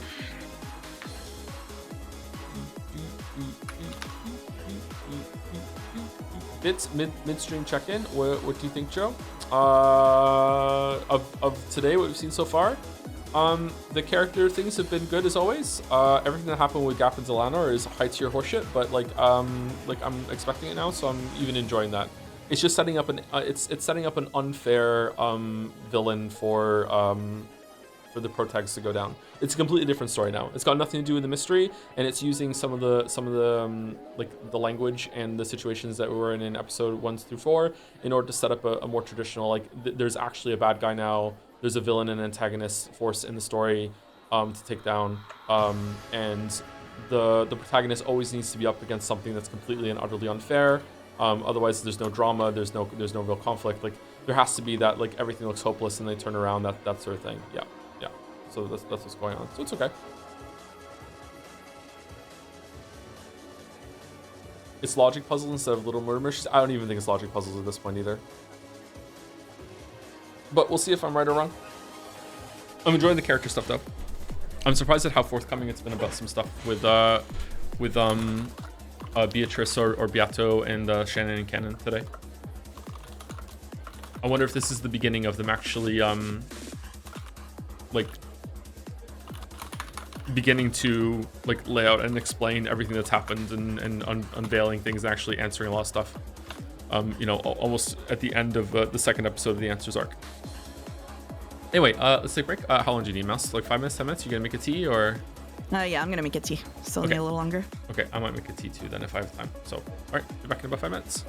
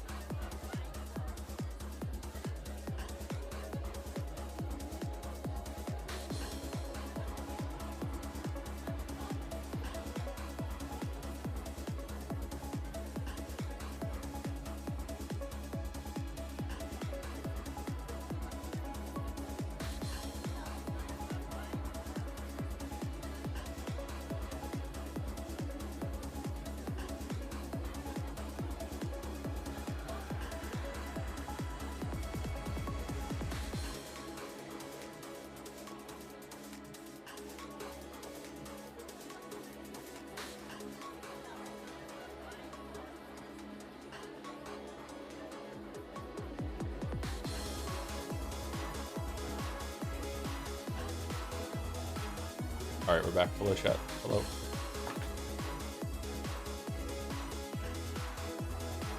Please don't let Joe read this. He's too old for this. He's gonna die. So true. So true. I wonder how many regular viewers I'm gonna lose the day after I turn 40. Is there like some psychological break? Is like I don't wanna associate with someone who's that old? I wonder if that's a true thing. After a certain breaking point, they turn you into a father figure, right? I think it's already happening.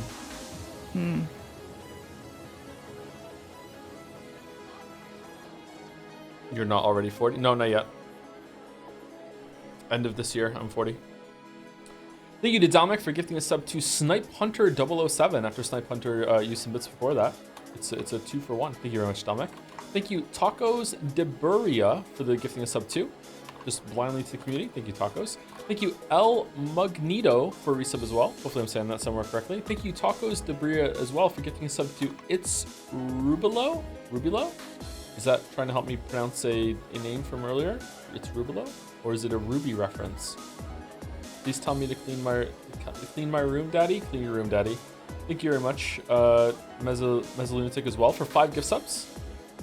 I'm kind of stuck on the It's Rubilo. I'm kind of feeling someone's trying to communicate with me.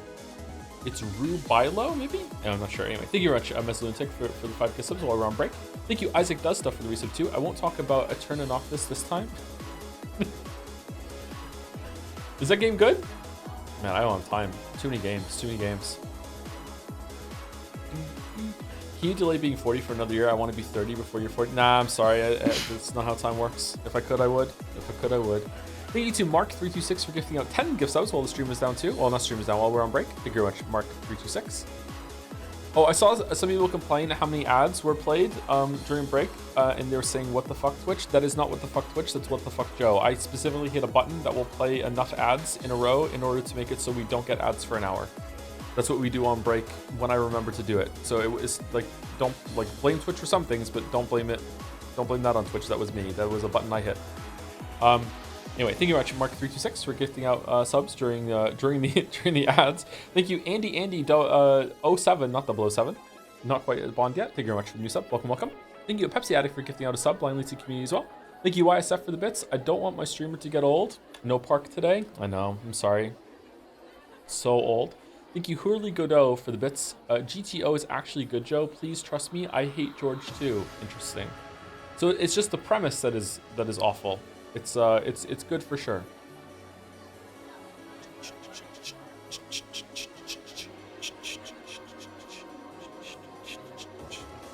Technically, we can blame Twitch for the incentive structure. I mean, I guess we could, but I also like I'm on this platform, so I don't want to defense force them, but I also don't want to unnecessarily like hate on them either. I don't know if Twitch is profitable, so like I don't blame them for trying to become profitable. I don't know. I do think that the way ads work on Twitch is like it goes against the format of streaming. Like it's a live show. Like ads can only be done when there's like a break for everyone involved, and otherwise it's kind of shit. Although I will admit that the shrinking of the window so you can still see what's going on kind of is better than nothing. Yeah, I don't know.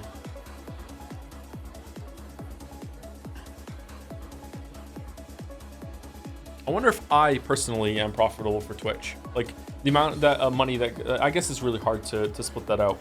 But I wonder if the amount of costs it takes to support like me on an individual basis. I wonder if if it's a net gain for them. I know that some of the streamers are a net negative. Some of the biggest streamers on the platform actually are a net negative somehow.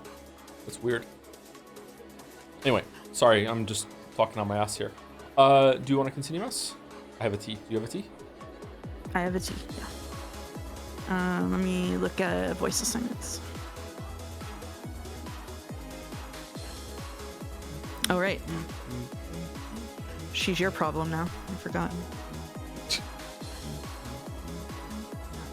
Who's my problem? Hold on, I'm scrolling up. No. Oh. No. No. Wait, Sai's in this scene? Holy shit. Wow, that's crazy. The marriage ceremony ended without any problems, and a reception was held inside the cathedral. As the goat demons partied raucously, the landlord could be seen leaning against a pillar, trying to escape from the noise.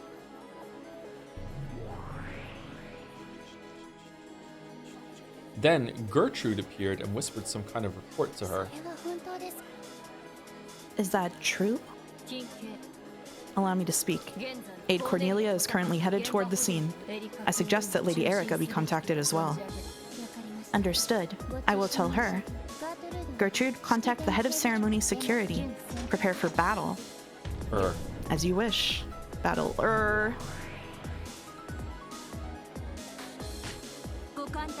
I apologize for interrupting your chat. I'm in charge of security for the ceremony. Huh? Is it me? Do you want something? Told you were going too far. Champagne Tower bowling was always a bad idea. That sounds awesome. Looks No. like it's time for a scolding. Giggle, giggle. Hey, Burn! Hey, what's going on? Did I do something wrong?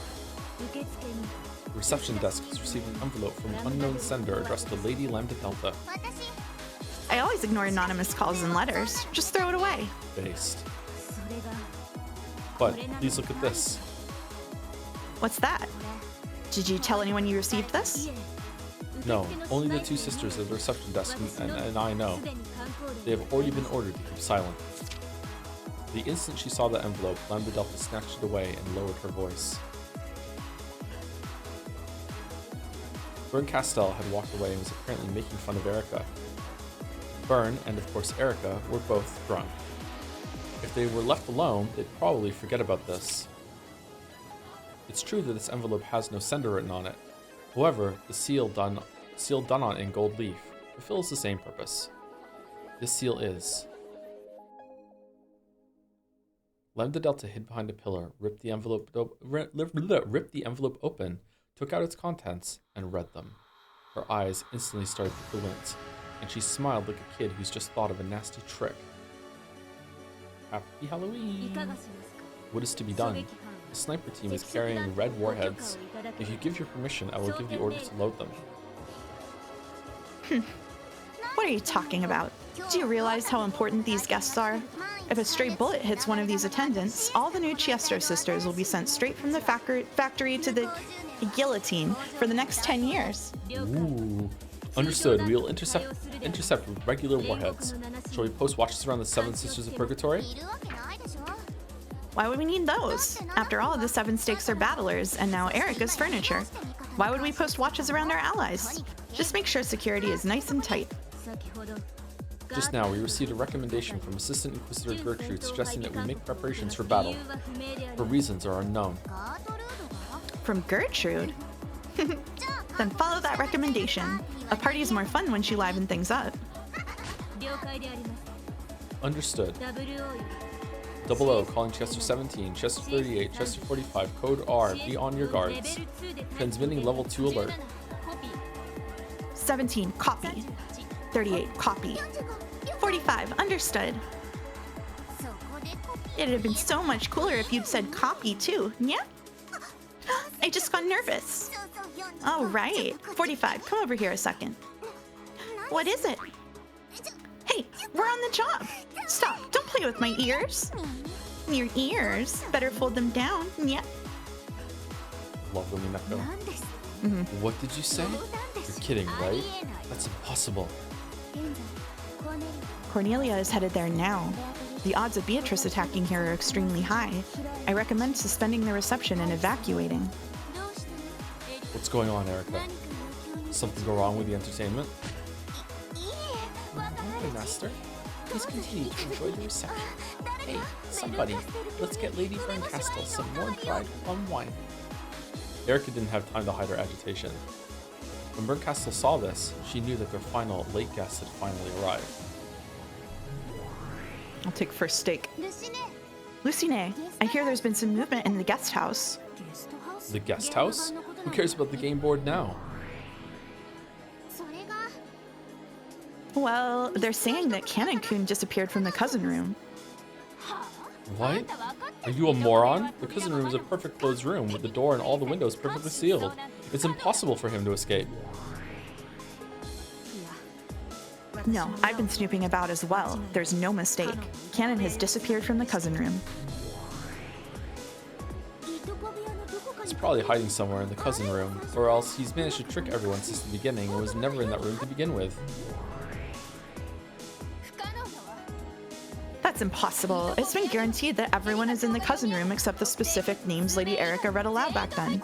It's impossible for him to trick his way out of there. How did he get past the Jungfrau seal barrier? No, first off, where on earth is Cannon? Find him at once! At that moment, the cathedral suddenly went black. The surprised commotion of the guests filled the cathedral. She's here. 00 calling all Chiesters. Code R alert. Chester 17, can you repair the electrical systems? Negative. Communications with the management staff have been severed. All Chiesters, code red. Rock and roll. Copy. Copy. Copy. Understood. Copy. The sniper teams in the chandeliers all released their safeties at once.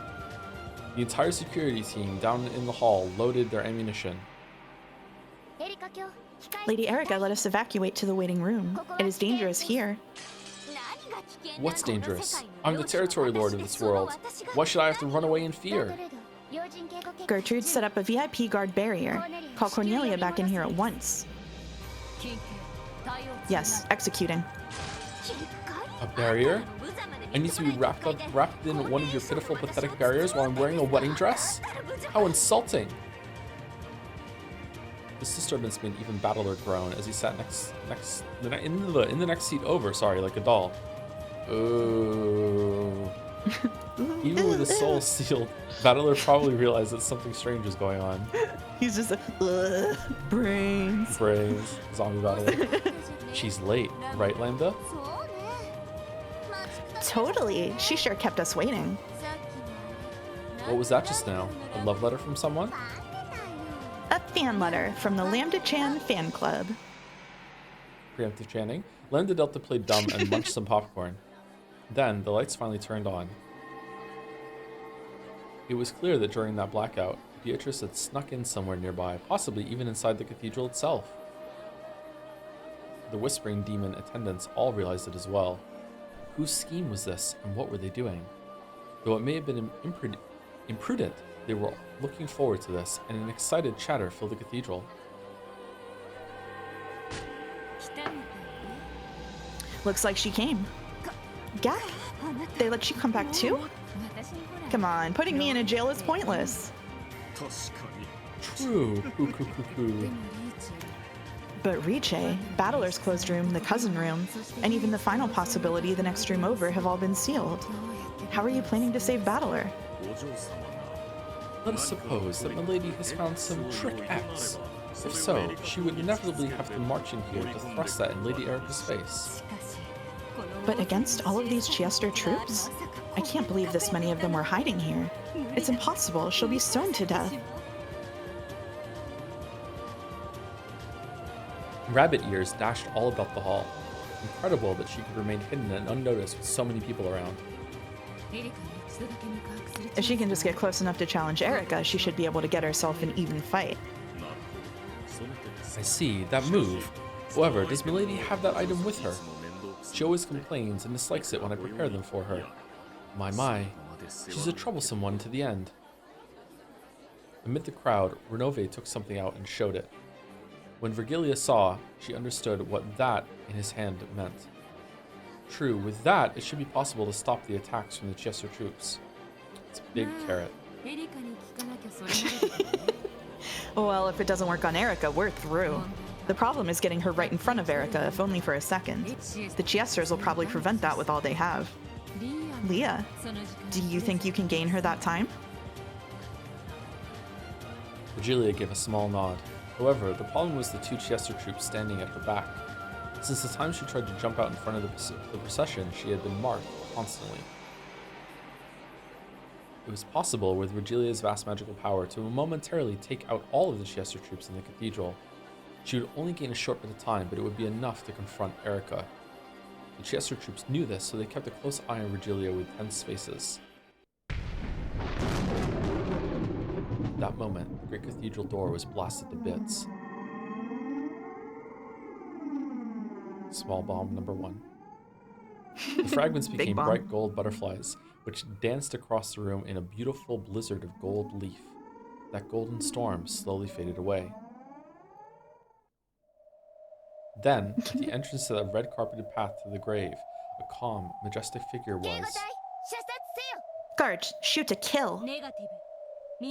Negative. Conducting identity comparison. Delana ordered the guards to shoot the intruder right away, but Chester 00 didn't respond.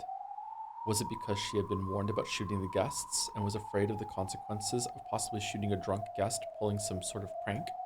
No. Is it no 00 or number 00? Was just coolly Oh, and I think calmly no carrying out... 00. Okay, Yeah. was carrying out her duties. Oh shit. Oh, what a surprise, and I thought you weren't going to make it. Hmm. The pair faced each other from either end of the long red carpet. However, in between them stood several dozen Chester honor guards. It took you quite some time to come here, most honored guest. You had us all quite worried, but I'm glad you managed to make it to the reception at least.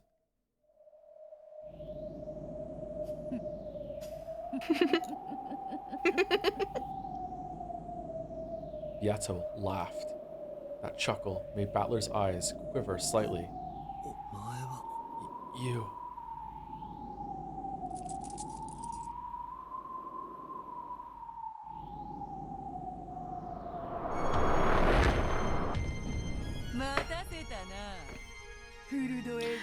Did I keep you waiting, Fruto Erica? I'm here to celebrate.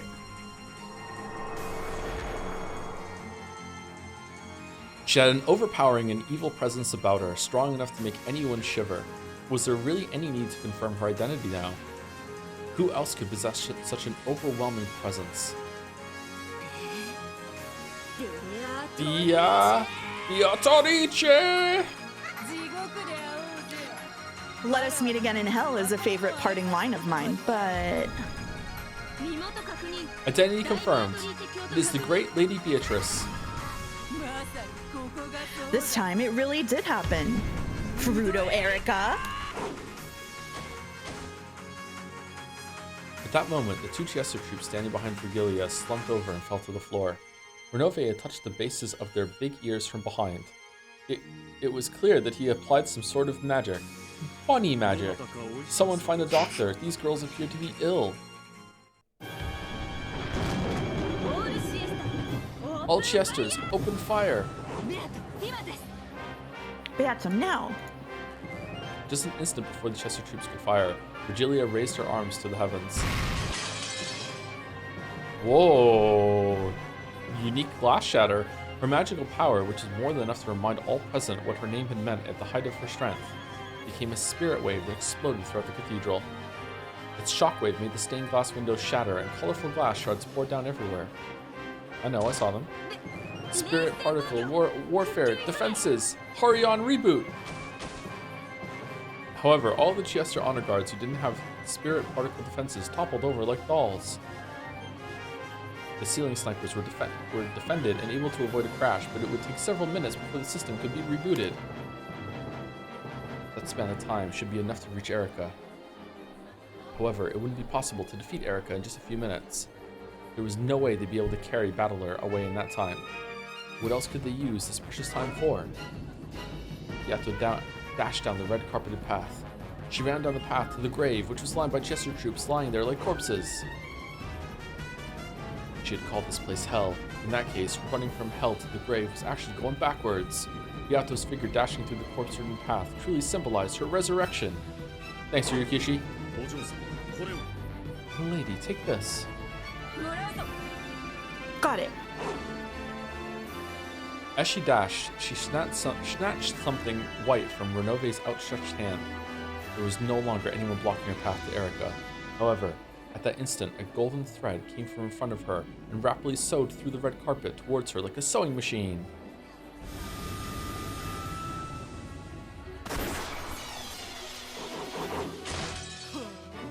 Oh, we have a meddler. Reloading complete. Requesting data. Yeah. Firing reader targeted. Data linked to 410. 410 was clever. She had predicted that Virgilia would go for a spirit particle attack and had folded her ears and 45s over beforehand. The bunny ears were the key the whole time. So, they were the only ones who weren't taken out. Firing. Sorry, I just took your line. You really wanted to be the bunny girl. It's okay. Happy Pred. Once again, the golden sewing thread chased after Beato, weaving like a sewing machine. It was though an undulating golden snake was shooting after her. Impudence. You need to delay my precious showdown with Erica? Beato jumped sideways away from the red carpet, then dashed across the long table, covered with beautiful food. In heels? The gold snake chased her, sewing through the pure white tablecloth like a sewing machine and scattering dishes left and right. Cool imagery, actually. The goat attendants ran about wildly trying to escape. The cathedral was wrapped in pandemonium.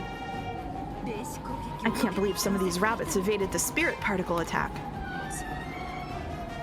This is bad. If they take up that position, there's nothing we can do.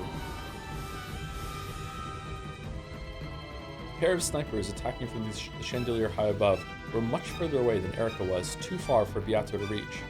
Furthermore, the precision landed the entire cathedral inside their range of fire. Too bad, yeah, Beatrice-sama. The trials of love are harsh, yeah? 45, new magazine. You mean this? Gap handed her the magazine. 45 always handed them over backwards, so 410 was a bit confused to have one handed to her the right way up. Hmm? Yeah, yeah, yeah, yeah. Let go, yeah, yeah, yeah. No matter how distant a position they might take, it was no problem for the elusive Gap. Gap twisted their long ears up and tickled them with her thumbs.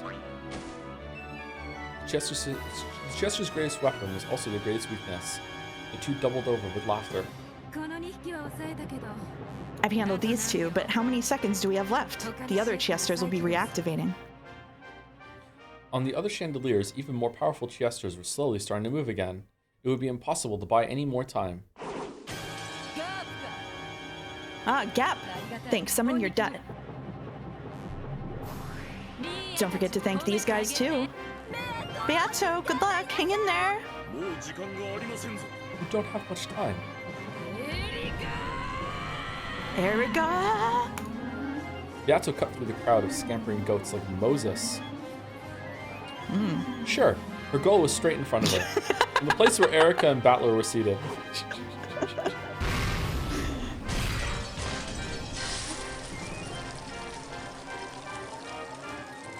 Then, a red barrier took form, blocking her path. It was the VIP guarding barrier that Gertrude had set up. She If you stepped like forward. that line, you'll love Fate. she stepped forward and laid out a last line of defense to block Beato's path. Can't wait. Let it be known that you will get no closer. You think a wall like that can stop me? How long until the Chesters reactivate? Within 30 seconds. As the oldest of the seven sisters of Purgatory, Lucifer stood waiting behind the bride and groom. She wanted to save Beato. If she could just distract Gertrude for a moment, the wall would disappear. However, the seven sisters were furniture. They served the territory lord, so they couldn't move to help Beato. The Lionheart glanced over at Lucifer. There was a coercive tint to her eyes. You are not allowed to move except by the orders of your master. Ugh. Who's our master? It's Erica now, idiot. No, our master is Battler-sama. True, Erica only speaks on his behalf. That's right. Oni-sama, whose furniture are we? It's It's just too delicious. Let's dig in.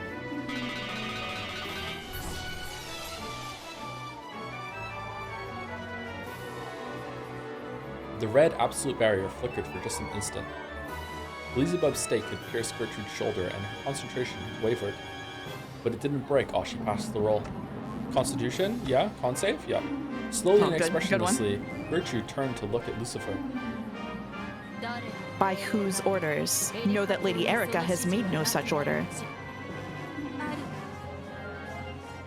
You can have it. We do have orders. The orders of our master! How can a master who cannot speak give orders? Or, even though he can't talk, understanding your master's will is Furniture's job. Then it cannot be helped.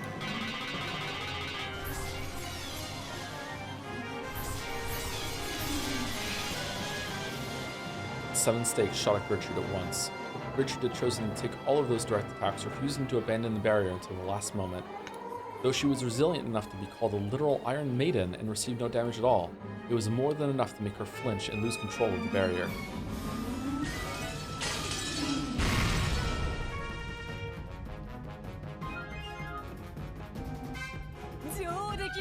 Good work, my furniture. Beato shot through the scattered red fragments of the barrier. She was finally right in front of the bride, her rival, Erica. Erica just standing there for all of this is so funny. However, there stood the final shield protecting Erica. Death sentenced Delanor. Womp womp womp. You're too late. Time is already up, Lady Beatrice.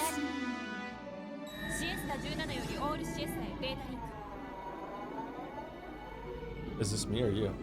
Yeah, that's 00. Chester 17. Data link to all Chesters. Incoming data from Archangel Satellite.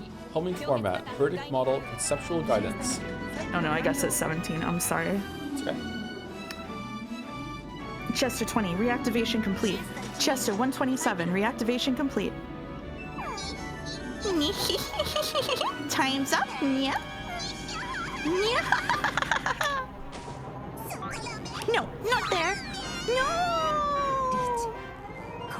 Riche, good luck.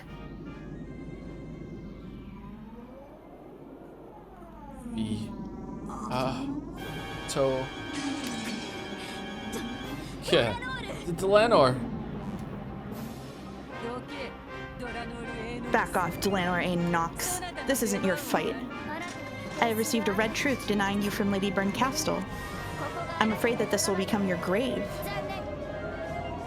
I don't know what Burncastle has allowed her to say. However, I don't need to sit around and let that longsword tell me. I'll play with you all you want later, but for now, back off. There's no time. The Chesters have already finished reactivating. I'm only living on a bit of borrowed time. You will be the one to retreat. You are the pitiable actor who has chosen the wrong time to make an appearance. Delanor's red longsword cut a large arc of absolute denial, which headed straight for the crown of Yakko's head.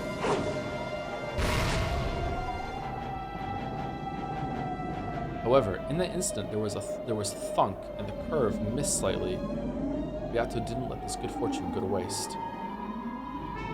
She slipped past the longsword, knocked Delanor's side, and finally stood right in front of Erica. This time, not a single person stood in her way.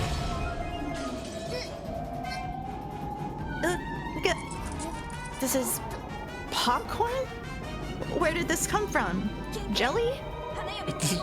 Urgent request from the bride's bodyguard team.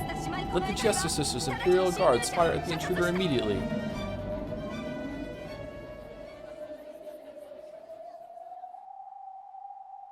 The commotion quieted. However, no one shot. Why?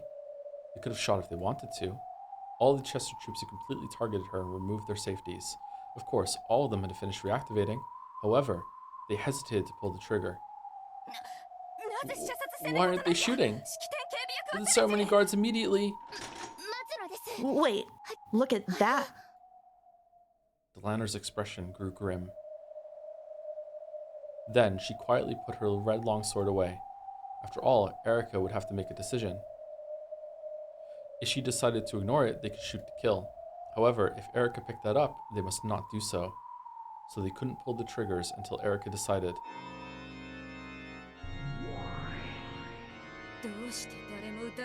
Why won't anyone shoot? Look closely. See what Beato just threw at Erica? Lem dealt the pointed, still chomping down popcorn. It was hard to see from the balcony. Beato had thrown something like a white handkerchief at Erica. It had fallen to Erica's feet. What was that white thing? She really knows what she's doing, that girl. She knows what it means to be the main character. How interesting. The thing that hit Erica in the face and fallen to the floor was a white glove that Beato had gotten from Renove. Hitting someone with a glove like that could only mean one thing. It was...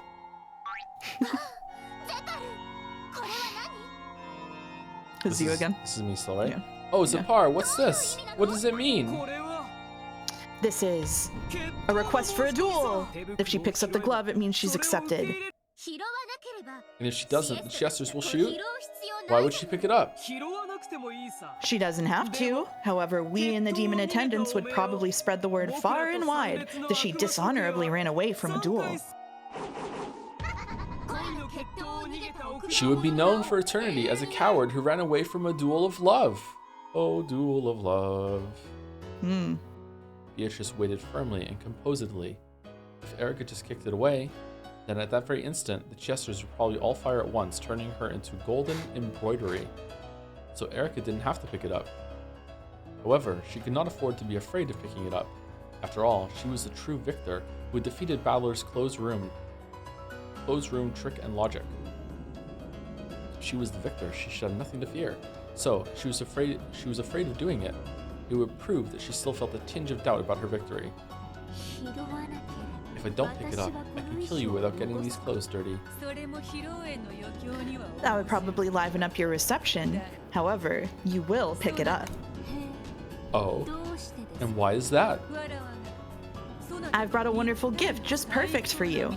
You want to know what that is. Therefore, you'll pick it up. Not interested. Goodbye. You'll pick it up. I know that you want to hear about the closed room I've brought you, which, unlike that trivial guest room of battlers, is simple, basic, and absolutely cannot be solved.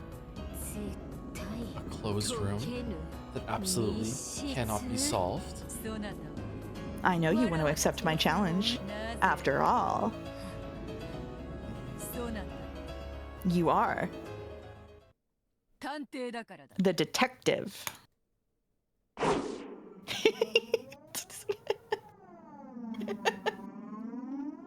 Erica threw off her wedding dress as though it were a cape.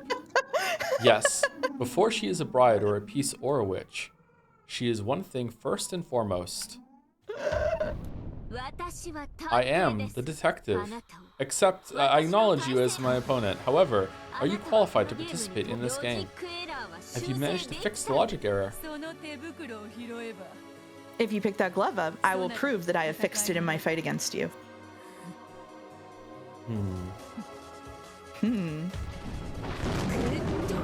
Good. Oh. The cathedral was filled with chatter. Erica had picked up the glove. A duel! A duel! The cathedral was wrapped in a bizarre excitement.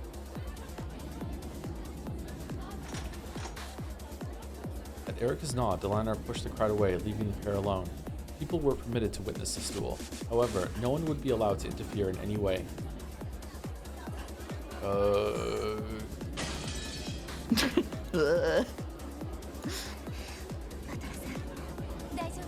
It's okay, Battler-san. I've already found a way to save you. How? I'm gonna save you now. Please hang in there just a little longer. Beato's resolute expression returned, and she grinned boldly, looking down on Erica. Ah, there can be no doubt. That's the expression worn only by the Golden Witch, the presence of the master of closed rooms.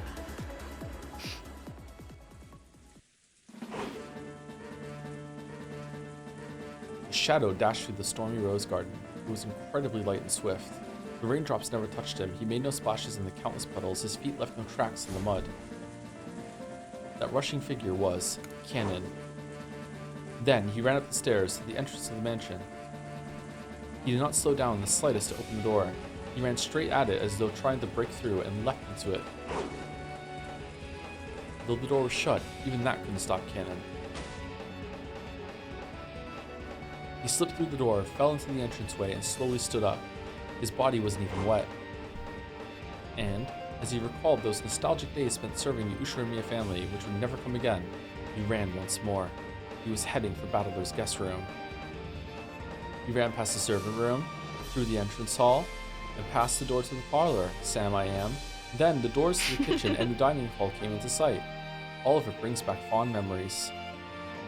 There was the honor and rigidity of serving Kinzo directly. However, that man wasn't rigid all the time. When the family was out of sight and he didn't have to preserve that air of majesty, his face could turn unbelievably childish and he would sometimes ask me to take part in strange pranks. The master let me shoot lots of guns, didn't he? That was pretty fun. Karasama was actually surprisingly kind. He must have gotten the impression that the master bullied me a lot. Whenever I was the only one around, he would talk to me in a very familiar way, almost as though he was a classmate of mine. I sort of regret that I held back and never did anything but nod in return. Madam was a really strict person. Ever since some rumor went around saying that she was strict on female servants but soft toward male servants, I get the feeling she viewed me as an enemy. However, she was also a woman to be pitied. When I've seen her alone, I've noticed her shoulders sag with the pain many times. There were a lot of servants, weren't there? Some lasted a short while, others stayed a long time. Genji-sama was the one person I might have called my father. I am both grateful and resentful towards him over many things. They all mix together, cancel out, and end up with a neutral reaction. And I end up with no neutral emotion. In that case, Kumasama-san could probably be called my mother. She's helped me out many times. I've always wanted to repay her someday, and now I've lost that chance for all time. Shannon is my Nei-san. Without her, I wouldn't have been able to be me. Thanks for teaching me that the ocean is blue. It is, yep, it's true. Goda? I hate that guy. Still, when I complimented his stew, he would sometimes turn red and say there was enough for seconds. I didn't dislike that part of him. I wonder why such a strong memory popped up in that instant I ran past the dining hall. I would have been so, impressed if it had just been, I hated that guy, that's the end. Yeah, I Move hate on. that guy. Yeah, That's it. yeah. I know. And then, my memories of Jessica. Oh, it's a boy servant. How old are you? I think those were the first words she spoke to me. When to think about it, she was probably interested in me ever since then. I really did have enough time to build up a love that wouldn't lose to George-sama and Shannon's. But since I could only see the gray sea, I wasted almost all of that time. It's permanently in flashback land. What does she like about me? What do I like about her? I get the feeling we never really made that clear. Yep, no, she told me. We should have stayed together longer to eventually find that out. It would have been fine to find reasons for our love later. It took me far too long to realize that. Now, I think I can accept it. I know why Shannon won the duel. God must have been watching. You had so much more courage than I did, and God didn't abandon you. I reached the hallway with the guest rooms. There was someone lying on the ground. It was Battler. He was lying just outside the guest room, a chain tied to his neck. He had probably struggled to do something with the chain lock from the outside until he lost consciousness. His fingernails on both hands had been torn off and they were stained with blood. I could tell at a glance just how hard he had tried until the final moment when his heart had died. The collar binding him wouldn't disappear unless the chain lock was set. I'm reading canon, by the way. Battler-sama, it's all right. I'm gonna save you now.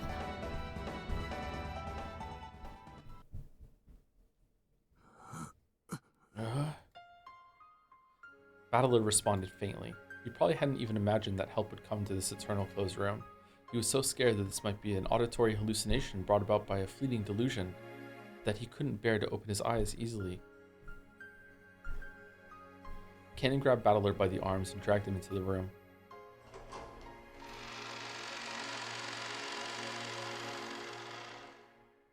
The inside of the room was terrible. The windows had been brutally shattered and the wind and rain had made its way inside. All kinds of tools and furniture lay broken there. However, Battler hadn't smashed them out of rage. The curtain had been removed, torn, and twisted up into a bundle. He had probably used trial and error to see if that could be used as a rope for some trick. He had tried using everything in the room, exploring all possible options of escape. The traces could be seen throughout the room and even in the bathroom. The empty bathtub was stained with just a bit of blood, and the nippers lay there on the bottom. To protect his tail, he had nearly been prepared to accept Baron Castell's brutal method of escape, cutting himself into pieces and washing himself down the drain. He was even willing to tear apart his own body to protect the game that Beato had entrusted him with.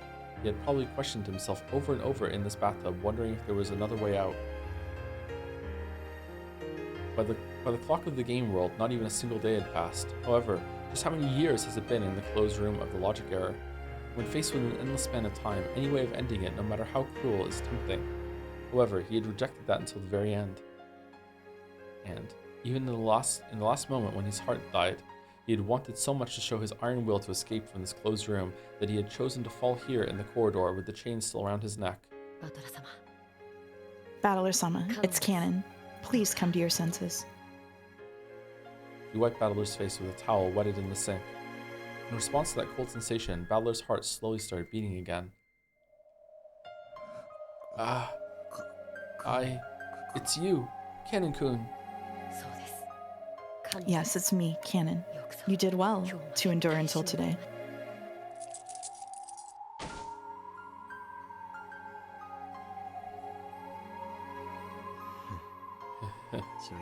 Looks like I slept in just a little too much. Battler realized that the feel of the towel on his neck meant that the cursed collar and chain were gone. There's no longer anything binding you here. Come on. Please, head back quickly. But if I unset that chain lock, that chain will come back. Don't worry. No longer does any chain exist to bind you, Battler-sama. I will remain here. What did you say? By now, Battler knew the terror of this endless closed room better than anyone else. So he was more filled with shock than happiness, shock at the determination of the one who was willing to become the new prisoner. I will be fine. There's no need to worry. But Battler-sama, isn't there still something you have to do?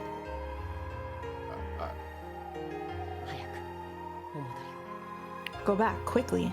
There's someone fighting in your place. And there's someone awaiting your return. Will you not go back? his stern words and gaze shot straight through Battler. Are you sure? Yes, that'll be fine. This way I can repay my debt from back then. Debt? Do you owe me something?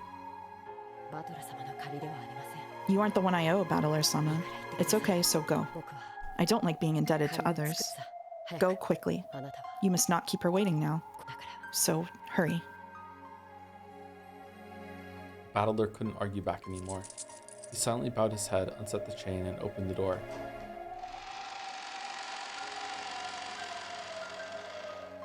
Kennen had remained in the room, so no chain appeared about Battler's neck. He could leave this closed room just by running out. The happy-sounding voices that he had heard at the far end of the corridor had been replaced with an excited chatter. There must have been some sort of strange disturbance going on. As Kennen went out into the corridor to see me off, the merciless collar and chain had already captured their new prisoner. He would remain inside this endless closed room in Battler's place. Kennen-kun, I feel the same. About what? I don't like keeping debts. I'll definitely repay you, and I'll do it soon. I hope I can count on that. Go on, run. Run to the one you love. And please, never get lost again. Run, Battler, run. Battler didn't turn back again. He ran with everything he had. He ran out into the corridor, whose warmth that he had cursed so many times. That cursed chain no longer bound him. He ran to the very end of the corridor beyond the light.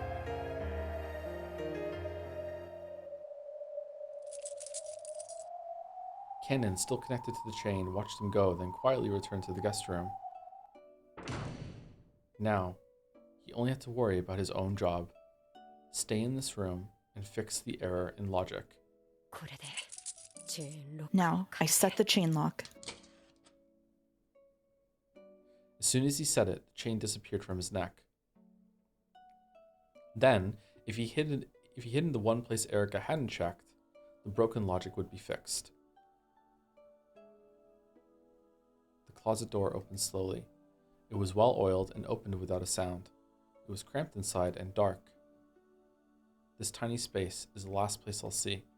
As long as I remain hidden in here, the logic will be preserved. That's an easy job. Easier than caring for the roses.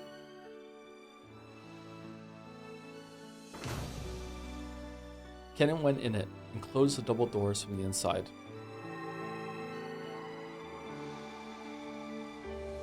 As soon as he did, a single small gold butterfly appeared, melted into the darkness of the closet, and vanished. It was a sign that the logic had been fixed. The witch's game had already stopped, and the clock of the world of pieces would never tick again. So, for all eternity, no one would come to save him from this place. That's okay. This way, I've paid back my debt, Beatrice.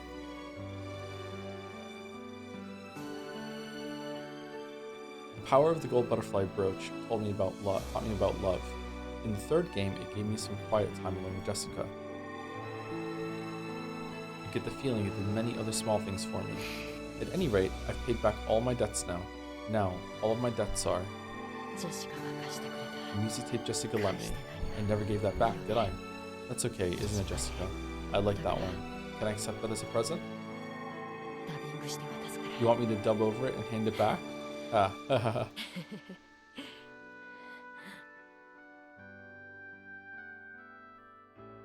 Slowly, Cannon's body began to melt into a cloud of gold butterflies. And after the inside of the cramped, dark closet glittered like a golden planetarium, it faded away like the light of fireflies and was painted over by a pitch blackness. For all eternity,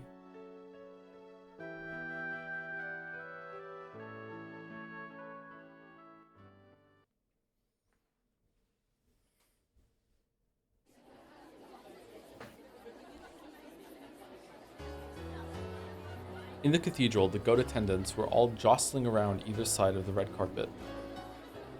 On the red carpet, standing across from each other, were Beato and Erica. In their hands were the pistols given to them by Zepar and Furfur. Flintlocks, are they? How old-fashioned. Pay it no mind. Demons are very particular about style. Its form was similar to an actual old-fashioned gun, but this was, of course, a demon's gun. This wasn't a gun that would propel a lead bullet with an explosion caused by gunpowder, like the pistols used in the duel between Shannon and Cannon, whose bullets had contained a magic that would always kill.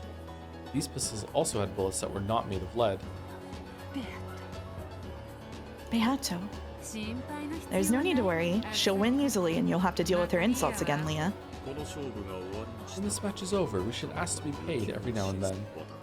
After the fight ends, perhaps the occasional trip down to the Caribbean would be satisfactory. Enough talk about when the fight is over. That's an ill omen before a duel. Beato, take this seriously. This is no time to be standing around laughing. Why is Riche relaxed and Leah tense? Come on. Beatrice-sama, you can do it! Beatrice-sama is at a disadvantage in this duel. Why? Normally, witches are able to use strength in numbers to achieve victory. However, since the game has been suspended, she has nothing on her side except the riddle of Battler-sama's guest room. If Erica could just strike a blue wedge through that one riddle, it'll mean she's solved everything. They can win. I believe in Beatrice-sama and Battler-sama, our two masters. Did you call me? Thanks. Huh?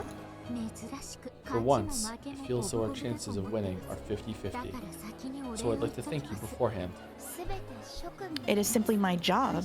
There is no need to thank me. In the last game, when you protected me after I lost pathetically, I was happy. That was the first time in my life that anyone has ever protected me. Even my master has never done so.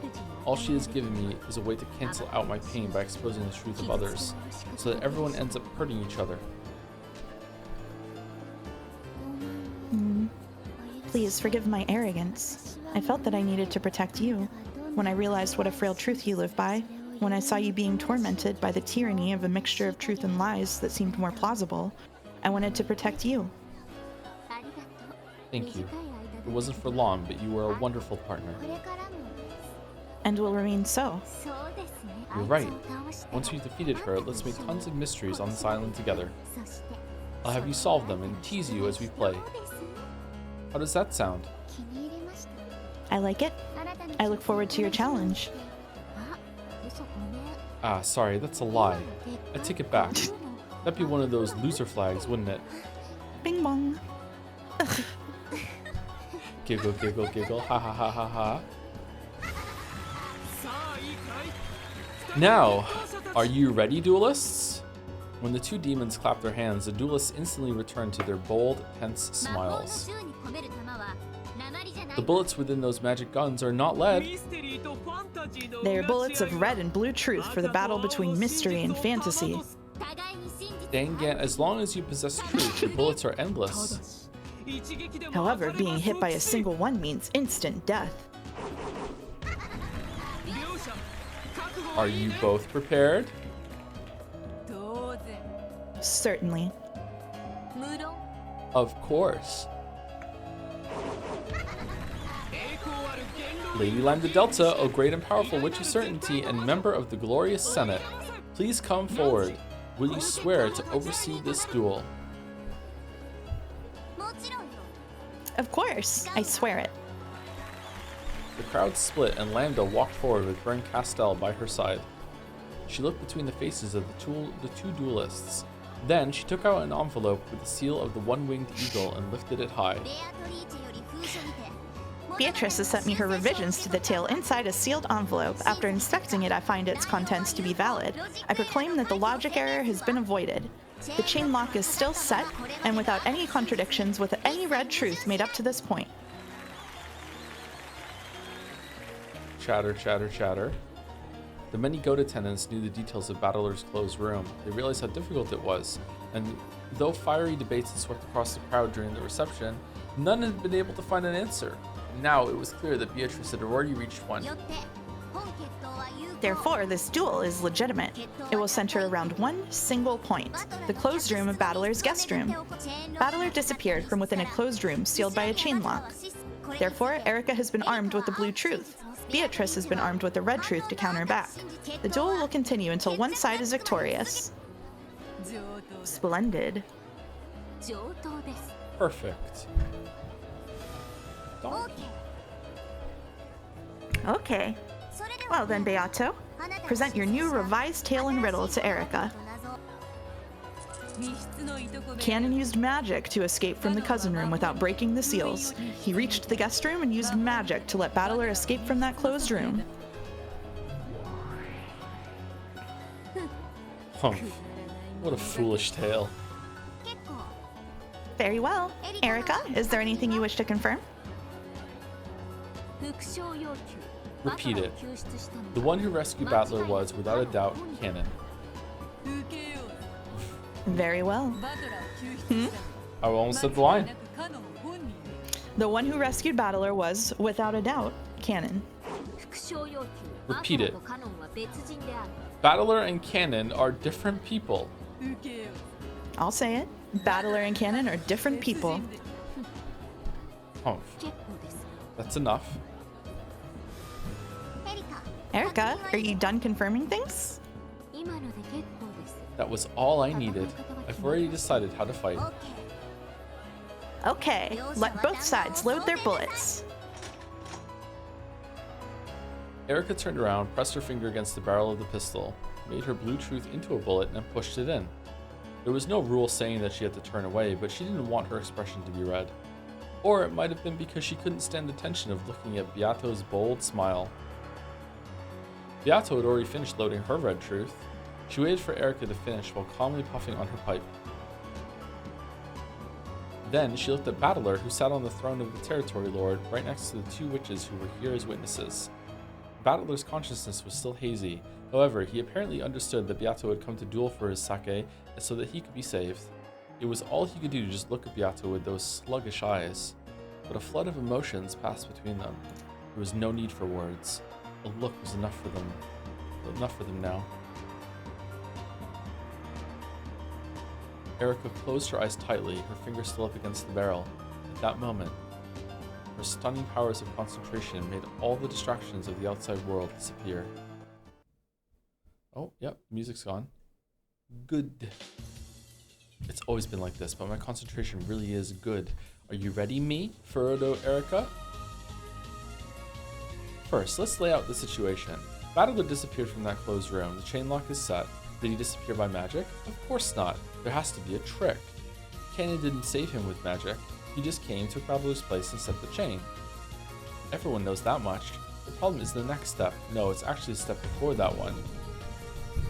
Canon was in the cousin room in the guest house. That room was completely sealed with packing tape, and it's been proven that the seal was intact until the time of the logic error. In other words, Sumari, Canon escaped from a closed room that was absolute with no chance for excuses or twisted logic. Good. This is why she called it a simple yet ultimate closed room. How did he escape from the perfect closed room known as the cousin room? If I got stuck thinking only about that question, I'd be no better than your average kid detective. That room is a perfect closed room, so there's no way to escape. In other words, Sumari, trying to think of ways to escape from there is a waste of time. The real question is how Canon was somewhere outside the cousin room when it was sealed. The cousin room is a completely sealed can. If he was in there when it was sealed, then it's already game over. In other words, Sumari, at the time the cousin room was sealed, he wasn't inside it anymore. Let's look at the time I checked everyone's locations and sealed the rooms. That's the most suspicious part. At that time, we have the 5 people in the next room over, whom I confirmed with my own eyes. Hideyoshi, George, Kumasawa, Shannon, and Nanjo. I mentioned the names of those 5 people during the location check and confirmed that they were in the next room over. Then I checked to see whether everyone else was in the cousin room and had that confirmed for me as well. I said everyone else, so whether he was Canon or Yoshia or even Puru Pico Man, they all should have been sealed in the cousin room. It seems perfect at a glance. However, that phrase everyone else seems perfect. It's fishy. Strictly speaking, everyone else refers to all humans whose names I did not mention directly. In other words, Sumari, there are exceptions. For example, it's been confirmed that Hideyoshi and George were in the next room over, so humans with the name Hideyoshi or George don't need to be inside the cousin room. It seems that Canon told Jessica that his real name was Yoshia, but that was no red truth. In other words, Sumari, what if Canon's real name is the same as one of those in the next room over? They seem to be about the same age, so let's use George. So what if there were 2 Georges in that room? That doesn't violate the red truth saying that. It absolutely does, but okay. Hideyoshi, George, Kumasawa, Shannon, and Nanjo in the next room over. Let's say that Canon's real name was Tanaka George. Both Ushimiya George and Tanaka George could exist in that room at the same time. In other words, Sumari, there were 6. So how many Sumaris are we getting? There were 6 humans with 5 names. It looked to my eyes as though there were only 5 people in the next room over, but a 6th person, Canon, was hiding somewhere. I don't have the detective's authority, so it wouldn't be that difficult for him to fool my eyes and hide. I see, the double name trick. Stupid, so stupid. Alright, I've made my logic. Canon, who was hiding in the next room over, not the cousin room, left by the window after the seals were placed.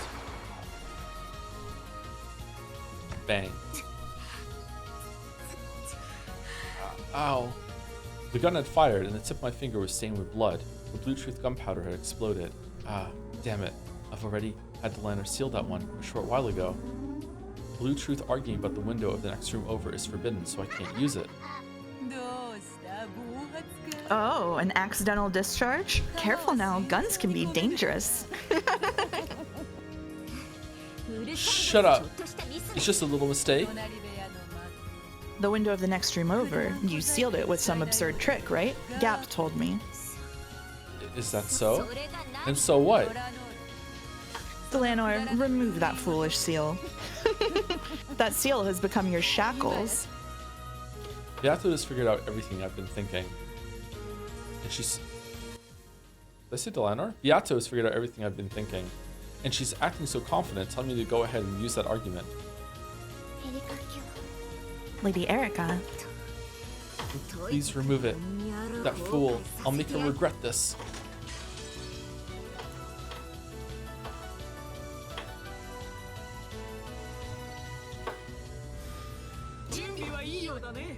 It seems you are ready, duelists. Please face each other with your pistols. Then fire with the sparks of truth. After facing away and readying herself one last time, Erica spun around. Beato had been facing her since the beginning. She wore a confident, challenging smile as if she'd been kept waiting.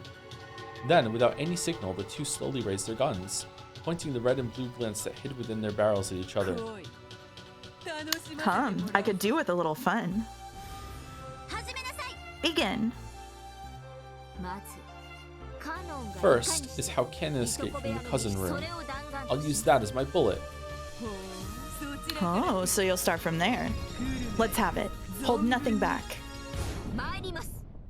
Here I go. After holding the gun high and pointing it at Beato once more, Erica pulled the trigger with statements of red and blue truth. The cousin room is guaranteed to be a perfect closed room until the end. So if Cannon really was in this room, it would be impossible for him to escape. In other words, Sumari, Cannon was not in that room at the time it was sealed. The name Cannon is an alias. His real name is still unknown.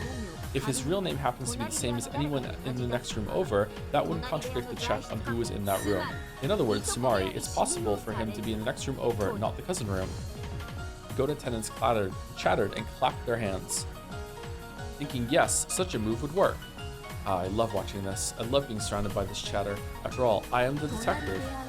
It is true that the next room over was sealed, but at the time of the logic error, only the doors were checked to see whether the seals were preserved. Therefore, there is a chance that the window seals were broken. Cannon was in the next room over and escaped through that window. That is all. Any other theory would be impossible. If this doesn't work, then there's no truth left. As soon as she said, that is all, both of them fired at the same time. After the blast rang out, it was Erica's gun that fell to the floor. Beato's red bullet had knocked Erica's gun from her hands. Was it arrogance or confidence? If she had just aimed that bullet at Erica's heart, the whole thing would have been over. Beato had missed on purpose. There was a bold smile on her face. It was as though she was offering to play with Erica a little longer. No, that's exactly what made her Beato. Beatrice, the witch who mocks others with unsolvable closed room tricks. At the time the next room over was sealed, Hideyoshi, George, Kumasawa, Shannon, and Nanja were in it, and the number of people in the next room over was 5. No one existed there except for those to whom those 5 names refer. All people can only go by their own names.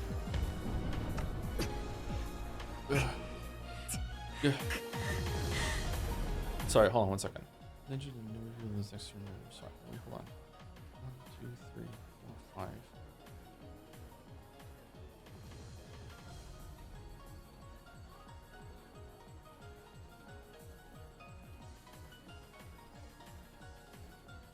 Sorry, what room are they talking about? Because there's 5 people in one room and 6 people in the other room, isn't there?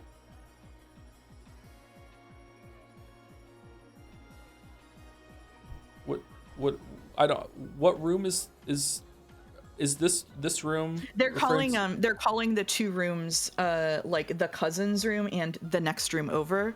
So it's a little bit confusing because it sounds like the next room over refers to the room that isn't the cousins room. It's confusing because the next room over is the room with Hideyoshi, George, Kumasawa, Shannon, yes, and that's Ninja. correct. Okay, yeah. so sorry. Yeah, so the reason why it's it's confusing is that they say like this is room A, right? And then they say and the next room over would be a different room to me. But this is only talking about one room. Yeah. Okay, Grammatically, right. it's confusing because that collective phrase is used to refer to a specific one of the rooms. Yeah, I know what you mean. Yeah. Okay. It was a thoroughly merciless red truth. It was simple and severe. Now that the number of people had been limited to 5, any leeway for Cannon hiding there had been completely denied. Also, it was now clear that only people holding those 5 names existed within the room. Erica couldn't even make a new theory by suggesting that one person held 2 names, so that the 5 names referred to only 4 people, which would let an unnamed Cannon sneak in. Furthermore, the part about how people could only use their own names was a fatal blow that cut down countless theories. You know, if this were Sekimeya, it would be room A1 and B1, and there would be no confusion. You know. Exactly. Come to think of it, you've only ever met the half-sleeping me from the previous game, haven't you? What do you think, Erica? How do you like the game of the Golden Witch? That's insane. Are you saying that Cannon slipped out of the room by magic? More importantly, why did you just knock my gun away? The human side must crush all of the witch's riddles, whereas the witch side need only crush the human's theories once. Don't you find that unfair? So I decided to have it be even. Even? I've decided that I'll make my victory condition the destruction of all of your theories. I've won the riddle of Cannon's escape, but there's one more. Let's return to the first battleground where you gave battlers so much trouble.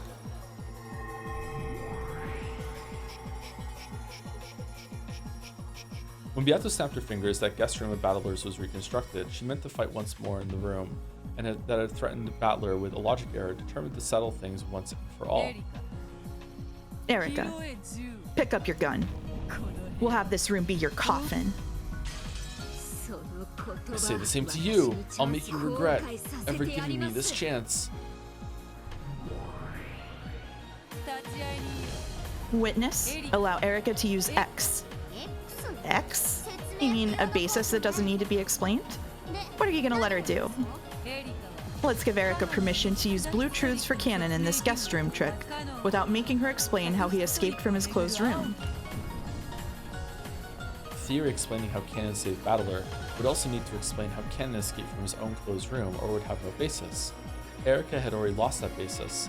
Beato was giving her a handicap by saying that she didn't need to explain that part. Of course. You've already used the red truth to guarantee that Cannon saved Battler. It's only natural that I'd be given this privilege. Erica faced away again and concentrated even harder. As though twisting the knob on a radio, she turned all noise and idle thoughts down to zero. Oh, back at it again. Here we go.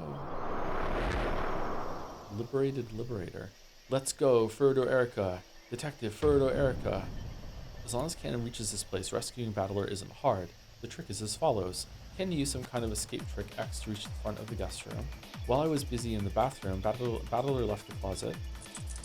Battler undid the chain lock. Battler went outside. Cannon entered in his place. Cannon set the chain lock. Cannon went into the closet. The end.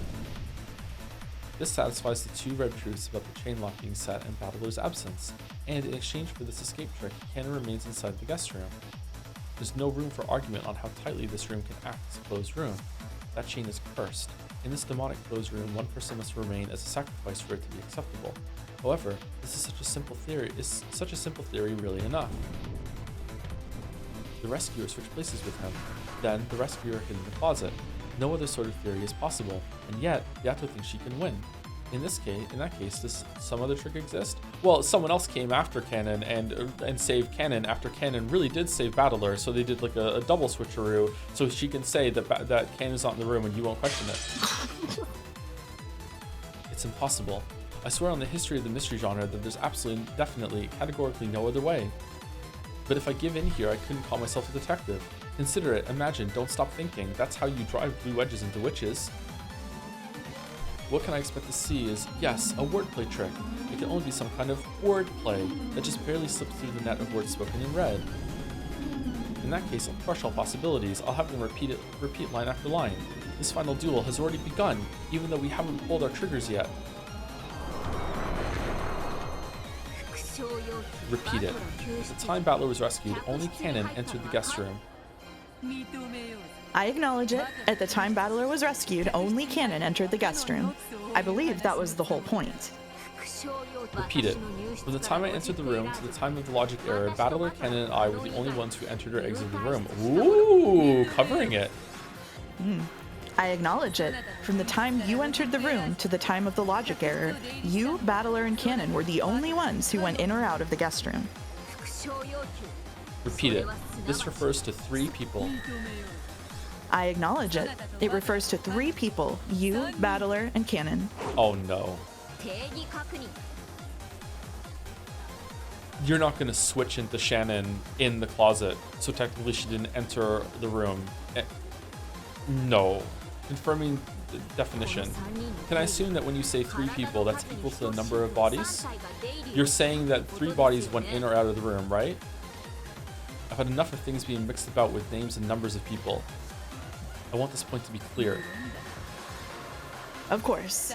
3 people, in other words, Sumari, 3 bodies went in or out. Only you and Canon entered and only Battler left. It has already been said and read that all people can only use their own names. Therefore, the names Erica, Battler, and Canon can only be used by those people. Repeat it. I am not the rescuer. Of course. You are the detective, are you not? Don't worry, I will respect that.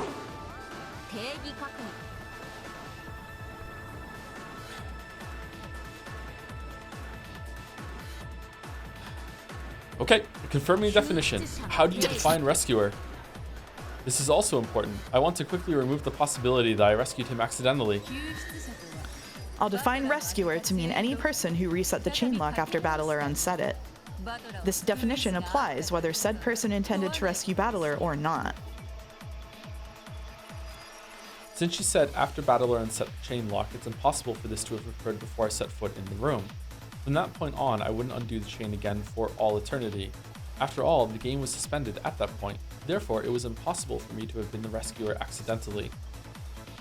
More, I can focus it even more. The chain can only be set from the inside. It's impossible for a person to escape on their own. Therefore, we know that Battler didn't escape by himself. I'm not the rescuer. Only Canon can be the rescuer, and Beato has already said that Canon is the rescuer with the red truth. There's nothing to doubt. There's no room for anyone but Canon to be involved, at least so far. Repeated. Going in or out refers to when someone crosses the boundary between the guest room and the area outside it. I acknowledge it. Repeated. By the guest room, we're referring to the entirety of the bedroom, the bathroom, and the closet. I acknowledge it. I've no intention of wriggling out of this by saying the closet isn't part of the guest room. Confirming definition. The inside of the guest room is divided into 3 sections: the bedroom, the bathroom, and the closet. I also recognize it as such. Furthermore, you have already confirmed with the red truth that 2 of those sections, the bedroom and the bathroom, had no one hiding in them. Repeated. There is someone in the closet. I refuse. Why is that? Because Canon is hiding there?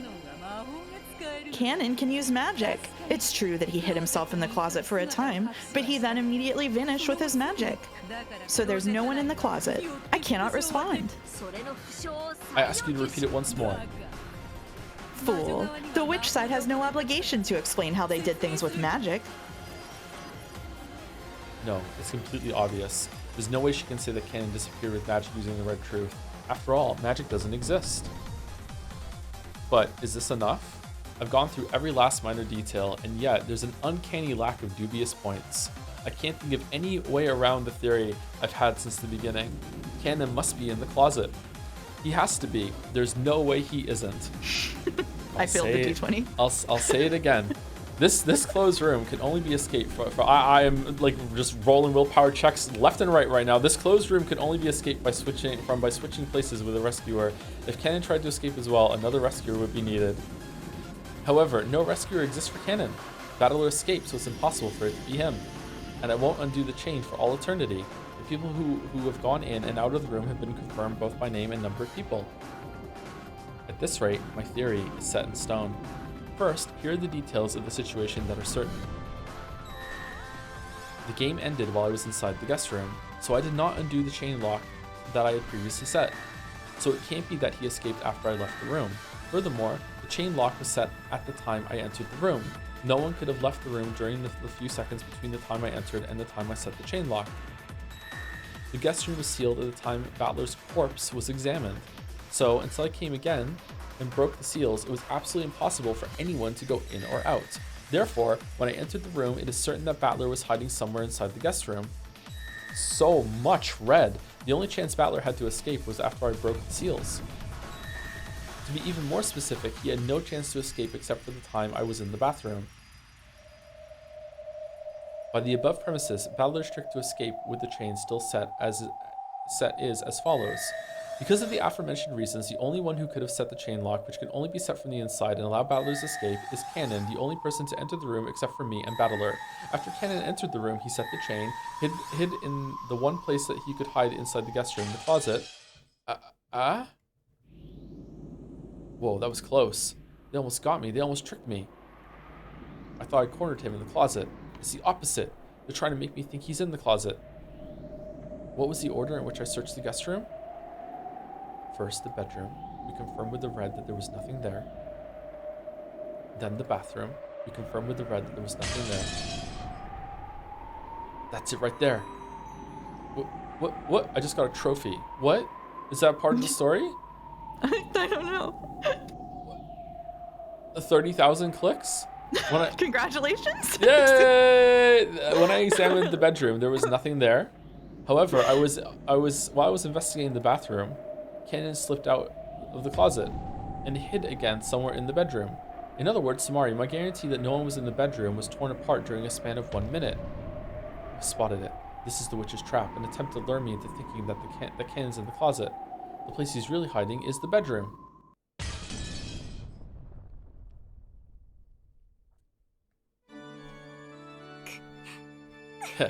Giggle. Giggle, giggle, giggle, giggle. I found it. I finally found your trick.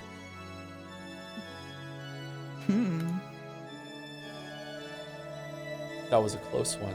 If I'd been one step slower, I'd have said there was nowhere to hide except inside the closet, and then she'd just say that the closet was empty.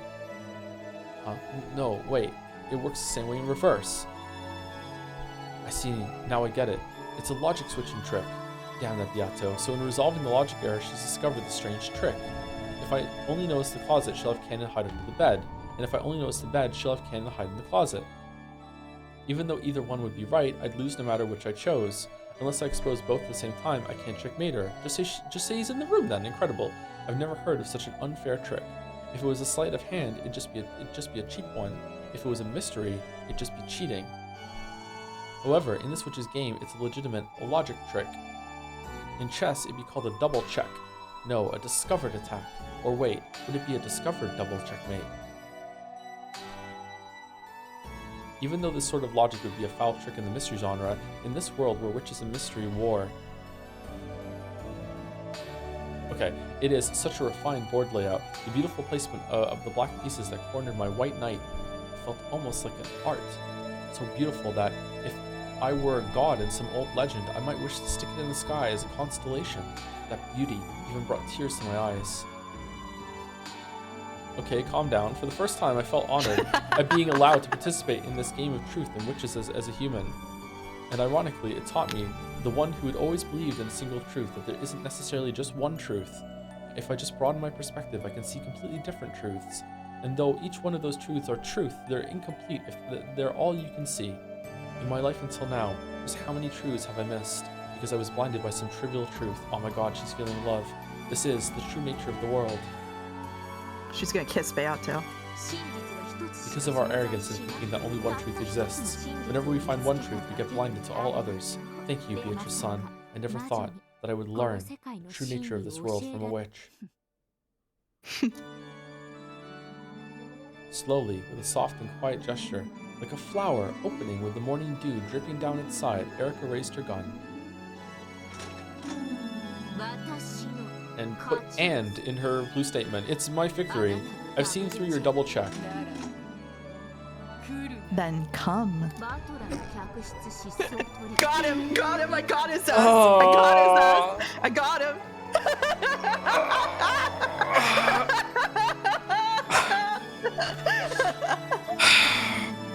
Battler's guest room disappearance trick is as follows. While I searched the room, Battler was hiding in the closet. Then, during the disturbance in the bathroom, he unset the chain and escaped from the room. At that time, Cannon was waiting for him in the hallway. Cannon entered the guest room in this place and set the chain. Then, this is the trick to Battler's disappearance. And afterwards, he hid in the bedroom. This happened after I checked to see that there was no one unexpected in the bedroom, so it's valid. In this way, Cannon the rescuer concealed himself in the bedroom.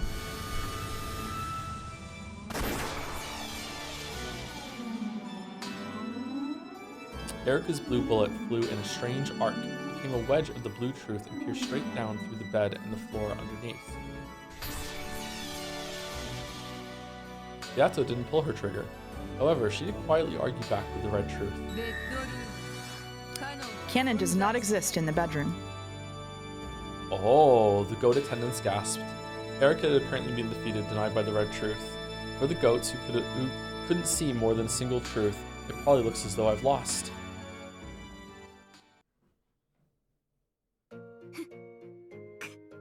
Cackle, cackle, cackle, cackle. Next up is the real one. This is the answer from a human capable of understanding multiple truths. It looks like the tale of illusions will end on the second twilight, so why not carry out the remaining twilights and open the door to the golden land? If you were to disappear, then it should be surrounded by your golden roses. Fires of blue truth flashed at Erica's feet, and she loaded a blue truth bullet once more. That overflowing blue power was now making her entire gun burn with a blue flame. She wasn't aiming for Beato, she was aiming behind Beato. The closet. Now that the bedroom has been denied, you've nowhere left to run. Die, cannon! Doesn't the closet count as the bedroom? It does, yeah. The 5 wedges of blue truth she really shot right past Beato's cheeks, hair, and shoulders. Then pincushioned the doors to the closet to gouge whatever human was inside to death. The 5 wedges slammed into the door in a vertical line. In other words, Sumari. On the 4th twilight, gouge the head and kill. On the 5th twilight, gouge the chest and kill. On the 6th twilight, on the 7th twilight, on the 8th twilight, gouge and kill and kill and kill. After being gouged by so many thick and sharp wedges, the human inside wouldn't stand a chance. Here's the truth I've exposed. That is all.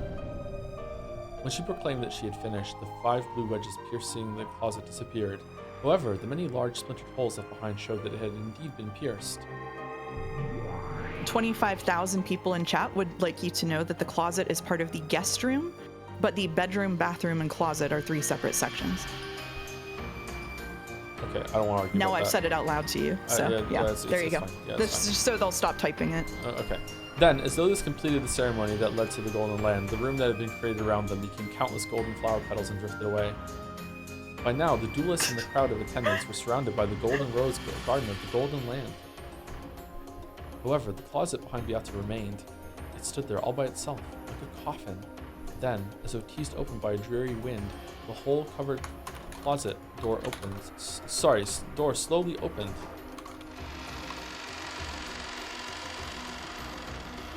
Inside was a human figure forecasting VOD comments.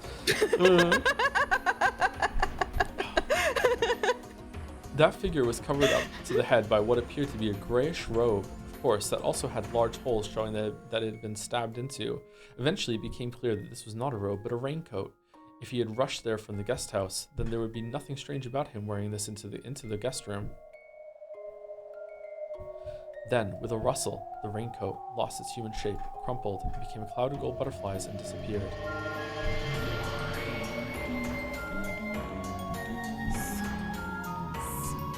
What the?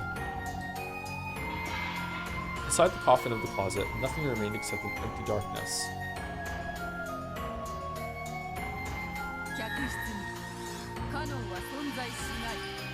Cannon does not exist in the guest room. Of course, this includes all parts of the closet, the bedroom, and the bathroom. Oh, that's weird. Huh. There you go. Damn. Whoa, that's sorry. Cannon let Battler escape and hid in the closet. Then he used magic to disappear. This is the witch's truth. That is all. This fight is decided. Say no.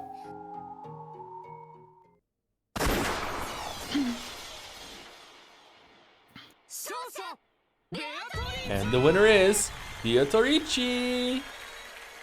Oh, the attendants let out a cheer. Virgilia's group couldn't help but scream and shout in joy. The 7 sisters jumped out about in celebration. Then, at the same moment, the 2 demons proclaimed Beatrice's victory.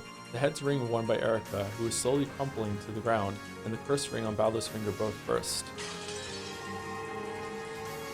At the same time, Balor coughed violently. How does Cannon disappear? Explain it, Joe. All right, let me explain it to you. Okay. So Ryukishi wrote a mystery. It's this is gonna sound like I'm salty. I'm not. I actually really do appreciate it. It's just unfortunately not working on me as effectively as it should. But I do appreciate the writing. Don't get me wrong. I really do. Okay, Ryukishi created a mystery that is legitimately bullshit. Like the mystery, the fact that one person can just on the spot just, I'm a different person now. That's bullshit. Okay, it's complete and utter bullshit. All right, it's interesting, it's cool. I like the freedom it has, but it's complete and utter bullshit. And I guess at some point during the writing, he realized that it was bullshit. So what he had to do was, in the last 4 episodes of his story, he had to create a straw man stand-in for the detective and make her, over 2 episodes, so unbelievably fucking insufferable that by the time it reveals the truth, that you were on board with it because fuck Erica. That's honest to God. I swear to God, I'm not salty. I appreciate it so much. I just wish it landed better on me. This is what he did.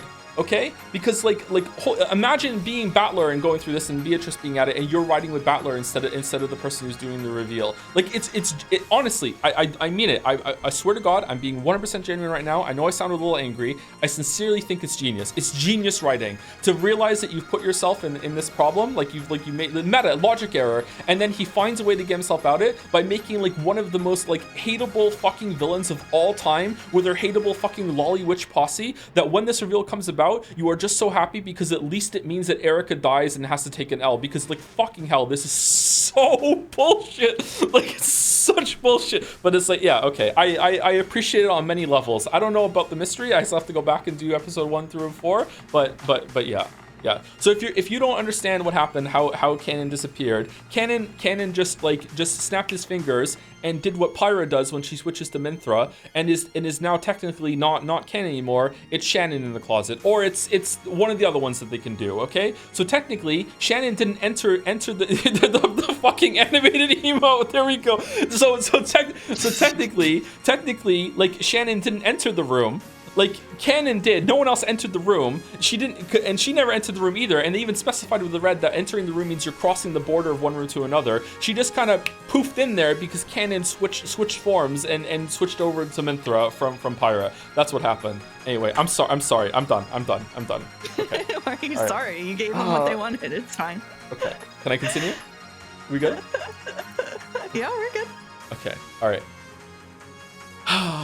Battler was starting to regain consciousness. Battler-san. Yato latched onto the coughing Battler in joy. Then Virgilia, Gap, and Ronave did the same. All of the 7 sisters also crowded about him in delight. What a nasty trick. Are you sure something like this will count? with the Yes! He's immediately back to me! Immediately back in line! Yes! With a trick like this, those humans will start complaining again how this is no mystery. Exactly! No, it was a splendid trick. People without love can't see it. Everyone's here! The whole gang is here, alright? Battler-san! Lady Erica! Someone help her quickly! The rose of blood in Erica's chest wouldn't stop opening its petals. 3rd degree conceptual denial syndrome. Use of continuous neutralizer impossible. Neutralization only possible by an emergency approval for resurrection. The piece's master must provide approval for resurrection. Lady Berncastle, give your approval for her resurrection. Lady Berncastle? Where did she go? Search request to ceremony guards. Find Lady Berncastle. Understood. All chesters, data link, search format. How cowardly. To think that someone's master wouldn't watch her pieces duel until the end. No, that is far too cowardly. Erica, who was being held by the Lanor, had already realized that her master was nowhere to be seen, but she didn't feel lonely. On the contrary, she was relieved that she wouldn't need to be brutally scolded in the last moments of her life. Gods and demons, please pass on the story of her noble passing. Noble? The bad guy is supposed to die pathetically and make the main character look awesome. Yeah, cackle.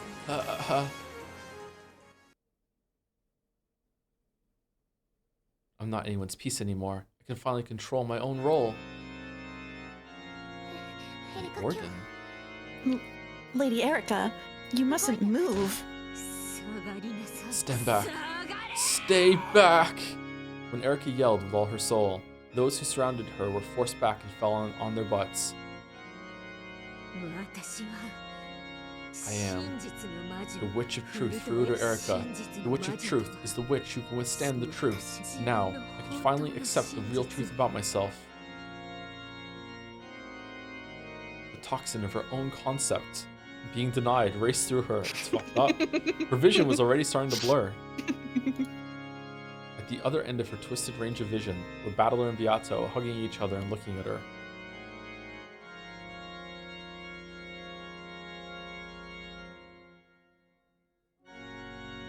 Oh. Their expressions are firm. That's okay. Pity and sympathy would only make me look more pathetic.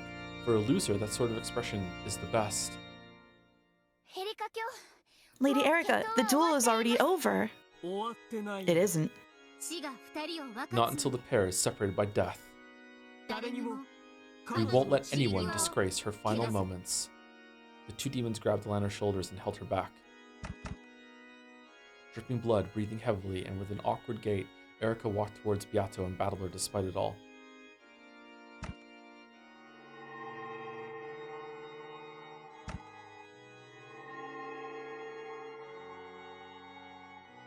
As the blood dripped from her, it became golden flower petals which drifted away. So, as she walked, she looked both divine and beautiful. The duel wouldn't end until one of them died. So even though it had been settled, it hadn't ended. Beato and Battler told the people bunched around them to step back, and they both walked forward to face the noble loser, Erika. Congratulations on your resurrection. Looks like you have bad luck with women. You'll never get a decent one to like you. True, and I'd never fall in love with a decent woman. Beato, no, I asked this of both of you. You wish for one final clash?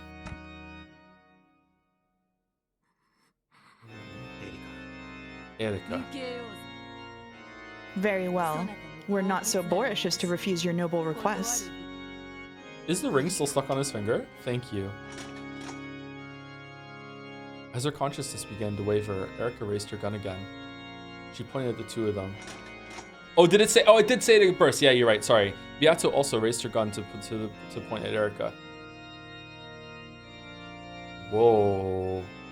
Then Battler placed his hands on hers.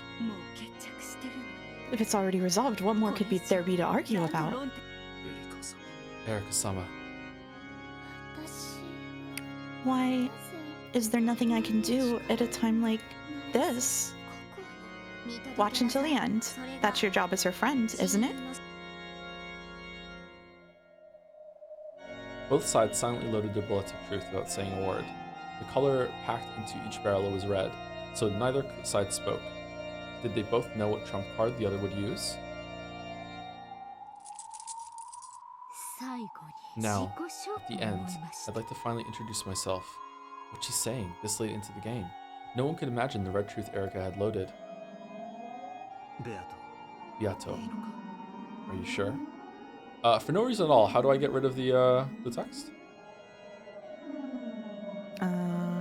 Good question. Space? Ooh. Right click. Escape. Oh, no, it didn't. Escape. Escape? Yeah. Full shot. Mm-hmm. Good CG. Yeah. Yes. Oh, sorry.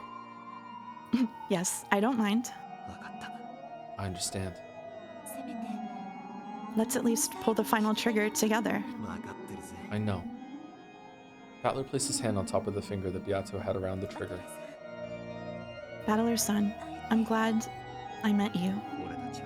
We will be together for all eternity. You just had to flirt right in front of me, said Chat. It's pissing me off. You know, I really can't stand teary farewell scenes. Yes, the bad guy really does need to wear this face at the very end. It's a fucking awful face. It is, it's bad. That's a nice look. Married life with you would probably have been fun enough to make me vomit. Of course. I'd spin you around every day, locked up in a world of pleasure that make you forget beyond the sun in a second. It's 1,000 years too early for you to capture Battler's heart, little girl. You've never looked cuter than you do now. I guess both of us really do need to finish it this way. Come. I got her. I got her. I got her back. I got her back. This is Detective Furuta Erika's final parting line and self-introduction. Erika spun into a magnificent and graceful rondo, scattering blood and golden flower. Wait. Hi, pleased to meet you. I'm Furuta Erika, the detective. I may be an uninvited guest, but please welcome me. I'm the visitor. I'm the 18th human on Rakinjima. I'm not hitting the button. It's just going by itself. Like, that's what I'm fucking forget. Sorry, but Even if you do join us, that's only 17. that's only 17.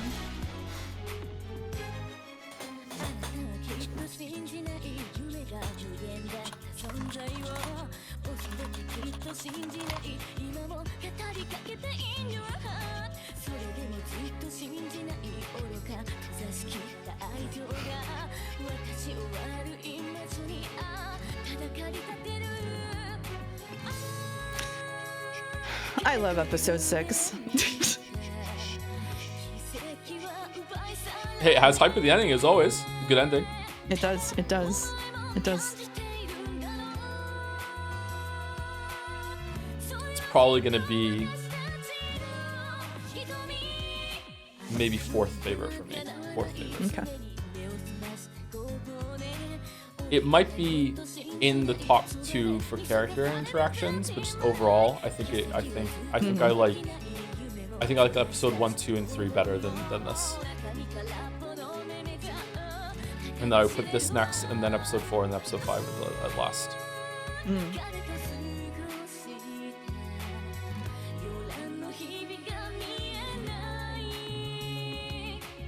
I will say though, I wonder if I'm forgetting how poorly paced the questions arc was, because I feel like the answers arc have been paced better in terms of just getting through the information in the scenes. It's just that a lot of the information has just been kind of like, oh my god. I don't know. Anyway, we're episode 6 done. Well, we have to give the two-party attack. Yeah. The other 2 are less than an hour combined, so we can probably take one more break and knock them out. Sure, sounds good. Like. Yeah, I'd like to not end the stream with those still to be done. If you are up for reading more. Sixth game, totally. Dawn of the Golden Witch. That's it. Nocturne of Truth and Illusions.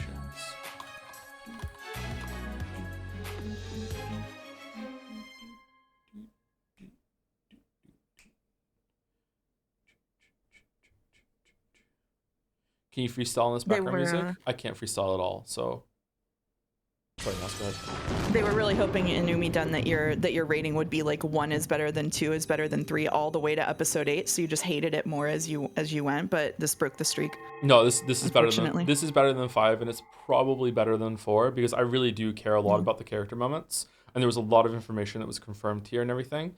And I like the character moments in 4, don't get me wrong, but like 4 is the one of like 4 to me is like almost entirely the airport part in episode 1 stretched out for almost like 3/4 of the runtime. Like I like Angie scenes, but every single Angie scene is easily, like no joke, 3 times longer than it needs to be.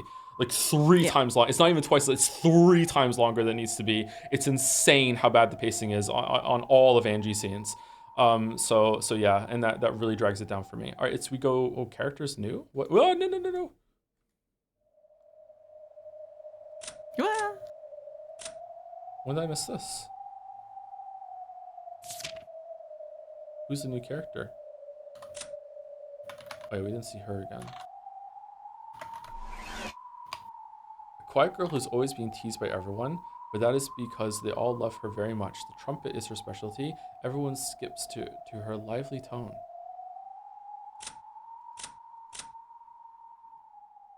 Maybe Best Bunny Girl just dropped? I'm not sure. Execute. oh shit. Can I execute anyone else? You like a trumpet player? Is that Apparently, yeah. okay? Oh god, now my copy is doing autoplay.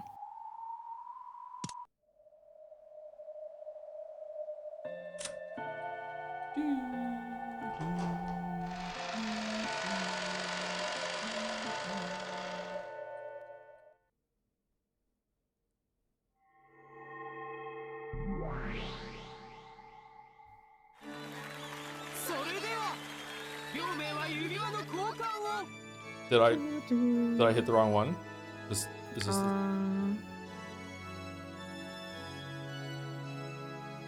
Joe, you said that this Nope. PS logic error solution works because the reader is supposed to really enjoy Erica's death, but what about someone like myself who's rooting for Burncastle this whole time and did not really care about the previous Balor's victory? Do I just get fucked? Well, do you enjoy it, chatter? If you enjoy it for your own reasons, then absolutely don't get fucked. You can enjoy things for different reasons.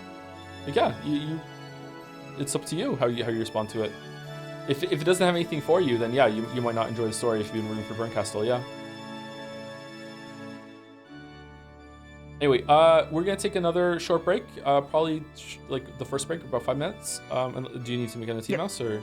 No, I'm good. I'm good. Okay, Good. Thank you. so about a 5-minute break, and then we'll come back and we'll do the tea party and the 3 question marks, and then we will continue. But before I go, let me say thank you to some people. Thank you to there's quite a few here, Mouse. So if you do want to make a tea after all, you can take a break a little early if you'd like. Oh no, I'm good. I'll hang out. Thank you, Big Pat, for the resub. 12 months too. Thank you very much for the welcome to the 1 year club, Big Pat. One of the strongest Persona 3 reload enjoyers. Joe, I really wanted to save this month resub message for episode 7 to complain about the story, but I just want to say your takes are so validating to me. You have Umi full support. Oh, do I? This was 2 hours ago before I said what I said, so maybe you want to take it back. I don't know. You know, it hasn't been much in the take department today. No, they were very excited about what you said, actually. They're having a great time. Oh, okay, that's good. Thank you, Emma Accordion, for the bits. Watching these streams is like playing that Final Fantasy where everyone's scheming to turn the dude into chaos, but instead the weaves are turning you into a fate fuller. Still with the fate. Is fuller a common term for VNs? Because they're so long that you have to distinguish where you are in the story, or is it just something that's picked up around Umineko? I have no idea, actually. Fate fuller, yeah, it's with different things now. Okay, the Fate Stay Night it's not going away. No, do Mahoyo first.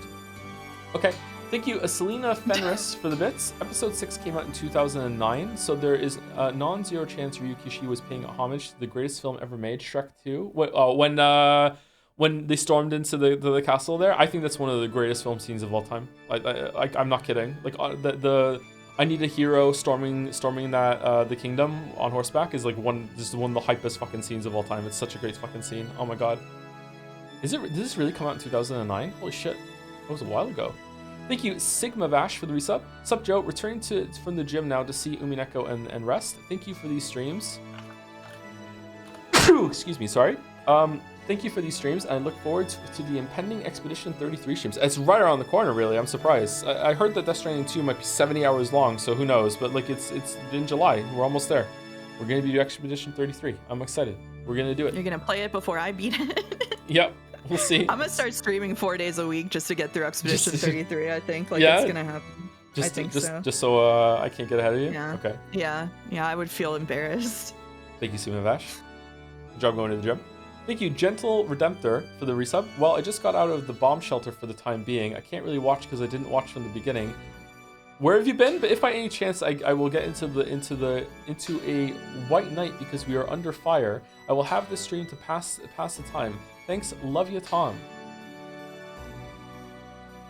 Oh, you can't watch this stream from the beginning, or I thought you meant the whole entire series. Huh. Well, stay safe, Gentle Redemptor. Sorry that's going on.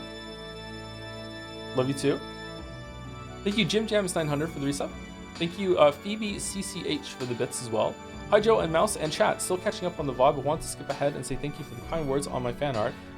Down as Saturn's 9th moon. Oh, they were great. The Rise of Minthara one, were really but good. I think I figured out how to. I think I've out how to update it. I've never done anything similar, and we're nervous, but everyone on Jad's and here were lovely about it. So thanks, and hope you're all well, Phoebe. Oh, thank you so much, Phoebe. That's a nice comment. Yeah, everyone loved it, and well earned as well. It was really good. Minthara and Rise swapping places. This should be a mod. Thank you, Uber Supersoft, for the bits. Why do you hate Erica and not Beato? They're both mass murdering Redditors. Remember the end of episode 2? Yeah, but one of them is doing it for the right reasons. Thank you, Uber Supersoft, for the bits as well. So 16 bodies on the island. How many pieces on a chess set again? 32, isn't there? It's like 4 lines of 8. So it's like one full side of a chess set, I think. Yeah. Cool connection there. Thank you, Captain Duck 1313 for the resub. Well, just messed up my funny reuse message. Oh, I'm sorry. Are you still here? If you want to post it in chat, I'll read it out loud. I think it was resub message, not reuse message. There's a typo. Just at me and I'll be able to see it, Captain Duck.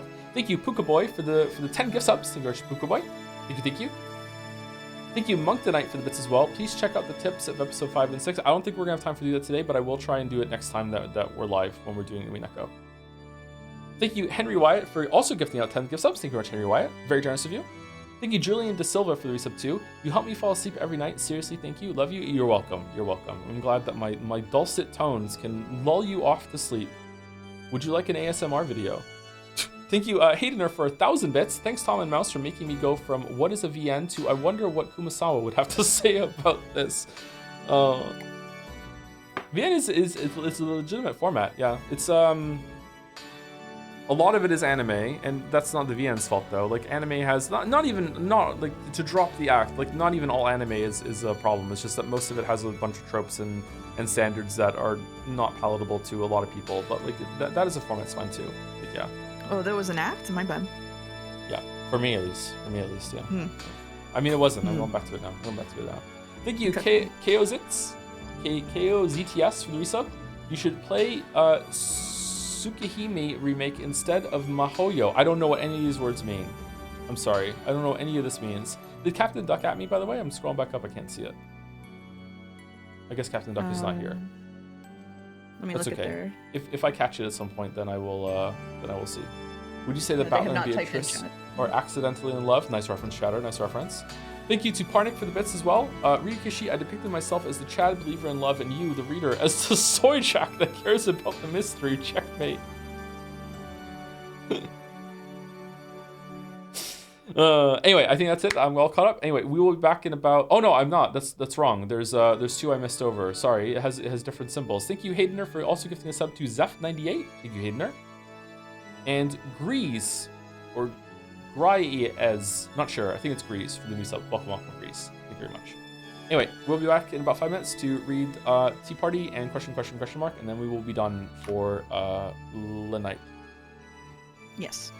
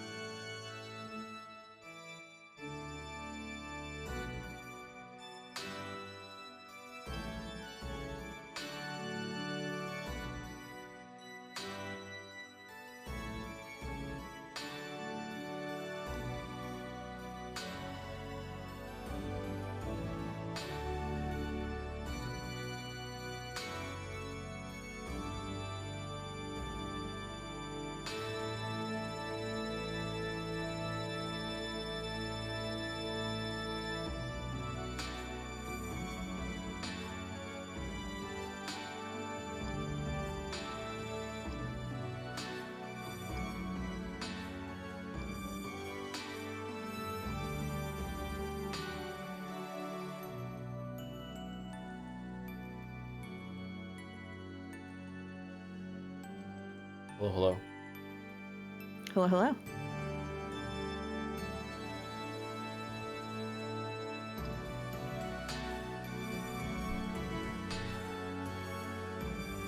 YSW submits to say, would you say you hating anime is kayfabe? Got him. Callback. Self 5. Self 5. So good. Incredible. Yeah. Thank you, Annie, for Prez for the bits as well. Just dropping bits to say thank you for streaming Peak. I think I'm having more doubts that you are about the mystery. I love that you streamed this. Interesting.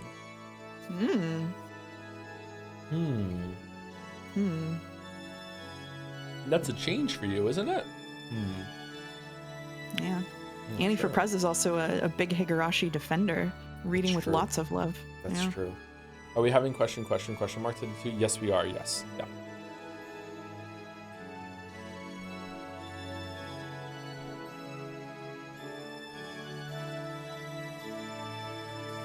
The Fabe part is pronounced like fail, but with a B instead of an I. Fable? Alright, Fable. Okay. Yeah, Thank you. K-Fable. Nailed it. K-Fable. Thank you to Dominic for some bits.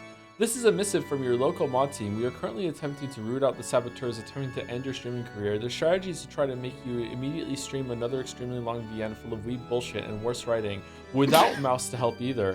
We are doing our best to find all the infiltrators, but they are skilled. One hit a frame perfect, but not that fragile, so it could be anyone. Oh shit. Oh, shit. It could be anyone. Could be anyone. Oh man. I don't think the VN is going to be around for a while, chat, even if we do find another one to do. I think we're going to take a break. Anyway, I am welting, and we have like an hour left of reading to do, so let's get through it. Okay. Before I get too tired to pay attention. Anyway, all right, so I'll slot back in. All right, okay. So I'm these people. All right. Then let the pair exchange their rings. Beato took Battler's hand and put a ring with the seal of the one-winged eagle on his finger. Are you sure? You already are the territory lord, so this ring belongs to you, Battler-san. You're really sure? At this rate, the world you created and the tale. Yes, I created this tale because I wish to be with you. That means the purpose of this world has been fulfilled. So from now on, I want you to write it. The continuing tale of you and me.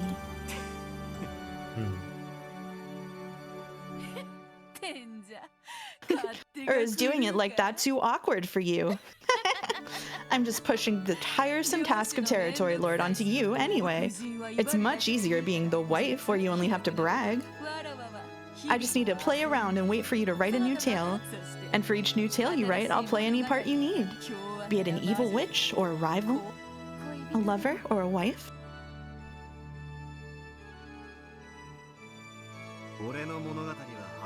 My tales are pretty intense. You'll be busy from dawn until dusk. Indeed. Bring it on. Whoa. Beato's hand relinquished the ring of the territory lord.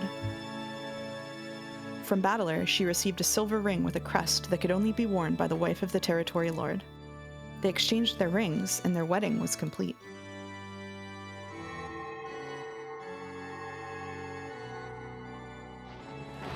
Almost makes you forget that it's incest. Then the pair turned around, faced the packed crowd of guests, and raised their rings high. A thunderous applause rang out for them.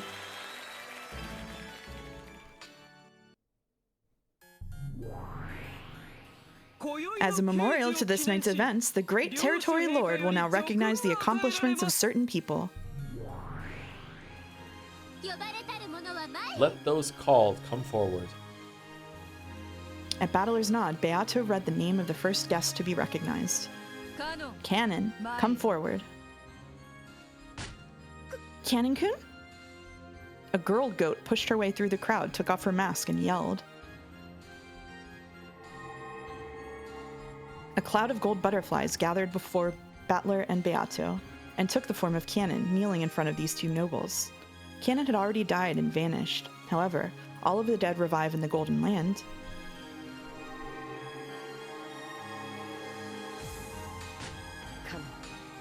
Cannon, right here. When my husband was locked up and in danger, you rescued him and displayed your capability for self-sacrifice by choosing to remain in that internal prison in his place. Such devotion is deserving of an award. Therefore, we will allow for your resurrection as well as your continued service. Yes, ma'am. I'm honored and delighted. Canon-kun, Yoshia-kun, Yoshia-kun, wah! Jessica raced forward and landed sobbing in Cannon's chest. Cannon patted her head gently and held her. You won't be serving as furniture. You'll be serving as a human. You understand what that means? Yes. After glancing at Jessica sobbing, he looked at Battler again and nodded forcefully.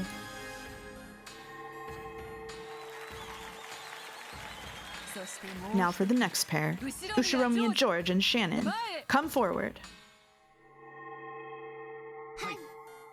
Yes.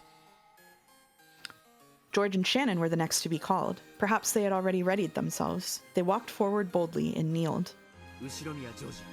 Ushiromiya Georgie, right here. Shannon, right here. You two withstood Zepar and Furfur's trials until the very end. Your great achievements and affection, determination, and nobility were exemplary and deserving of an award. Therefore, your marriage certificate has been issued with the Territory Lord's signature. We are honored and delighted. No one will be allowed to object to this certificate. Let the families of those recognized bless their union with all their hearts. And so, now that there's nothing stopping these two, let's all throw rice at them and celebrate. Hey, congrats you two. Chat says, boo!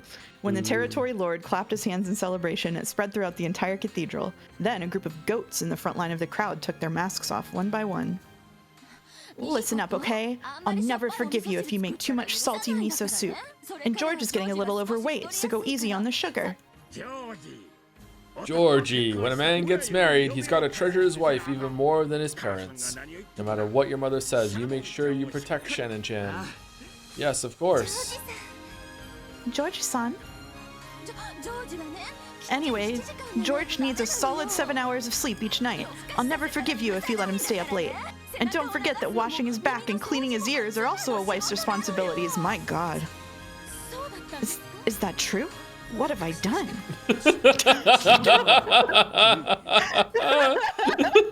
Actually funny.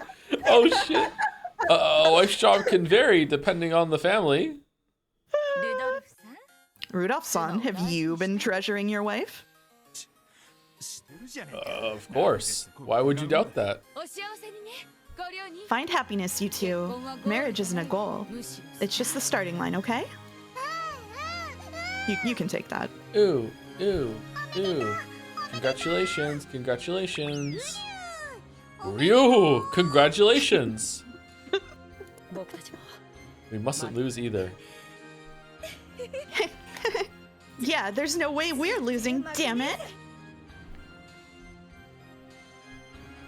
All of the Ushiromiya family, all of the servants, and all of the spirits and demons in attendance, all of the goats, celebrated the honorees with an even greater applause. And so, the curtain closes on the tale woven by the Golden Witch. Perhaps we should finish this tale with the epitaph.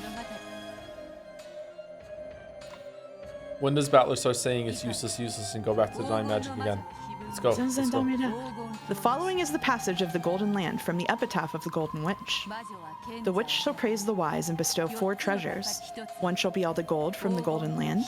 One shall be the resurrection of all the dead souls.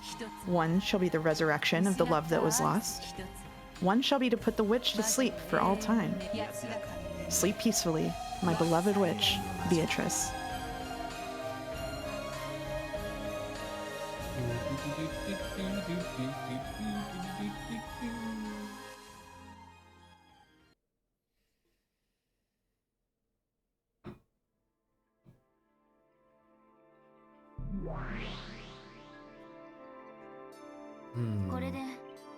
So this means Beato was satisfied and put to sleep?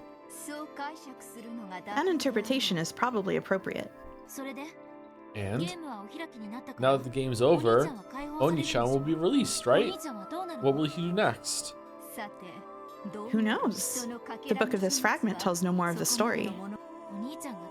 So in the end, we don't even get to see what comes next for him?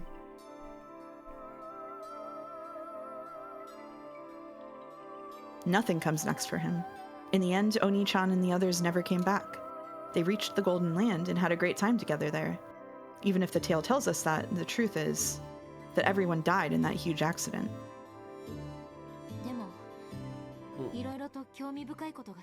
Huge accident? The fuck you talking about? Just everyone tripped and fell on the same knife. What do you mean? Still, we've learned a lot of very interesting things. It seems that island really was a crazy island of illusions. Indeed. And your reading was truly wonderful. I feel worn out, like watching a 6-hour movie all at once. I'm tired, yeah. Ushiromiya Angie, you truly have worked hard. Your reading has soothed my boredom. I, Feathery, am more grateful to you than I have been for so many years that I cannot remember. If you're grateful, why can't I have some kind of reward too? The pin. Yeah, this is 6 hours stream, yeah. What would be good? Give me some time. I'll think. Featherine sat down in her rocking chair and rocked it, apparently trying to think of something. Ushiromiya Angie, you really have worked hard. You have done well to keep reading for me until the end. With this, your responsibilities as my Miko are lifted. You may return to your original world and be reunited with the fate you've been given. Sheesh. Feels like this was one hell of a side trip. Do not pout. I'm thinking of a reward now. Yes, that's something I haven't done much, or rather at all, for quite some time. I imagine the ink from the bottle has dried up by now.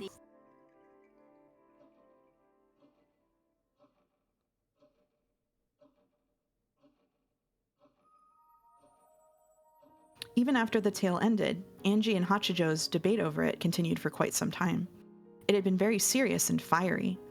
Angie had acknowledged that this tale was no crazy literary work, but a new message bottle, which had drifted here once more from the Rikenjima of 12 years previous, to tell her of one truth.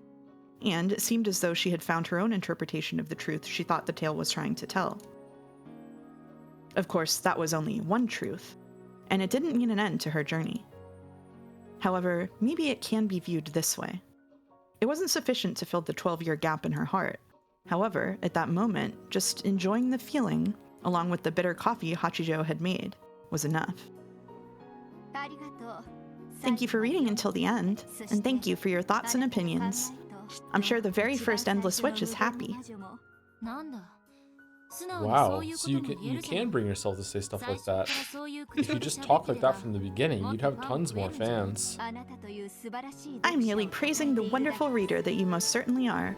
I just wanted to say that spending the time I have left in my life writing for you alone was much more productive than writing for those pigs who don't talk and can't think would have been. That's just the kind of thing you'd be better off not saying. Well, I'll take it as a compliment. Okay. I get the feeling that I've spent a really, really long time here. It feels as though I've spent a major fraction of my life here. Though it should feel uncomfortable, sitting here on a sofa in someone else's house, for some strange reason, it feels as familiar as my own home. However, the clock says it's only been about 2 or 3 hours since I met her. My sense of time feels very strange. Your friend seems to be taking his time. Must be a long phone call. It's creepy for a guy to talk that long on the phone. What, you got the ick? What the fuck are you talking about? He said, sorry, I don't know why that got me so. I just snorted. He said he was gonna make a scheduled report to Okanogi-san, didn't he? Even though he was told that he could use the phone here, he declined and went to look for a public phone somewhere. Something about how he didn't want to risk being bugged. No, the pin. He's a moron, so I'll let him do what he wants. Is the nearest public phone far? If you go out onto the street, there's a store on the corner a short ways down. Then I'll be on my way. You can use this to pay for food or whatever. If I let you keep that money, will you come again, read my next manuscript, and tell me your opinions? If you're willing to pay rolls of money to get an uncute girl like me to read your manuscript? No. You really were a good, clear-thinking reader. We create these tales and throw them out into the world in search of people like you. Praise be too much. I just take books a little too seriously. As thanks for the considerable time you've given to me, I will someday write your tale. Am I going to appear in one of your forgeries again? I hope you kill me in a slightly better way this time. Do you like miracles? You mean like a Deus Ex Machina plot development? I used to hate them, but recently I've become a big fan. Still, I've become a bit of a picky eater, and simply falling from a skyscraper and ending up unharmed doesn't quite qualify as a miracle to me anymore. Then perhaps one day I will write a tale that you'll consider a miracle.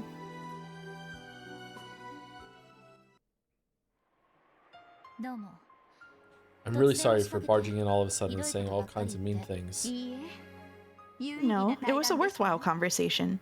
I wonder if my head editor will set up another meeting between the two of us. Sure, there's another chance for one. See you again. Have a nice day. Yes, it may happen again sometime. I pray that you find your truth. Thank you. If you ever do reach a truth of your own, please try making that a tale as well someday. You want me to become one of you witches? I wonder. I'm bad at writing. A good reader isn't necessarily a good writer, you know. Ah, quite true. I myself can never read anything written by anyone else. Sheesh. Then I'm off. After this, I'll probably never see you again, but I pray I will be fortunate enough to meet another you someday, somewhere.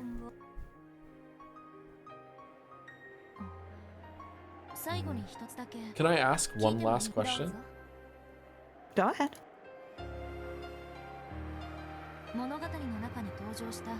That featherine witch who appeared within the tale, that's you, right? It may be presumptuous to say it, but that was my intention. This might be a strange question, but, were you ever a social worker? Are you Featherine, or is Featherine you? Well now, what might you be talking about? That mysterious woman was mysterious to the last, and so, the day of which I had no memories ended, and on the following day I would take a boat to Nijima. I'll probably never meet her again. However, that just means that I won't meet her, so some other me might meet her somewhere down the road. Just as I have reached several truths, they must also want to reach the truth. So long, Featherine. If you ever write a decent story, please call me again. If I'm free, I might drop by.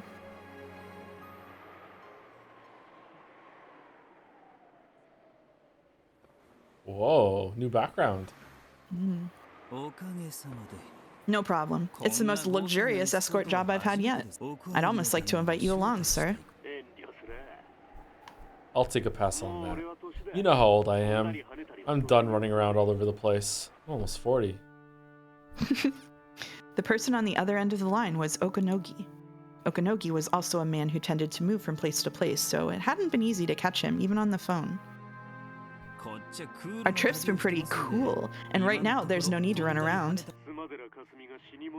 Sumadera Kasumi is searching for you like mad. According to our informant, she's already gotten a ride to Rikenjima. You'll bump into her there. So, just as planned. It'll likely be just 5 or 6 people at most, and they'll probably be armed with nothing more than handguns. They're no match for you. Feel free to run wild, and make sure you kill them. Were you able to acquire one of your favorite toys? Of course. I'm surprised you managed to arrange for it in this country. Behind Amakusa was the rental car that they'd borrowed under a false name, inside of which was now a black golf bag. The Sumidera head family has already given the okay, but make sure you get out of Japan as soon as you're done. Don't forget to buy your cup ramen by the box in Narita before your flight out. I'll take care this time. It's an easy job. Also, you do understand about that, right? That? Well, I'm not sure what you mean. Playing dumb, are we? Well, that's okay. Despite how you talk, you've never betrayed my expectations in the past. If you're clever about it, you won't even have to get your hands dirty. There should be plenty of ways to handle it. I'm not sure what you're talking about. I realize that Angie-chan is a child to be pitied. If only she could have stayed true to that and acted the part of a secluded young lady. When we decided to join forces after Eva-san's death, we reached an agreement. This little portable shrine of ours is important, but she's also a liability. This is for the sake of world peace as well, okay? World peace? So watch and see how it goes. I hope those Sumidera black suits know how to shoot a gun right.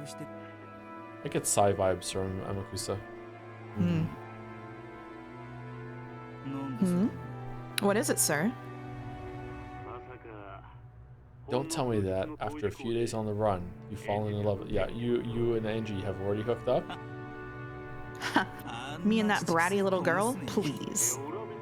Well, it's not like I care. It just means you finally managed to break free enough that you can actually take passes at girls, right? Half of the world is made up of women. You'll never last if just one or two of them make you freeze up. Oh, speak of the devil. She's here.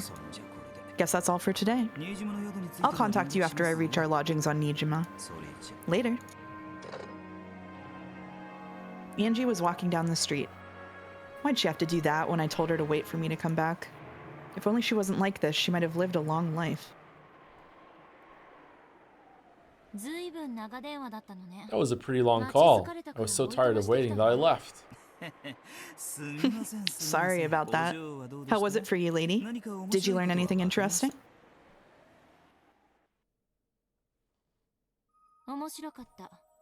It was interesting.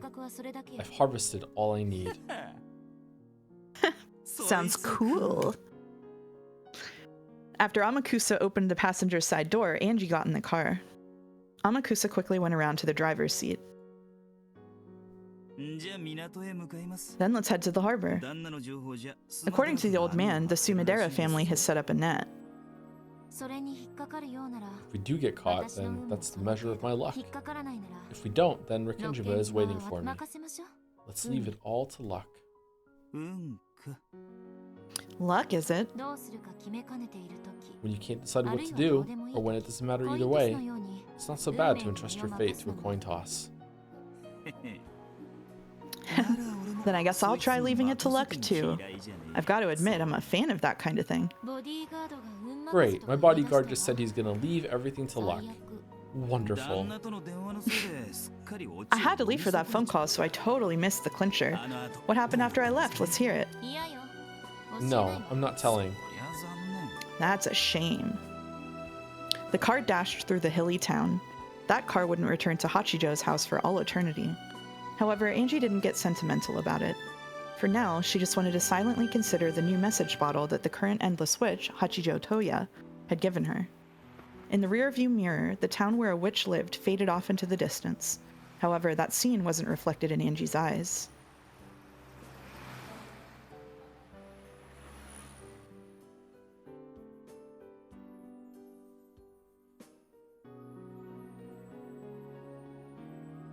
Interesting. Where's this going?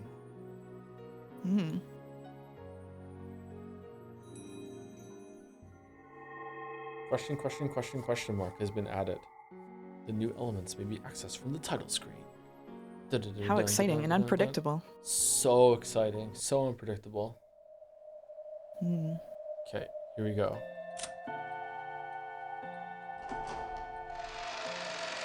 Okay, I am... Oh, is that it? Okay. That's it, but it's a lot, so. I can put my phone down.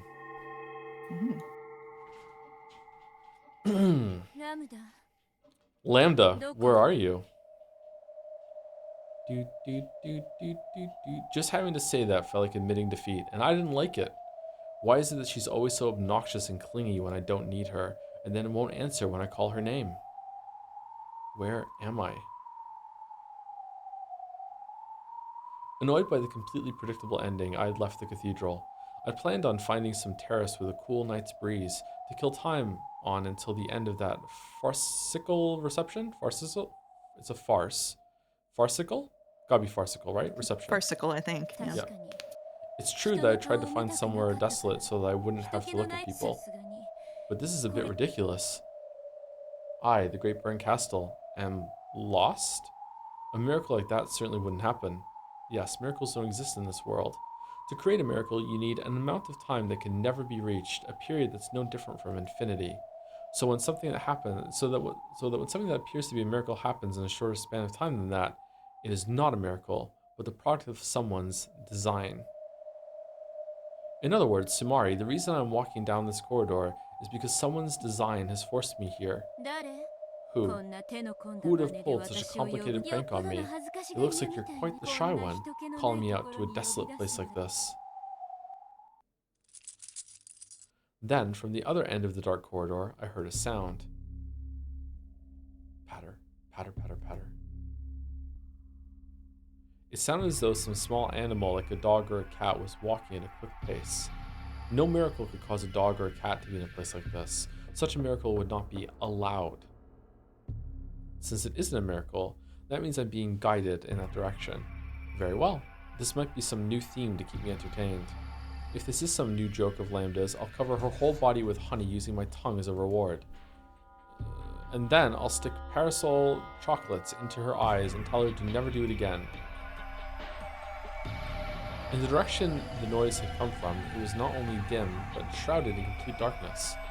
However, I could sense something in that darkness. There were two emerald green glints, probably cat eyes. The eyes of a black cat that peered through the darkness. Are you the one who called me here? Or are you just the messenger?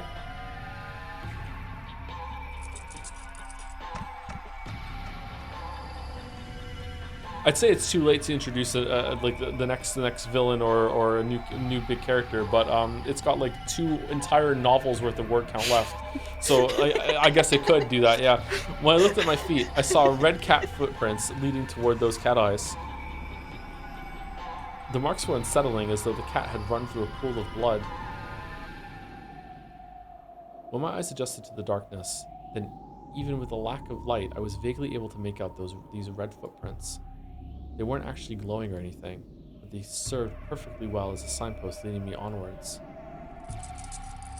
Maybe it's rat eyes. Erica finally became a rat for real. Patter, patter, patter, patter. As though it was telling me to follow, the cat turned around and dashed off into the darkness. What is it? Something feels very strange. It's a feeling I haven't felt since I began calling myself the cruelest witch in the world. I can't quite remember what this feeling is. Still, for one as tired of boredom as me, it's surely more fun this way. It's fear.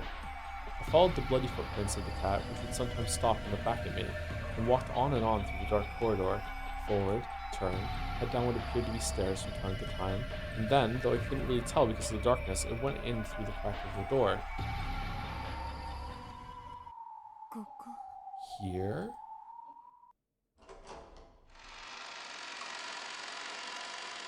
I pushed the door open slowly, but it was dark on the inside, just like the corridor. However, the air and the slight change in the echoes made by the footsteps told me this was a room, not a corridor. The sounds of the cat's footsteps were gone. However, the bloody footprints remained. On the other side of some sort of wooden screen, under what looked like a small spotlight, there was that same black cat, gobbling down some blood-stained pet food. I see. So this is its reward for bringing me here. Cat, sorry to bother you during your meal, but I'd like you to summon your master.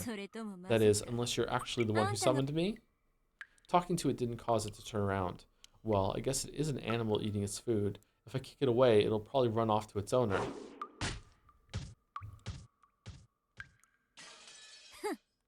Humph. When I did kick the cat, it sailed away like a stuffed animal, hit the wall, and fell to the ground. Then it vanished, melting into the darkness. What's with this cat? Is it just an illusion? When I looked at its food plate, it was piled up with what appeared to be blood-drenched raw meat. It was though someone had torn apart living flesh on the spot and piled it up on there. Come on, what's with the creepy reception? That was a mean thing to do, kicking it. The instant I heard that voice, the hairs on the back of my neck stood on end. Then, the surrounding area finally brightened. However, Berncastel had already guessed where this was before it grew bright.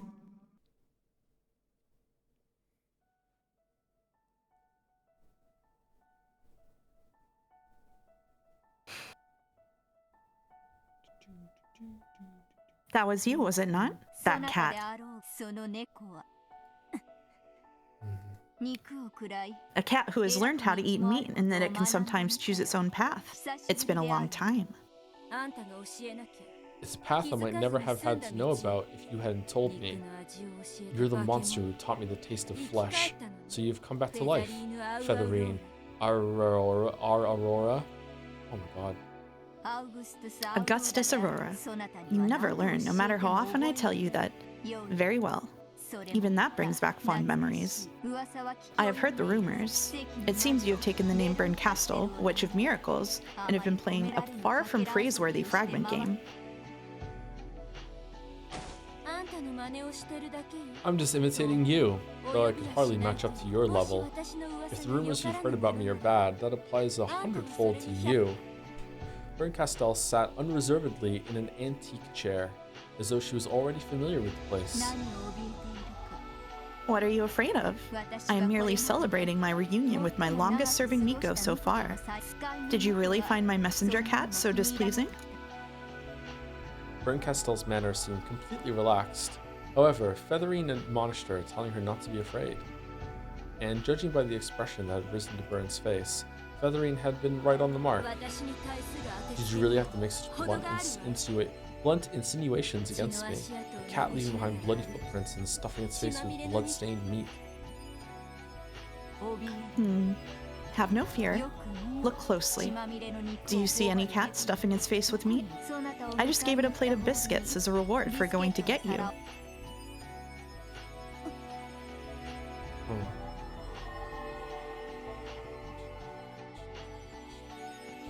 It was though soot covering the plate at her feet was blown away, even though there was no wind.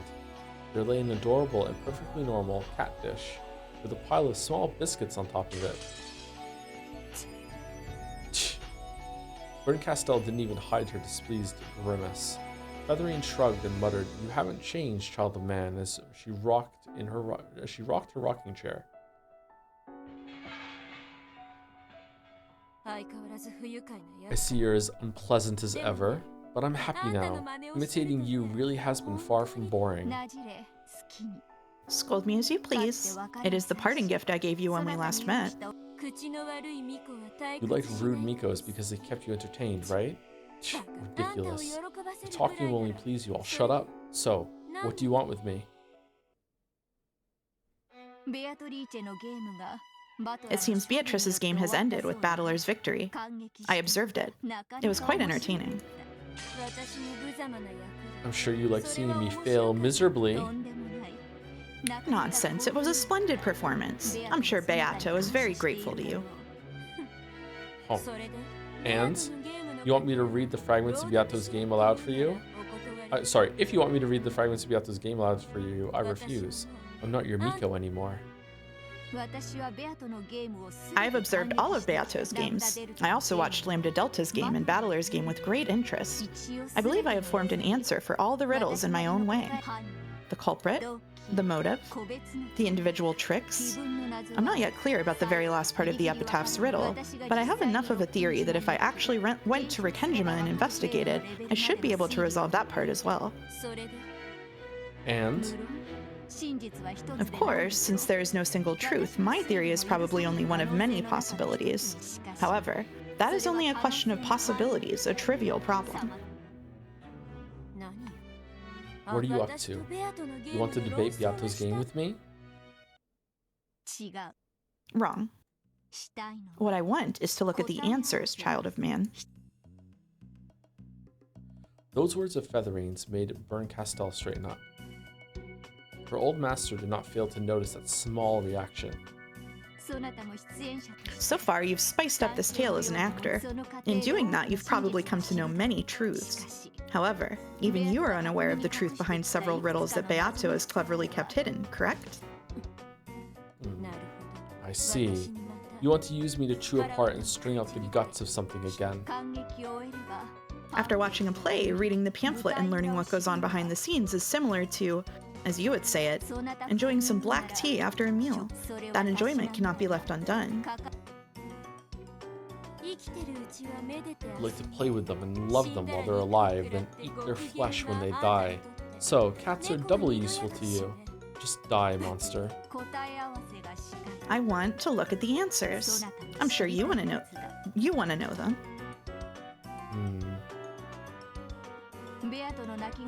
Think of it as a burial for Beato's corpse, where you are in charge of the service.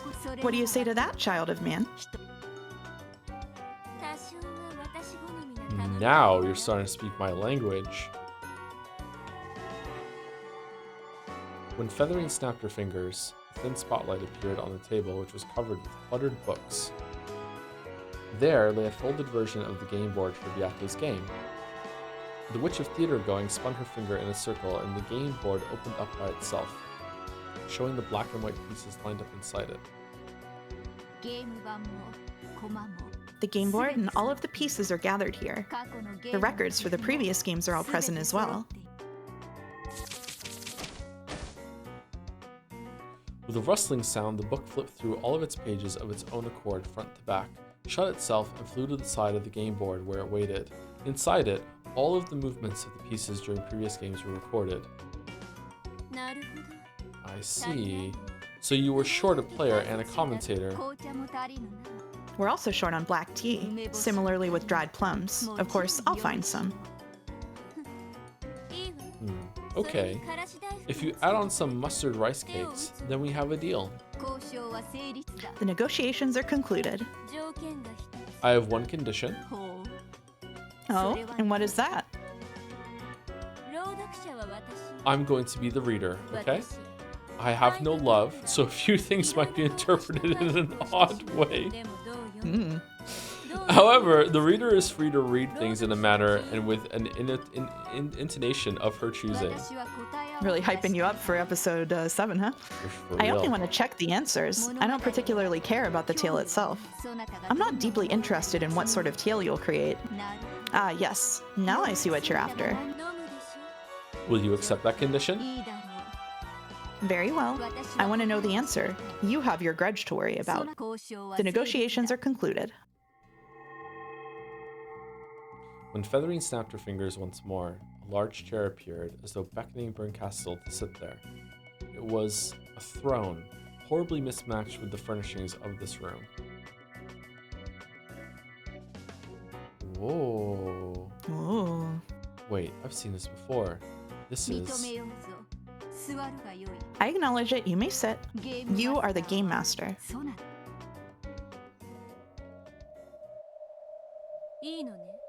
Are you sure? Are you really sure? You can create whatever sort of tale you like to satisfy your grudge. I am not interested. However, I have one condition as well. Answer all of the questions I ask. Absolutely no keeping secrets, hiding, or dodging the issues. Oh man, episode 7 is gonna be fucking brutal. Ha ha ha ha ha ha. Leave it to me. Turning up guts and dragging them out is my specialty. After all, you trained me.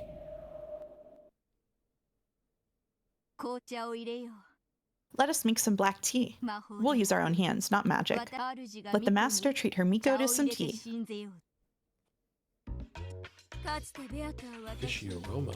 The old Beato told me that witches are the best ones to have black tea with. It seems that rule doesn't apply to us.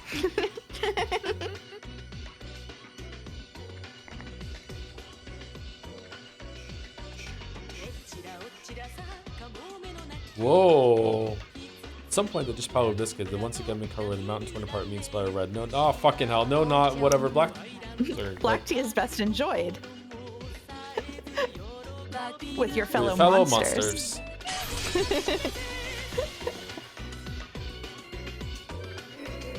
Sorry, I don't know why it does the autoplay thing in Umi Pro. I don't think it does it in the original, but I don't Can remember. you turn it off? I don't know, actually.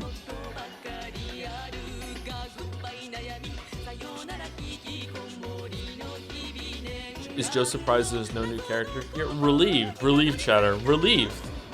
I would like there to be no new characters. I'm done Oh, with it's to new sync with the characters. music. And I don't know if syncing with the music is good for reading out loud, specifically.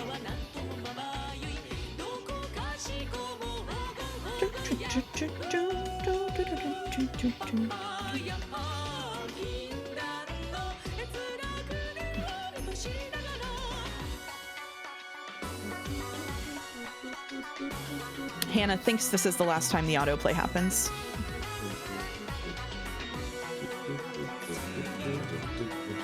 So that's nice.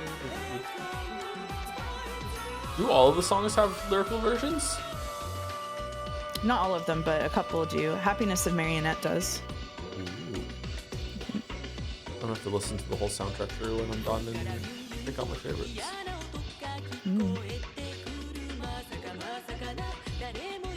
August is DMing me? Oh boy. Oh no. Uh-oh. What did I do? What did I say? I was only able to catch the Tea Party onwards. Can you summarize what I missed? Nope. Nope. Episode 6 is not his least favorite episode.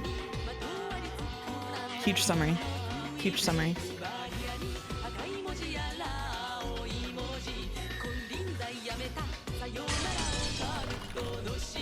Screw I've been this reminded island there out. is one more autoplay. Screw Sorry. you, Occult Island.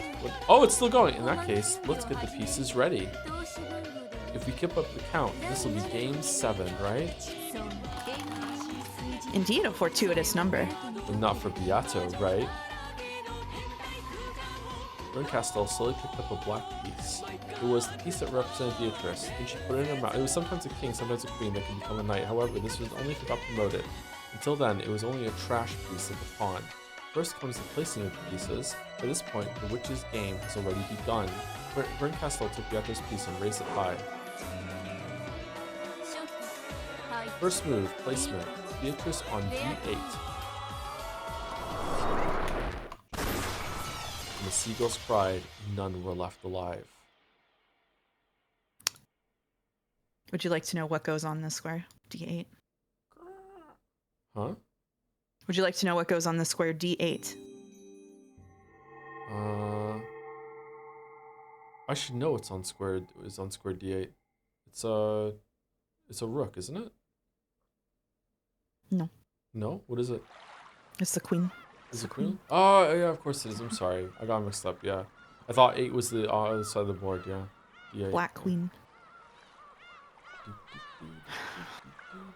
Are you going to do your customary open episode 7 and look at it? Yeah, let's open up 7. Open on 7. Okay. No, I didn't read it. No! Fuck! Good morning. Today is the day of the funeral for the Golden Witch and her game. The days of the game have now ended, and fond memories are all that remain. Here, the cold, hard truth will be revealed, and the game will meet its death. There is a bit of difficulty. Okay, thank you. Thank you. Thank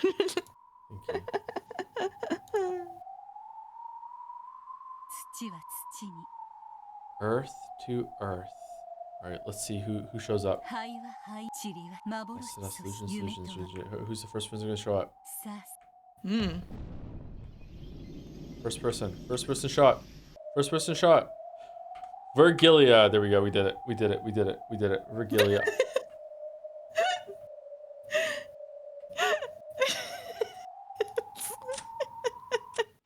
What? What's the matter? Wait, that could have been bad. Chat having a panic attack. What do you mean it's bad? It could have been bad? He's gonna read it. What do you mean? It would be bad if you know read what? It is true. Really bad, actually. As we've been reading it, we have been seeing spoilers the whole time as we've revealed information about the story. It's crazy. Is this the most problematic Joseph Anderson stream of all time, full of spoilers? Yeah, it spoils itself. Someone said to try to kill Erica. Oh shit, she's fucking gone. Whoa. I never did that. That's awesome. I enjoy this. Yeah, you just want to do that for 10 minutes or so?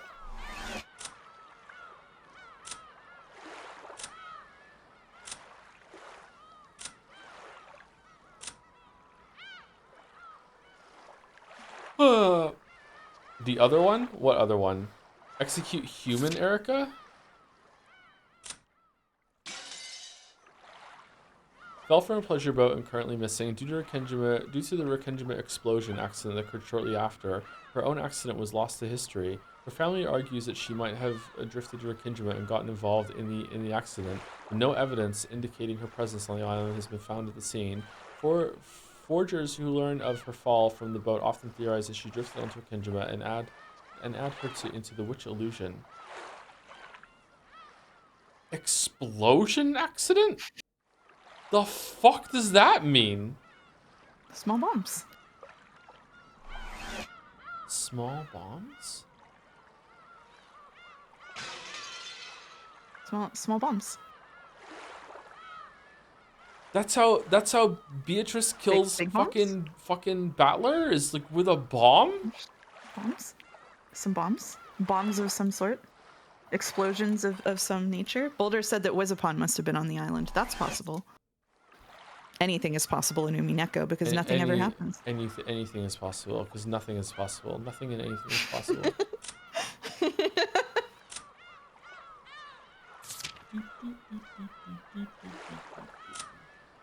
Oh, they're back. They don't look like fangs here. I think it's easier to... Oh, they kind of do. Never mind. Okay, never mind. I'm done. Should you keep looking for a while just to make sure? No, I don't need to. I'm good. Okay. We've got, 7 more minutes till the hour mark. I have self-control. Oh, these just ones have one fang. Singular fangs. All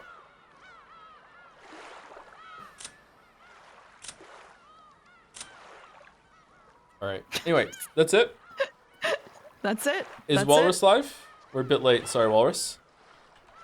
It's okay. They DM'd me to ask if we were going to keep going because they were planning around it. So I told them how long it would be.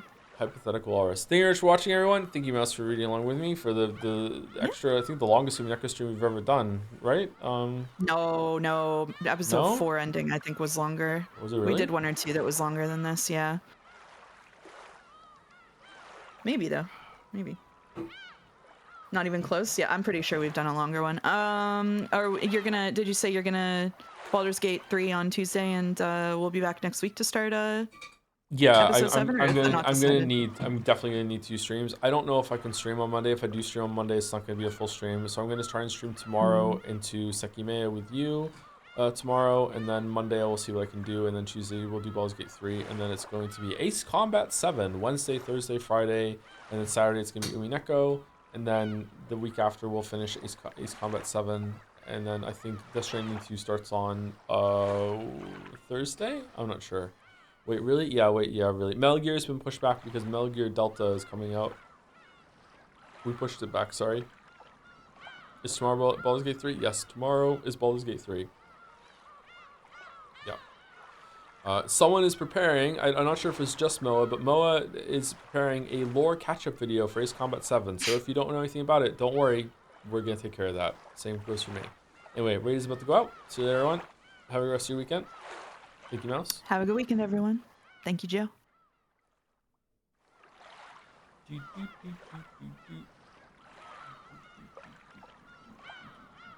What does recession brunette mean?